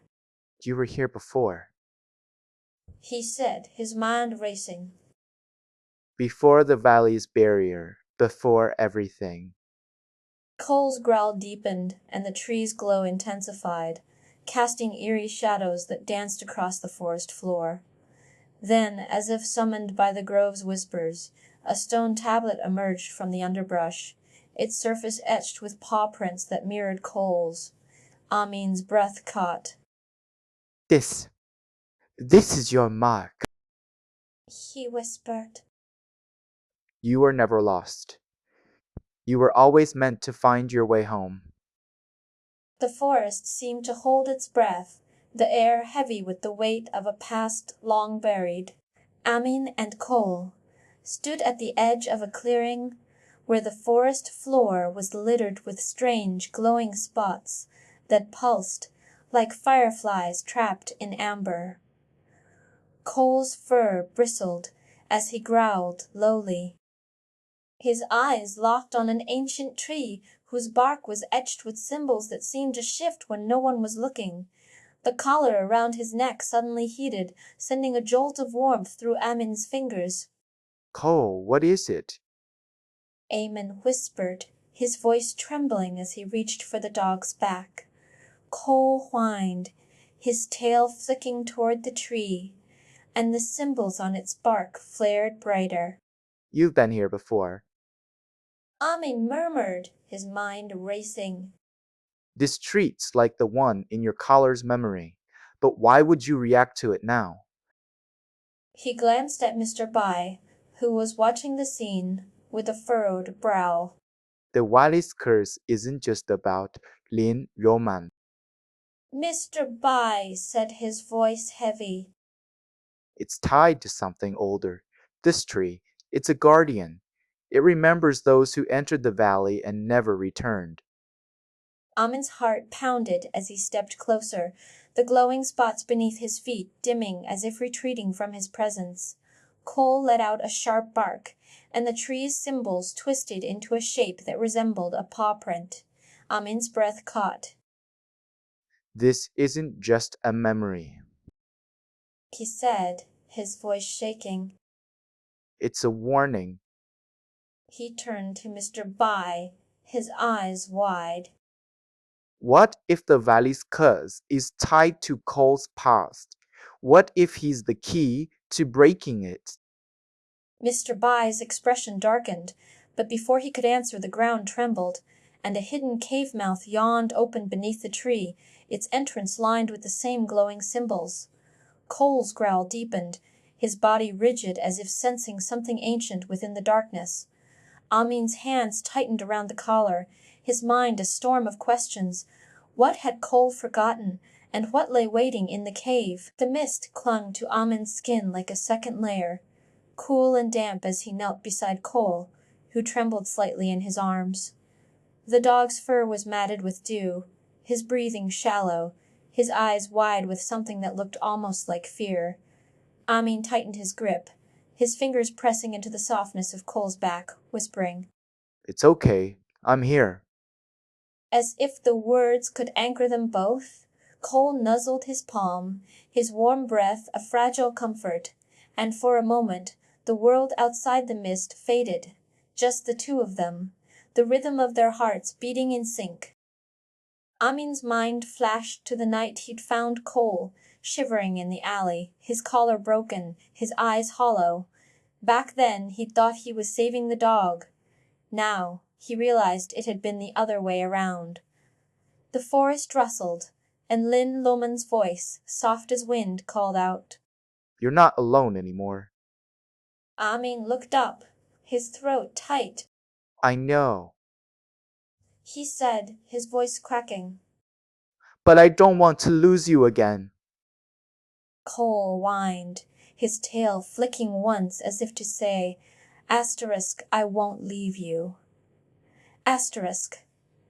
The mist thickened, and the guardian's shadow loomed, but Amin held on, his fingers digging into Cole's fur, his heart pounding with the weight of everything they'd endured. We're together. He murmured. Always. Cole's tail curled around his wrist, a silent promise. Amin! Ling Li Man said, her voice trembling. You've already saved me. Amin's eyes stung. Then let's finish this. The Guardian's form shifted, and the path ahead shimmered, but Amin didn't move. Not yet. He pressed his forehead to Cole's, whispering, I won't let go. as the mist swallowed them whole. You're my strength, He said. my light. Cole's ears twitched, his nose brushing Amin's cheek, and for the first time the forest seemed to breathe with them. The forest's mist curled around Amin and Cole like a living thing, the air thick with the scent of damp earth and blooming nightshade. Amin knelt beside the dog, his hands trembling as he wrapped a shawl around Cole's shivering frame. Rain had begun to fall in soft silver threads, pooling in the moss at their feet. Cole's breath came in shallow whimpers, his fur matted with cold, but his eyes remained fixed on Amin's, a quiet plea in their golden depths. It's okay. Amin murmured, pressing his forehead to Cole's. I'm here. I'll always be here. Cole nuzzled his palm, his nose warm against Amin's skin, and for a moment the weight of the world felt lighter. The trees whispered around them, their voices a low hum of reassurance, and Amin closed his eyes, letting the sound fill the space between them. You're not alone. He whispered, his voice breaking. Never again. Cole let out a soft sigh, his tail curling around Amin's wrist like a promise. Your bond is the key. Mr. Bai said, his voice low as he stepped from the shadows. The forest remembers what humans forget. Amin looked up, his eyes raw with exhaustion. What do you mean? Mr. Bai knelt, placing a hand on Cole's back. This dog has carried your memories, your hopes, your grief. He is not just a companion, is a bridge between what was and what will be. Cole whined, his paws pressing into Amin's knees, as if urging him to listen. Amin's throat tightened. But what if I lose him? He asked, the words barely a whisper. Mr. Bai's gaze softened. Then you will lose yourself. Amin's mind spiraled back to the night. Lin Luman vanished when Cole had howled at the empty air, his collar glowing with fractured images of her face. He had been too young then to understand the weight of that moment, too afraid to hold on to the dog who had never left his side. Now, as Cole's breath steadied against his palm, Amin felt the truth settle in his chest. This was not just a journey to find Lin Romanet, was a journey to hold on to the only thing that had ever kept him from falling apart. But the forest was not done testing them. As Amin and Cole rose, the mist thickened, and the symbols on the stones flared with a sudden blinding light. A low growl echoed from the trees, and Cole's fur bristled, his collar pulsing erratically. Amin's heart pounded. What is it? He asked, his voice tight. The mist parted, revealing a figure another traveler, a young woman cradling a trembling fox, her face streaked with tears. Pleased. She begged, her voice breaking. My fox won't wake up. Amin hesitated, then stepped forward, his hand resting on Cole's back. We'll help you. He said, his voice steady. Cole let out a low whine, his tail flicking toward the woman, as if sensing the shared fear. The forest had given them a choice, to move forward or to stand together. And for the first time, Amin knew exactly what he would do. As Amin and Cole stepped deeper into the forest, the air grew dense with an eerie stillness, the kind that made even the trees seem to hold their breath. Cole's ears twitched, his tail stiff, as he stared intently at a patch of moss-covered roots ahead, his eyes reflecting a faint golden glow. Amin, clutching the glowing collar, glanced at the strange symbol etched into the ground, a shape he had never seen before, but something about it felt familiar. Cole, what is it? He asked, crouching beside the dog. Cole didn't answer, his focus unwavering, until he suddenly lunged forward, digging his paws into the earth and retrieving a small rusted key that had been buried beneath the roots. Amin's breath caught. You found this? He murmured, turning the key over in his palm. The symbol on it matched the one in the ground. You've always been good at finding things. Lin Liuman said, her voice soft as she approached, her eyes lingering on the key. But this feels like it's been waiting for you. Mr. Bai, standing a few paces back, exhaled sharply. The forest doesn't give things freely. It tests those who seek its secrets. Amin's heart pounded. He looked at Cole, who now sat beside him, his tail curled tightly around his paws, his gaze steady. You're not just a pet, are you? Amin whispered, the weight of the moment pressing down on him. You're a part of this too. Cole let out a low whine, and the forest trembled as the guardian emerged, its shadowy form coiling like mist. To move forward, It rumbled. you must prove your bond. Amin's mind raced. He had always trusted Cole, but now, as the guardian's eyes locked onto him, he realized the truth. The bond was not just between him and the dog, but between them and the past, the forest, and the memories that had been lost. With a deep breath, he stepped forward, the key in his hand, and the path ahead shimmered with possibility. The forest's mist clung to Amin's skin like a second layer, his breath visible in the cold air as he knelt beside Cole, who had suddenly frozen mid-step, his head tilted toward the shadows between the trees. Amin's fingers tightened around the dog's collar, his pulse quickening as Cole's ears twitched, his tail stiffening in a way that had never happened before. What is it?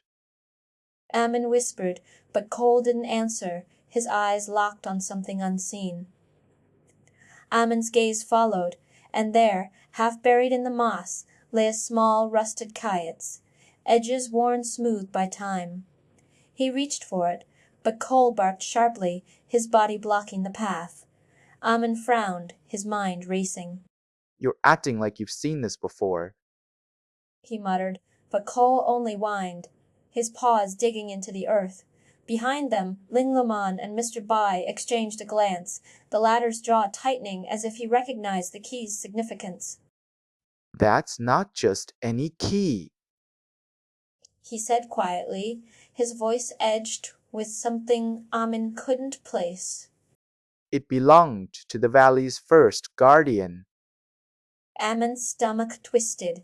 He had never seen the key before, yet Cole's reaction felt familiar, as if the dog had been waiting for this moment, for this discovery, all along.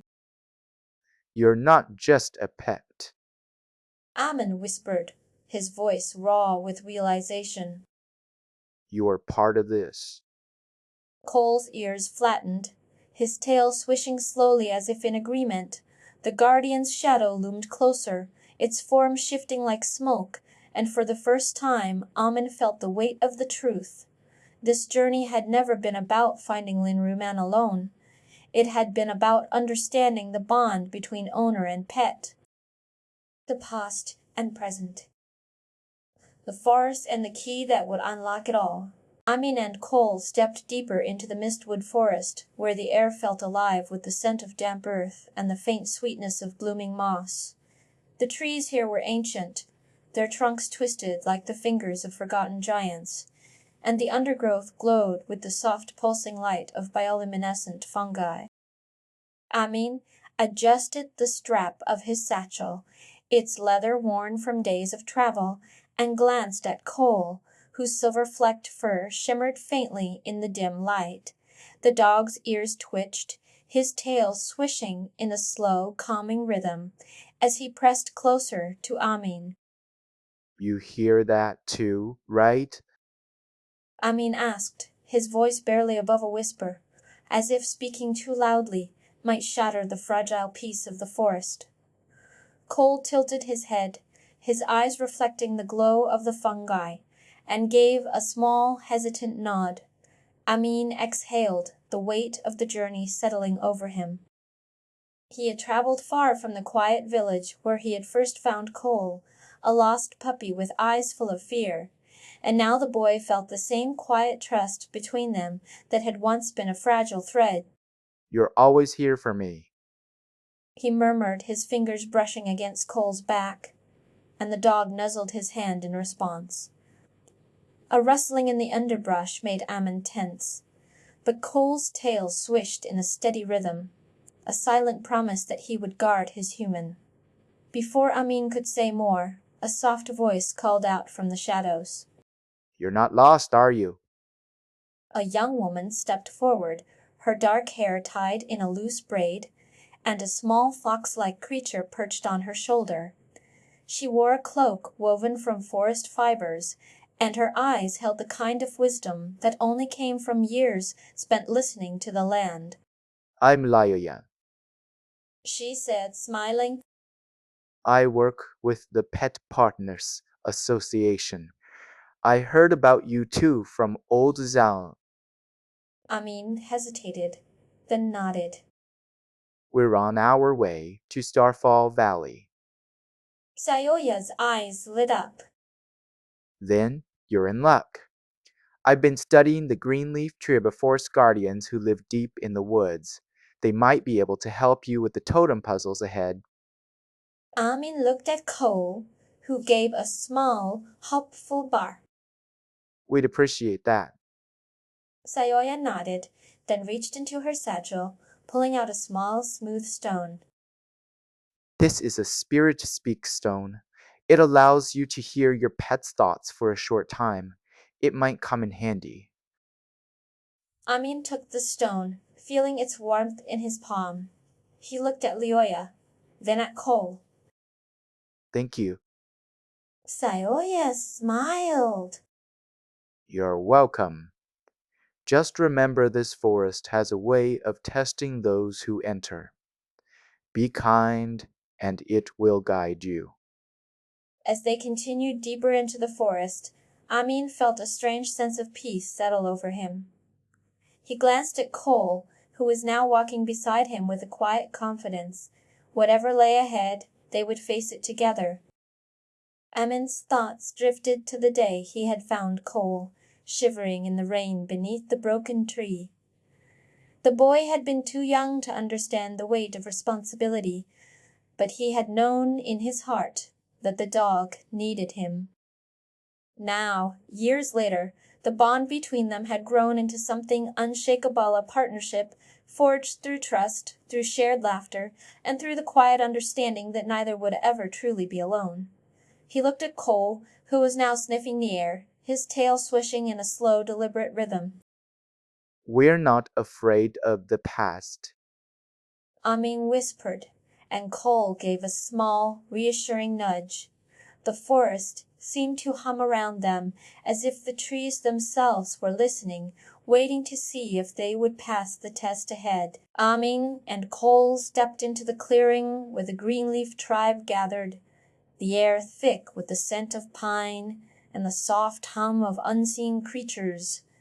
Elder Thorn's silver hair gleamed in the dappled sunlight, filtering through the canopy, his staff carved from ancient wood resting against his shoulder.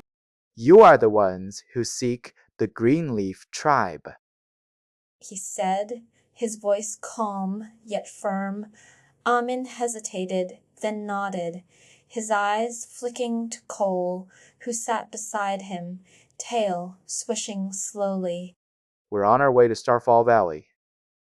Amin said, his voice steady. Elder Thorn studied them, his gaze lingering on Cole before he nodded. The totems are not mere obstacles. He said, They are tests of the bond between owner and pet. Only those who truly understand each other can pass. Amin looked at Cole, who gave a small, encouraging bark. We understand each other. Amin said softly. Elder Thorn's eyes softened. Then you are ready. Sayoya, standing beside Amin, tilted her head. The Greenleaf Tribe has lived in these woods for centuries. She said, They are the keepers of the forest's secrets, and they believe that the bond between humans and their pets is the strongest force in the world. Amin's chest tightened. That's why they're helping us. He said, his voice barely above a whisper. Elder Thorn nodded. Indeed, but to truly understand the totems, you must first understand the forest itself. As the group moved deeper into the clearing, Amin's thoughts drifted to the first time he met Cole. The way the dog had nuzzled his hand in the rain-soaked meadow, his silver-flecked fur trembling with quiet trust. He had been lost then, just as he felt now, but Cole had never let him go. The forest seemed to pulse around them, the trees shifting as if listening. Amin tightened his grip on the spirit. Speak, stone, its warmth grounding him. You're not alone. He murmured to Cole, who pressed closer, his breath warm against Amin's wrist. The elder raised his staff, and the totem's glow intensified. Place your hands on the totem. He said. Let the forest test you. Amin stepped forward, his heart pounding. Cole followed, his paws steady. The moment their hands touched the wood, the world around them shimmered, and Amin felt the weight of the past settle over him like a storm. Amin and Cole trudged through the Mistwood forest, the mist clinging to their clothes like a second skin. The air was thick with the scent of damp earth and blooming moss, and the undergrowth shimmered with the faint glow of bioluminescent fungi. A sudden rustle in the thorns made Cole's ears twitch, and he barked sharply, his tail stiffening. Easy. Amin murmured, crouching to peer through the brambles. A small, mischievous creature, fox-like beast, with a patch of fur that glowed faintly darted between the thorns, snatching a fallen berry. Cole lunged, but Amin grabbed his collar, pulling him back. Not worth it. He said, his voice low. Cole whined, his silver-flecked fur bristling, but Amin gave him a gentle pat. We'll find better treats later. The fox creature hissed, its glowing fur flaring, and vanished into the shadows. Amin exhaled, straightening. Come on. He said, nudging Cole forward. As they pressed on, the mist thickened, curling around their feet like ghostly fingers. Then a low, resonant hum filled the air. Amin froze his hand, tightening around the spirit. Speak, stone. Cole's tail went limp, his ears flat. You hear that too, right? Amin asked, his voice barely above a whisper. Cole tilted his head, his silver-flecked fur catching the dim light. He gave a small, hesitant nod, then pressed closer to Amin, as if seeking comfort. The bond between them had grown stronger with each passing day, and Amin could feel it know a quiet trust that no words could fully capture. Before Amin could say more, a soft voice called out from the shadows. You're not lost, are you? A young woman stepped forward, her dark hair tied in a loose braid, and a small fox-like creature perched on her shoulder. She wore a cloak woven from forest fibers, and her eyes held the kind of wisdom that only came from years spent listening to the land. I'm Loya. She said, smiling. I work with the Pet Partners Association. I heard about you two from Old Zhao. Amin hesitated, then nodded. We're on our way to Starfall Valley. Xiaoya's eyes lit up. Then you're in luck. I've been studying the greenleaf tree forest guardians who live deep in the woods. They might be able to help you with the totem puzzles ahead. Amin looked at Cole, who gave a small, hopeful bark. We'd appreciate that. Celia nodded, then reached into her satchel, pulling out a small, smooth stone. This is a spirit. Speak stone. It allows you to hear your pet's thoughts for a short time. It might come in handy. Amin took the stone, feeling its warmth in his palm. He looked at Lyoya, then at Cole. Thank you. Sayoya smiled.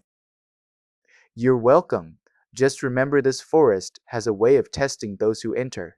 Be kind and it will guide you. As they continued deeper into the forest, Amin felt a strange sense of peace settle over him. He glanced at Cole, who was now walking beside him with a quiet confidence. Whatever lay ahead, they would face it together. A sudden rustle in the underbrush made Amin tense, but Cole's tail swished in a slow, calming rhythm. The boy exhaled, relaxing slightly. You always hear from me. He murmured. Before Amin could say more, a soft voice called out from the shadows. You're not lost, are you? A young woman stepped forward, her dark hair tied in a loose braid, and a small fox-like creature perched on her shoulder. She wore a cloak woven from forest fibers, and her eyes held the kind of wisdom that only came from years spent listening to the land. I'm Loya. She said, smiling. I work with the Pet Partners Association. I heard about you two from Old Sal. Amin hesitated, then nodded. We're on our way to Starfall Valley. Sayoya's eyes lit up. Then you're in luck. I've been studying the greenleaf tree forest guardians who live deep in the woods. They might be able to help you with the totem puzzles ahead.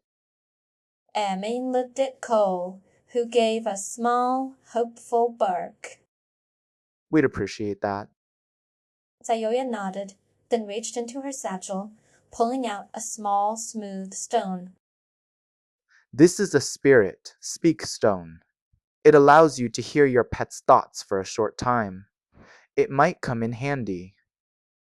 Amin took the stone, feeling its warmth in his palm. He looked at Lyoya, then at Cole. Thank you. Sayoya smiled. You're welcome. Just remember this forest has a way of testing those who enter. Be kind, and it will guide you. As they continued deeper into the forest, Amin felt a strange sense of peace settle over him. He glanced at Cole, who was now walking beside him with a quiet confidence. Whatever lay ahead, they would face it together. Amin and Cole trudged through the thick mist, the air so cold it made their breath visible.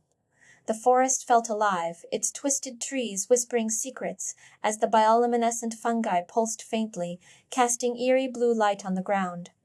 Cole's tail swished slowly, his silver-flecked fur bristling as he sniffed the air. Amin tightened his grip on the spirit speak stone, its warmth a small comfort. You hear that too, right? He asked, his voice barely above a whisper. Cole tilted his head, his ears twitching, then gave a small, hesitant nod. The bond between them had grown stronger, and Amin could feel it know, a quiet trust that no words could capture. Suddenly, a rustling in the underbrush made Amin tense, but Cole's tail swished in a calming rhythm. You're always here for me. Amin murmured, his voice steady. Before he could say more, a soft voice called out from the shadows. You're not lost, are you? A young woman stepped forward, her dark hair tied in a loose braid, and a small fox-like creature perched on her shoulder. She wore a cloak woven from forest fibers, and her eyes held the kind of wisdom that only came from years spent listening to the land. I'm Loya. She said, smiling. I work with the Pet Partners Association. I heard about you two from old Zal. Amin hesitated, then nodded. We're on our way to Starfall Valley. Xiaoya's eyes lit up. Then you're in luck. I've been studying the Greenleaf Triboforest Guardians who live deep in the woods. They might be able to help you with the totem puzzles ahead. Amin looked at Cole, who gave a small, hopeful bark. We'd appreciate that. Xiaoya nodded, then reached into her satchel, pulling out a small, smooth stone. This is a Spirit Speak stone. It allows you to hear your pet's thoughts for a short time. It might come in handy. Amin took the stone, feeling its warmth in his palm. He looked at Lioya, then at Cole. Thank you. Xiaoya smiled. You're welcome. Just remember this forest has a way of testing those who enter. Be kind, and it will guide you. As they continued deeper into the forest, Amin felt a strange sense of peace settle over him. He glanced at Cole, who was now walking beside him, with a quiet confidence. Whatever lay ahead, they would face it together. Amin and Cole stepped over a fallen log, the mist swirling around their legs like ghostly fingers. The air was thick with the scent of pine and damp moss, and the ground was slick with moisture. Cole's paws slipped slightly, but he caught himself, his tail flicking in a slow, calming rhythm. Careful. Amin said, his voice low as he reached out to steady the dog. Cole gave a small, grateful whine, then pressed closer to Amin, his silver-flecked fur catching the dim light. Amin's heart swelled with quiet understanding. You're not alone anymore. He whispered. Just then, a soft rustling in the underbrush made both of them freeze. A small, mischievous, cricera fox-like beast, with fur the color of autumn leaves, darted out from the shadows, its eyes gleaming with mischief. It chirped loudly, then darted toward a nearby stream, its tail flicking with glee. Wait. Amin called, but the creature was already halfway across the water. Cole's ears perked up, and he gave a sharp bark, his instincts flaring. Don't let it get away. Amin urged, his voice filled with excitement. Cole sprang forward, his paws splashing through the icy stream as he chased the fox-like beast. Amin followed, his boots slipping on the wet stones, but he laughed, the tension of the forest momentarily forgotten. You're fast. He shouted, his eyes wide with admiration. Cole barked in response, his tail wagging as he finally cornered the creature, which gave a squeak of defeat before darting back into the trees. Amin wiped the water from his face, his breath coming in short, excited gasps. That was amazing. He said, his voice full of wonder. Cole nuzzled his hand, his eyes bright with pride. As they continued deeper into the forest, the mist thickened, curling around their feet like ghostly fingers. The trees loomed higher, their branches twisting in unnatural shapes, and the soft glow of bioluminescent fungi seemed to flicker with an eerie rhythm. A hush had fallen over the forest, broken only by the occasional rustle of unseen creatures. Amin tightened his grip on the spirit, speak stone in his hand. Feeling its warmth against his palm, he glanced at Cole, who was now walking slightly ahead of him, his tail stiff with unease. The dog's silver-flecked fur caught the dim light, and his ears twitched constantly, as if listening for something just beyond hearing. Then a low growl rumbled through the mist. Amin's breath caught in his throat. He turned sharply, his eyes scanning the shadows. Something was moving just beyond the edge of the clearing. A shape emerged from the mist, its form shifting like smoke. It was a beast of shadow and light, its body flickering between solidity and nothingness, its eyes deep and glowing, locked onto Amin, and a cold, hollow voice echoed through the forest. You should not be here. Amin swallowed hard. Who are you? He asked, his voice steady despite the fear curling in his chest. The creature tilted its head, its form flickering again. I am the Phantom Sound Beast. I guard the path ahead.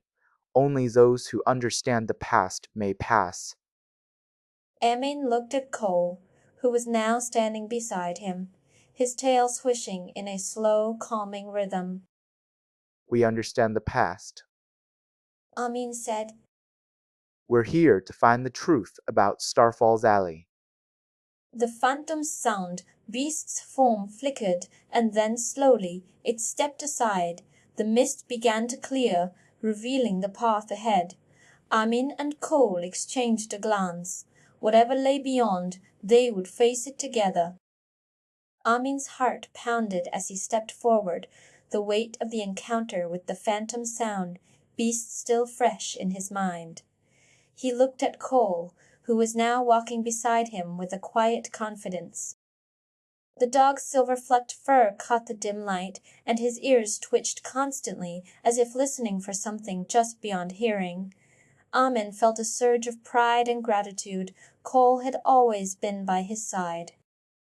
But now, he realized, the dog was more than just a companion. He was a partner, a friend, and a protector. He remembered the first time they had met, when Cole had been lost and scared, and how Amin had taken him in.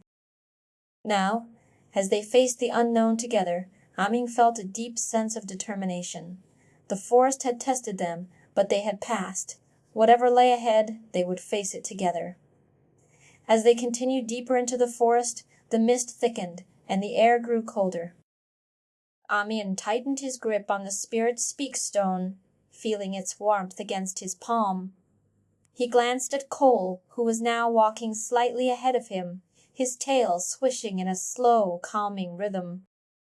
The dog's silver-flecked fur caught the dim light, and his ears twitched constantly, as if listening for something just beyond hearing. Then a soft rustling in the underbrush made Amin tense, but Cole's tail swished in a slow, calming rhythm. The boy exhaled, relaxing slightly. You're always here for me.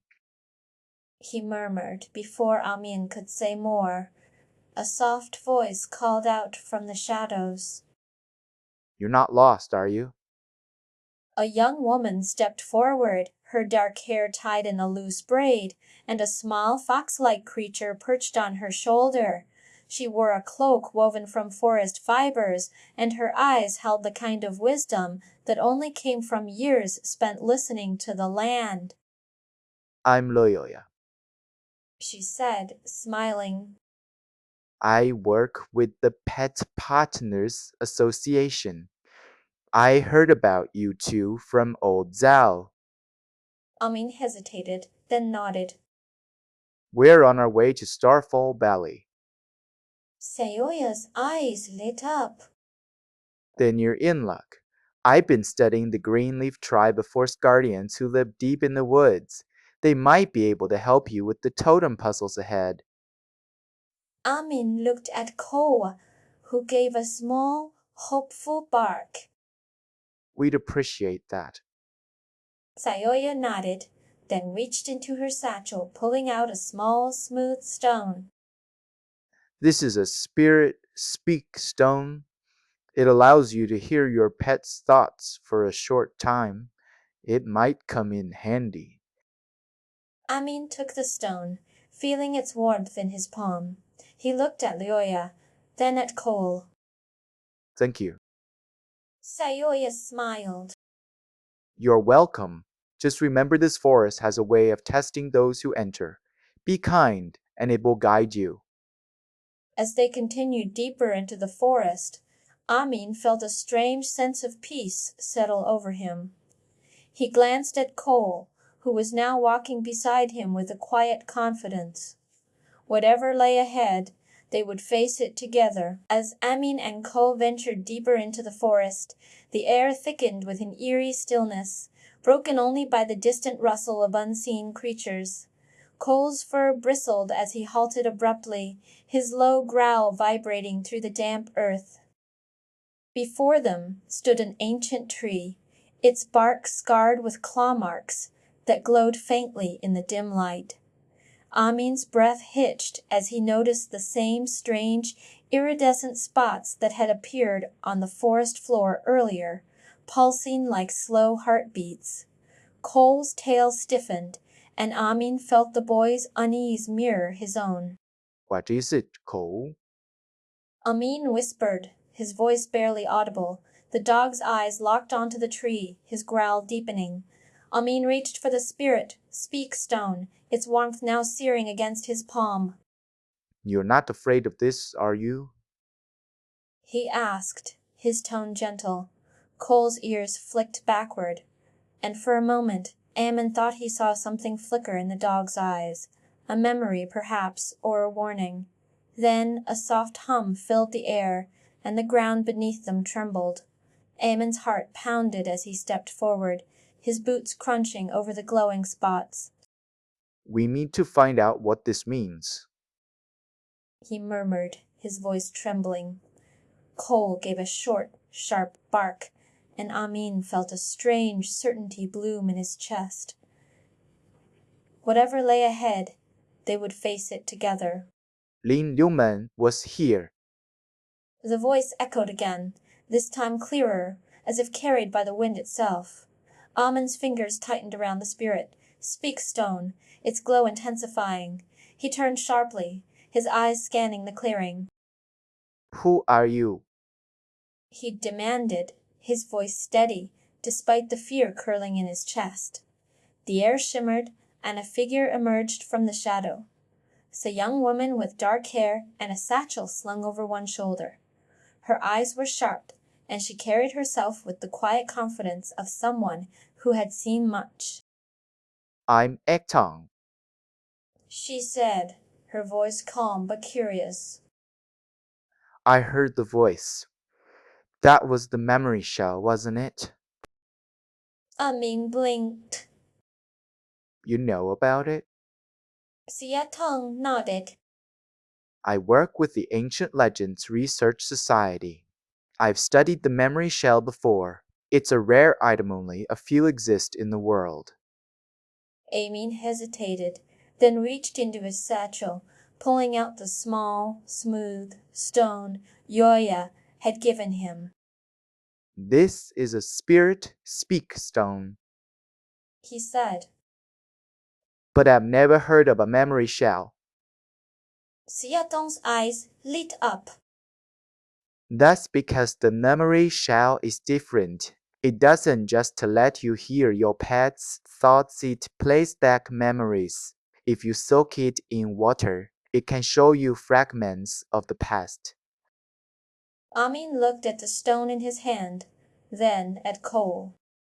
So, if I used it on you, it could show me something from your past.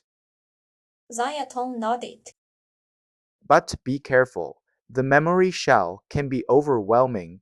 It doesn't just show you what happened, it shows you how it felt. Amin hesitated, then looked at Cole, who was now watching him with quiet anticipation. He reached out, placing the stone in the dog's paws. Cole sniffed it, then gave a small hesitant nudge. Siatong watched as the stone began to glow faintly. It's responding to him. She murmured, Amin felt a strange warmth in his chest. What if it shows us something about the Lin Liu man? Xiatong's expression softened. Then you'll be ready for what's ahead. Amin's thoughts churned as he stared at the stone, its glow now pulsing in time with his own heartbeat. Cole's behavior had always been strange, his occasional moments of hesitation, the way he seemed to listen to something only he could hear. Now, with the memory shell in his paws, Amin felt a flicker of understanding. What if this was the key to unlocking the mystery of his companion's past? He glanced at the ancient tree, its glowing scars seeming to pulse with a life of their own. The spots on the ground had grown brighter, and Amin could almost hear the faint hum of the forest itself. He knelt beside the stone tablet, brushing away the dirt with careful hands. The carvings were intricate, but something about them felt deeply significant. Amin's fingers traced the symbols, and suddenly the voice echoed again. Lin Liu ma. She was here. Amin's breath caught in his throat. What? He whispered. The voice continued, softer now, as if carried by the wind. She came seeking the truth of the star spring, but the forest did not welcome her. Cole gave a low, hesitant whine, his tail flicking nervously. Amin looked at him, his heart pounding. You knew she was here. He said, his voice barely above a whisper. Cole's eyes met his, and for a moment Amin saw something in them regret, fear, and a longing that had been buried deep within the dog's heart. Amin reached out, placing a hand on Cole's back. You're not alone anymore. He said, his voice steady. We're here for you. Cole gave a small, hesitant nudge, and Amin felt a surge of warmth in his chest. Whatever had happened in the past, they would face it together. As the wind stirred the trees, the carvings on the tablet glowed brighter, and Amin knew that the journey ahead would not be easy. But with Cole by his side, he was ready. A soft rustling in the underbrush made Amin turn sharply. A figure stepped out from the shadows, a young woman with dark hair and a satchel slung over one shoulder. Her eyes were sharp, and she carried herself with the quiet confidence of someone who had seen much. I heard the voice. She said, her voice calm but curious. That was the memory shell, wasn't it? Amin blinked. You know about it. Xiatong nodded. I work with the Ancient Legends Research Society. I've studied the memory shell before. It's a rare item only, a few exist in the world. Amin hesitated, then reached into his satchel, pulling out the small smooth stone Yoya had given him. This is a spirit speak stone. He said, But I've never heard of a memory shell. Sai Tong's eyes lit up. That's because the memory shell is different. It doesn't just let you hear your pet's thoughts, it plays back memories. If you soak it in water, it can show you fragments of the past. Amin looked at the stone in his hand, then at Cole. So, if I used it on you, it could show me something from your past. Sai Tong nodded. But be careful. The memory shell can be overwhelming. It doesn't just show you what happened, it shows you how it felt.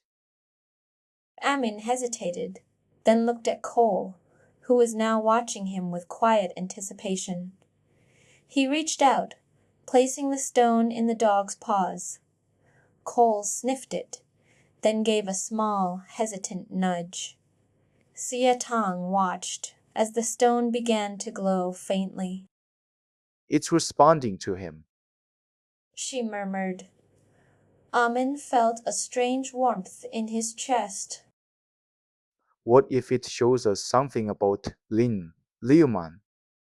Sia Tong's expression softened.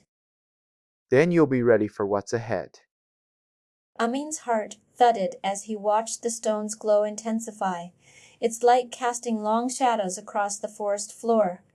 Cole's paws trembled slightly, and Amin could see the tension in the dog's muscles. Are you ready? He asked softly, his voice barely above a whisper. Cole gave a small, hesitant nod. Amin closed his eyes, letting the warmth of the stone seep into his fingers. The air around them seemed to hum, and, for a moment, he felt as though he were standing on the edge of a memory not his own. Then the world shifted. Amin found himself in a clearing bathed in golden light. The trees around him whispering secrets in a language he almost understood. A young girl stood at the center, her hands trembling as she reached for a dog with silver-flecked fur. The dog nuzzled her hand, its eyes filled with quiet understanding. Amin's breath caught in his throat. This was not just a memory, it was a warning. He turned to Cole, who was now standing beside him, his eyes wide with recognition. You've seen this before, haven't you? Amin whispered. Cole gave a small, hesitant nod. The vision faded, and Amin found himself back in the clearing, his hands still on the stone. The glow had dimmed, and Sia Tong was watching him with an unreadable expression. You have passed the first test, She said. but the journey is only beginning. Amin looked at Cole, who was now walking beside him with a quiet confidence. Whatever lay ahead, they would face it together. Amin knelt beside the stone tablet, his fingers tracing the ancient carvings as a faint hum pulsed through the clearing. Cole's ears twitched violently, his tail stiffening as he growled low at a gnarled oak nearby, its bark etched with symbols that glowed faintly in the dim light. Amin glanced up, frowning. What is it, Cole? He asked, but the dog didn't respond, his silver-flecked fur bristling. Suddenly the ground beneath the tablet shimmered, revealing a cluster of glowing spots that pulsed like fireflies. Amin's breath caught. Sia Tom, He said, turning to the researcher. what if these symbols are a map or a warning? Sia Tong's eyes narrowed as she studied the carvings. This isn't just a memory. She murmured. It's a test. The forest is trying to tell you something about the Star Spring's origins. Amin's mind raced. Cole's growl deepened, his paws pressing into the earth, as if sensing something buried beneath the soil. Then, with a sudden jolt, the old collar Amin had found in the forest days ago began to warm against his wrist, its metal links vibrating faintly. Cole, Amin whispered. do you remember this? The dog's eyes met his, and for a heartbeat Amin saw a flicker of recognition in them, of a place he couldn't name, of a past that felt both distant and achingly close. We're not just here for Starfall Valley. Amin said aloud, his voice trembling. We're here for you. Cole gave a small, hesitant nudge, and the glowing spots on the ground flared brighter, revealing a path that twisted into the shadows of the trees. Sia Tong's voice cut through the silence. That path leads to the Heartroot Cave. Legends say it holds the first pact between humans and the forest's guardians. If the memory shell is showing you this, it means the past is still alive here, and it's waiting for you to find it. Amin's heart pounded as he looked at Cole, whose tail now swished slowly, as if urging him forward. The forest seemed to hold its breath, the mist curling around their feet like a living thing. Whatever lay ahead, the bond between them had never felt more certain. Amin knelt in the damp earth, his hands trembling as he cradled Cole's shaking body, the rain soaking through his clothes. The storm had come without warning, thunder rolling like a beast in the distance, but Amin didn't move. Cole's fur was matted, his breath shallow, his silver-flecked eyes wide with fear. It's okay. Amin whispered, his voice barely audible over the downpour. I'm here. I'm not leaving you. Cole's tail flicked weakly, his nose pressing into Amin's palm, a silent plea for reassurance. The rain blurred Amin's vision, but he held on, his fingers digging into Cole's back, as if anchoring himself to the only thing that mattered. The storm raged on, but the warmth of Cole's trembling body against his chest was a fragile comfort, a reminder that even in the darkest night they were not alone. Your bond is rare. Sioya said softly, her voice cutting through the storm as she knelt beside them. Most owners fear the unknown, but you face it with him. Amin looked up, his eyes meeting hers, the weight of her words settling over him. He's all I have. He said, his voice raw. If I lose him, He trailed off, the fear of that possibility clawing at his throat. Cole let out a soft whine, his paw pressing against Amin's wrist, as if to say, Asterisk, I'm here. I'll always be here. Asterisk, Elder Thorn's voice was a steady anchor. the forest tests not just strength, but trust. You passed the first trial by holding him when the world threatened to tear you apart. Amin's gaze dropped to Cole, who now lay still in his arms, his breathing slowing. You're not just his owner. Elder Thorn continued. You're his shelter, his light, and he is yours. As the storm began to ease, Amin felt a surge of resolve. The path ahead was uncertain, but with Cole's quiet trust and the forest's ancient wisdom, they would face it together. The rain had washed away the fear, leaving only the unshakable truth of their bond. Amin and Cole stepped into the clearing where Lyra sat, her braided hair catching the dappled light as she watched them with wide, curious eyes. The fox-like creature beside her tilted its head, its silver-flecked fur mirroring Cole's, and gave a soft, inquisitive bark. Amin knelt beside Lyra, his fingers brushing the mossy log she sat on, and asked, You've heard stories about us? Lyra nodded, her voice a whisper like wind through leaves. My mother told me about the totems, about how the bond between humans and their pets is the forest's greatest secret. She said only those who truly understand each other can pass. Amin looked at Cole, who nuzzled Lyra's hand with quiet trust, and felt a surge of warmth. We're not afraid. He said, his voice steady. We're here to face it together. Lyra's eyes softened. Then come with me. I'll show you the way. As they walked, Amin's thoughts drifted to the nights he'd held Cole in the rain. The dog's trembling body pressed against his chest, his breath a soft sigh of comfort. He feared losing that warmth, yet here, in the forest's heart, he felt it grow stronger. A fox-like creature padded ahead, its steps sure, and Amin followed, Cole's tail swishing in rhythm with his own. The clearing ahead shimmered with unseen energy, and Amin knew this was only the beginning. Ain adjusted the strap of his satchel as he and Cole walked through the mistwood, the air thick with the scent of damp earth and blooming moss.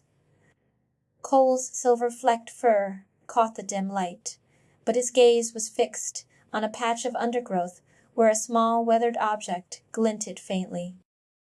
Amin noticed it too, a rusted key, half buried in the soil, its edges worn by time. He crouched to retrieve it, brushing away dirt as Cole tilted his head, his tail swishing in a slow, deliberate rhythm. The dog's usual alertness had softened, replaced by an almost reverent stillness.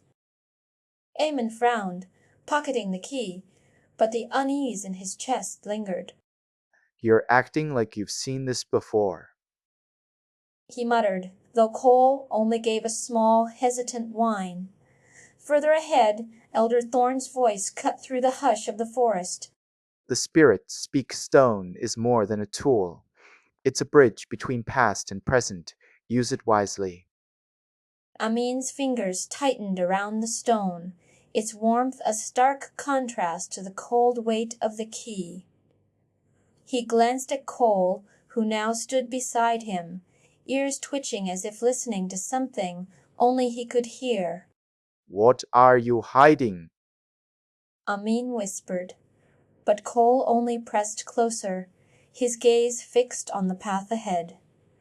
As the trees seemed to lean inward, their branches intertwining like ancient sentinels, Amin felt the first stirrings of a truth long buried. Amin adjusted his satchel as he and Cole stepped deeper into the whispering grove, the air thick with the scent of damp earth and blooming moss. Cole's silver-flecked fur caught the dim light, but his gaze was fixed on the underbrush, his tail stiff with unease. Amin noticed the way the dog's ears twitched, as if listening to something just beyond hearing. He glanced down at the spirit speak stone in his palm, its warmth a faint reminder of Leoya's words. You're not lost, are you? Amin had asked earlier, but now the forest felt like it was watching them, waiting. Cole suddenly nudged his hand, his nose brushing against a small weathered object half buried in the moss. Amin knelt, brushing away the dirt to reveal a rusted key, its surface etched with the same swirling vine patterns as the totems. You found this? He murmured, but Cole only gave a low whine, his eyes darting toward the mist-shrouded trees. Leoya's voice echoed in his mind. The forest has a way of testing those who enter. Be kind, and it will guide you. Amin looked up, his breath catching as the mist thickened, and the faint hum of the phantom sound beast's voice returned. You should not be here. It intoned, its form flickering like smoke. Amin's fingers tightened around the key. We're not afraid of the past. He said, but his voice wavered. Cole pressed closer, his tail swishing in a slow, calming rhythm. The key felt heavier now, as if it carried the weight of a memory neither of them had yet uncovered. You're not alone. Amin whispered, but the forest had other plans. Amin and Cole stepped cautiously into the whispering grove, the air thick with the scent of moss and ancient wood. The trees here were unlike any they had seen before, their trunks twisted into intricate patterns that seemed to shift when the sunlight filtered through the canopy. Cole's collar pulsed with a soft silver glow, and Amin knelt beside him, pressing his palm against the dog's back. Easy. He murmured, his voice barely above a whisper. We are not alone.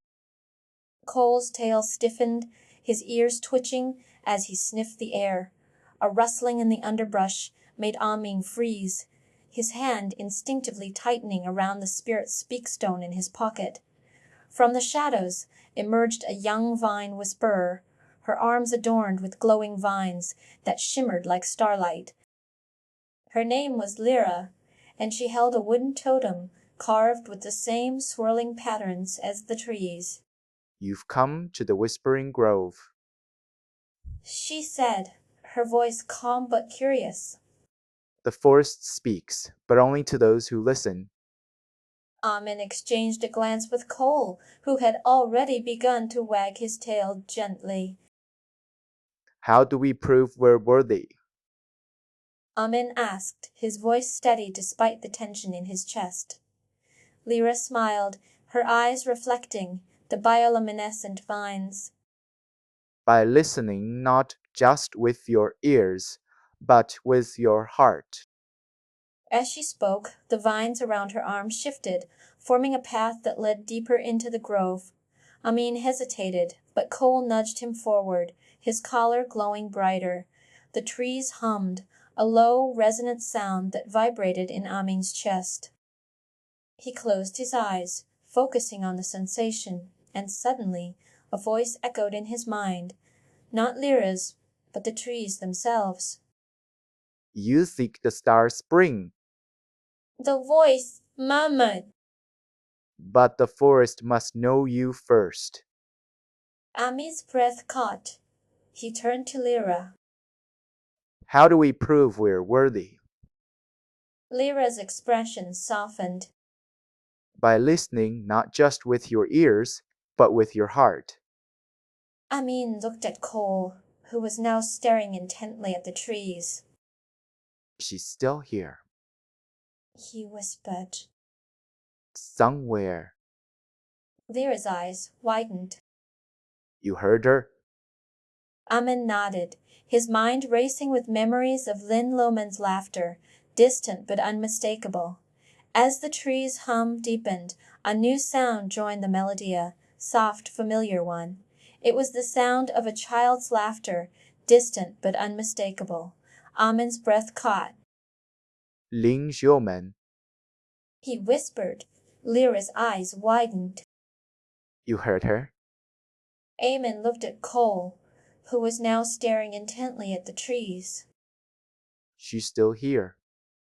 He said. Somewhere. Lyra stepped closer, her vines pulsing with a golden light. The forest has chosen you. She said.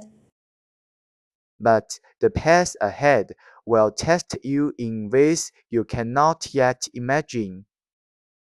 Amin swallowed hard, his heart pounding. He had always known that his grandfather had been a guardian, but now he understood the weight of that title.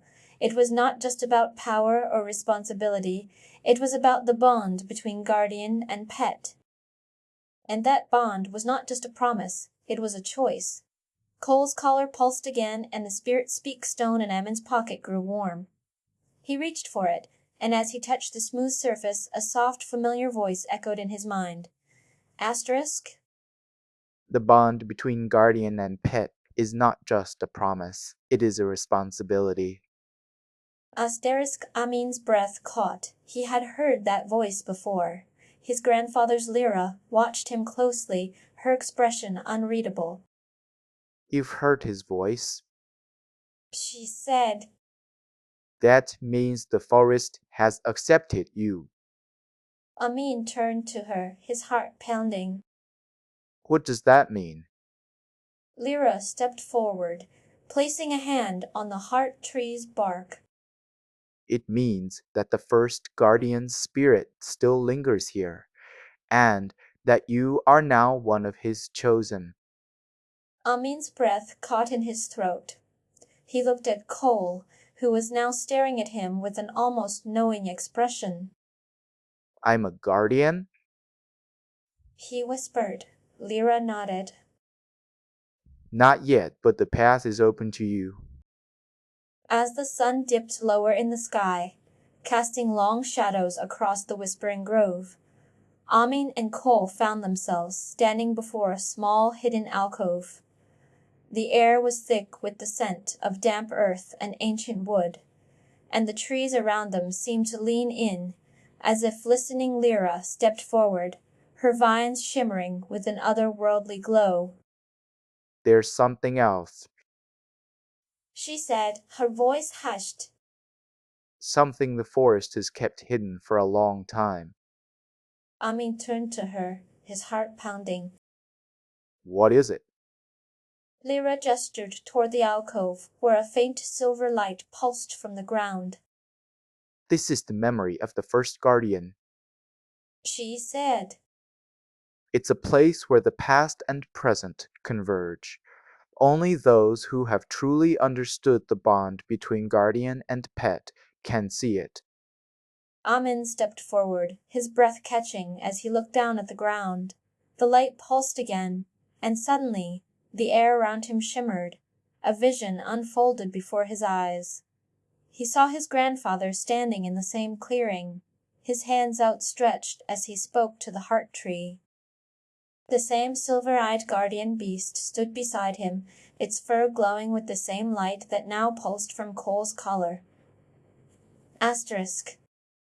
The bond between guardian and pet is not just a promise. Asterisk Amin's grandfather said. Asterisk. It is a responsibility, and it is not just for the guardian, it is for the pet as well. Asterisk. The vision shifted, and Amin saw Lin Roman standing beside them, her eyes filled with determination. Asterisk. I won't let him suffer like I did. Asterisk. She whispered. Asterisk. I'll protect him no matter what. Asterisk. The vision faded, and Amin found himself gasping for breath. Cole nuzzled his hand, and Lyra watched him closely. You've seen it? She said softly. The moment when Lin Liumen made her choice. Amin swallowed hard. She chose to protect Cole, even if it meant facing the same fate as her father. Lyra nodded. And now you must choose as well. As the last echoes of the vision faded, Amin felt a deep, unshakable certainty settle within him. The path ahead was no longer just about finding the Star Spring, was about fulfilling the promise that had been made long ago. He looked at Cole, who was now staring at him with unwavering loyalty, and his heart swelled with emotion. Lyra stepped forward, her vines pulsing with a soft golden light. The forest has accepted you. She said. But the journey is not without its trials. You must choose whether to embrace the legacy of the first guardian or to forge your own path. Amin swallowed hard. He had always known that his grandfather had been a guardian, but now he understood the weight of that title. It was not just about power or responsibility. It was about the bond between guardian and pet. And that bond was not just a promise, it was a choice. Cole's collar pulsed again, and the spirit speak stone in Amin's pocket grew warm. He reached for it, and as he touched the smooth surface, a soft, familiar voice echoed in his mind. Asterisk. The bond between guardian and pet is not just a promise, it is a responsibility. Asterisk. Amin's breath caught. He had heard that voice before. His grandfather's Lyra watched him closely, her expression unreadable. You've heard his voice. She said. That means the forest has accepted you. Amin turned to her, his heart pounding. What does that mean? Lyra stepped forward, placing a hand on the heart tree's bark. It means that the first guardian's spirit still lingers here, and that you are now one of his chosen. Amin's breath caught in his throat. He looked at Cole, who was now staring at him with an almost knowing expression. I'm a guardian? He whispered. Lyra nodded. Not yet, but the path is open to you. Amin and Cole stood before the heart tree, its massive trunk gnarled with age, roots curling like ancient serpents around the forest floor. Sunlight filtered through the dense canopy, casting golden shards across the mossy ground where Lyra knelt, her vines glowing faintly as she traced the tree's bark. This is where the first guardian made his vow. She said, her voice hushed. The heart tree holds more than memories. It holds the weight of every promise made between guardian and pet. Amin's fingers trembled as he pressed his palm against the bark, the warmth spreading like embers through his skin. Suddenly, the world around him shifted. He was no longer in the grove, but in a sun-drenched meadow, the air thick with the scent of wildflowers. A boy no older than himself stood beside a towering black dog, with silver stars woven into its fur. The bond is not just a choice. The boy said, his voice echoing like wind through leaves. It's a vow to protect, to endure, to carry the legacy forward. The vision blurred, and Amin found himself back in the grove, gasping as Cole nuzzled his hand, his collar pulsing with a soft, silver light. You saw him. Lyra whispered, her eyes wide. Your grandfather. Amin swallowed hard, his mind racing. Memories flooded him Cole's first hesitant steps as a puppy, the way he'd always known when Amin was afraid, the way his tail had wagged when they'd found the spirit speak stone together. He wasn't just a guardian. Amin murmured. He was a protector for us. Lyra nodded, her vines shifting into a protective barrier as a rustling in the underbrush drew their attention. A small fox, its fur matted with rain, emerged, eyes wide with fear. It's lost. Lyra said, kneeling beside the creature. The forest is testing us, but it's also asking us to help. Amin knelt, offering his hand. The fox hesitated, then nuzzled his palm, its trembling easing. Cole's collar glowed brighter, and the spirit, speak stone in Amin's pocket, hummed with a warmth that felt like a promise.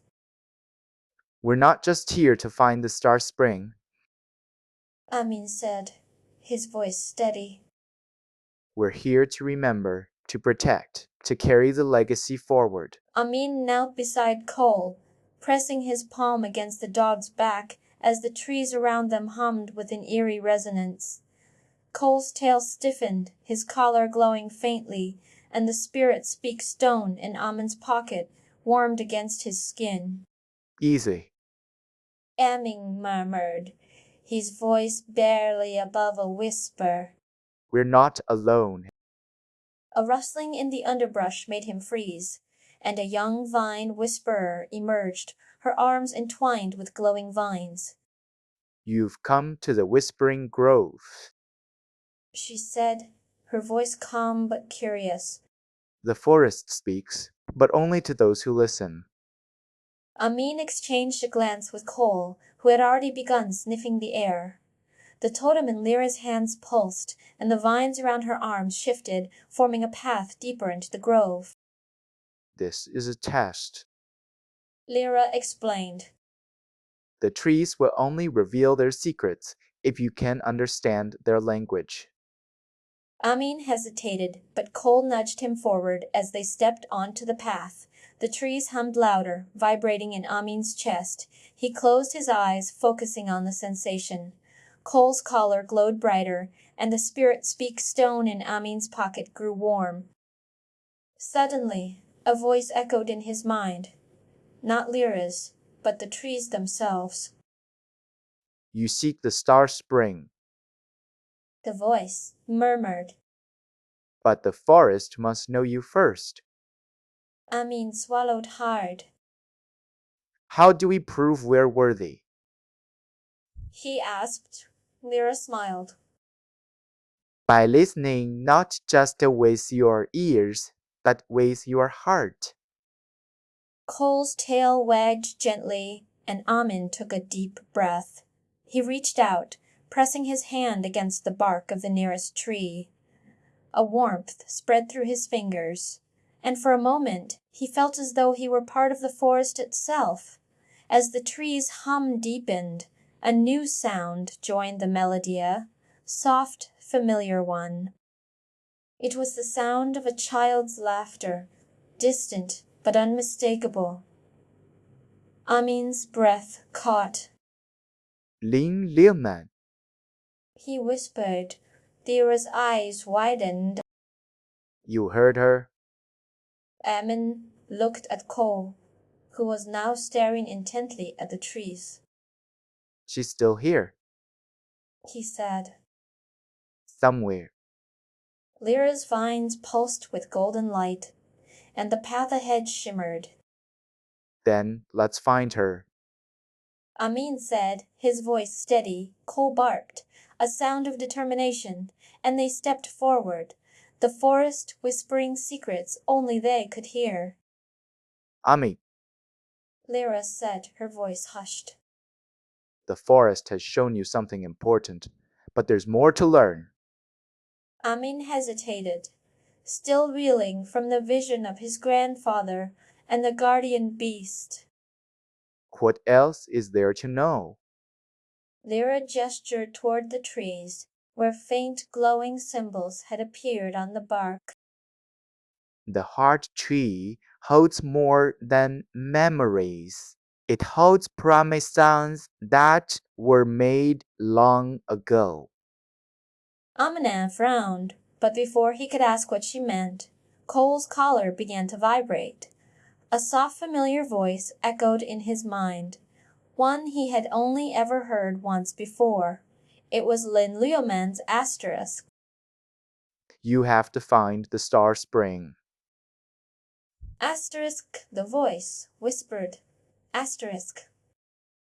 But you must remember the promise I made to you. Asterisk, Amin's breath caught in his throat. He had heard that voice before when he had first touched Cole's collar, but now the message was clearer, as though the forest itself was urging him to listen. Lyra watched him closely, her eyes filled with quiet understanding. The promise. She repeated. It's not just a memory, it's a responsibility. Amin looked at Cole, who was now staring at him with a mixture of curiosity and expectation. What promise? He asked. Lyra's expression softened. The one that was made between you and Lin Loman, and the one that was broken. Amin's heart pounded. He had always known that Lynn Loman had disappeared, but he had never imagined that her absence had left a promise behind. Cole's collar pulsed again, and this time the glow was stronger. We have to find out what it was. Amin said, his voice steady. For both of us. Lyra nodded.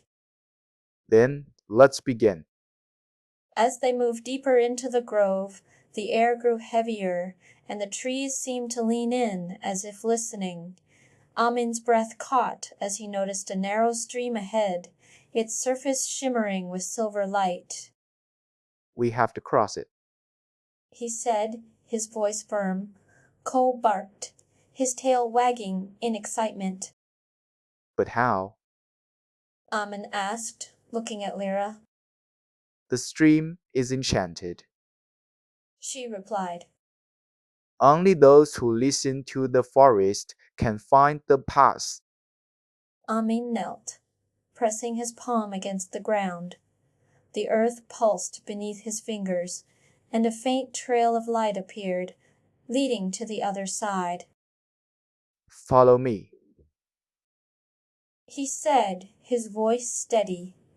Cole bounded ahead, his paws splashing through the water. Amin followed, the stream's current tugging at his legs. Be careful. Lyra called, her vines shifting to form a barrier. Amin nodded, his heart pounding. As he stepped onto the trail, the water seemed to part, revealing a hidden path. Cole's collar glowed brighter, and the spirit speak stone in Amin's pocket grew warm. You're doing great. Amin said, his voice filled with pride. I know. Cole barked, his tail wagging. But we still have to find the path to the star spring. Amin's breath caught. Lin Liuman's promise. He whispered. We have to find it. Lyra watched him closely, her expression unreadable. Then, let's begin. Amin's fingers trembled as they pressed against the guardian's shadow, the stone's surface cool and ancient beneath his palm. The symbols flared to life, shifting into a spiral that pulsed with a silver light. Cole's collar glowed brighter, and the spirit speak stone in Amin's pocket hummed, sending a shiver up his arm. Lyra's vines curled protectively around her arms, her expression unreadable as the air thickened with an unseen force. This is where the first guardian made his choice. She said, her voice barely above a whisper. The bond between Guardian and Petite was never just about power. It was about sacrifice. Amin's breath hitched as the vision overtook him. He saw Lynn Luhrmann standing before the same stone, her hands trembling as she reached out. Behind her loomed the first guardian beast, its silver eyes reflecting the same light that now pulsed from Cole's collar. Asterisk. You cannot protect him if you do not understand the cost. Asterisk. The guardian's voice echoed. Lynn Luhrmann's tears fell onto the stone, her voice breaking. Asterisk. I won't let him suffer like I did. Asterisk. The vision shattered, and Amin gasped, stumbling back as the light faded. Cole nuzzled his shoulder, his tail wagging gently. You saw it. Lyra said softly. The moment when Lin Luomen made her choice. Amin swallowed hard, his mind racing. She chose to protect Cole, even if it meant facing the same fate as her father. Lyra nodded. And now you must choose as well. Amin looked at Cole, who was now staring at him with unwavering loyalty. What promise? He asked, Lyra's expression softened. The one that was made between you and Lin Loman, and the one that was broken. Amin's heart pounded. He had always known that Lynn Leoman had disappeared, but he had never imagined that her absence had left a promise behind. Cole's color pulsed again, and this time the glow was stronger.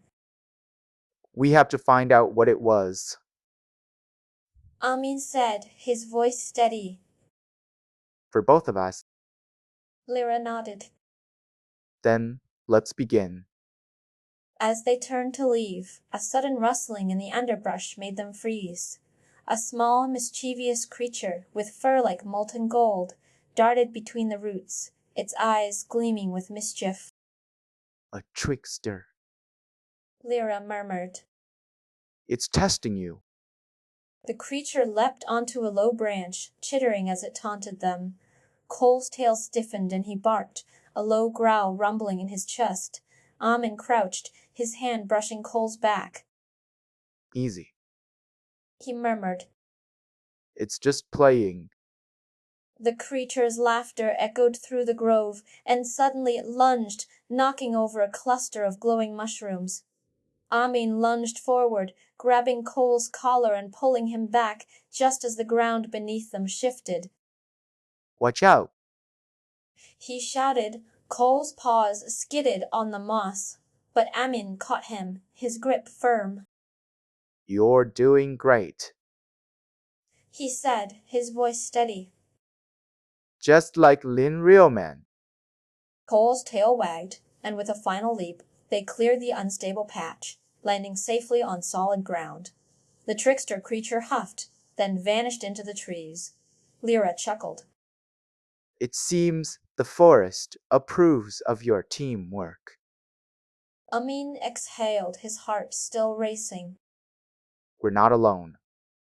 He said. But we're not afraid either. Cole's collar pulsed once more, and Amin felt the weight of the journey ahead settle on his shoulders. The path forward was clear, but the choice was his to make.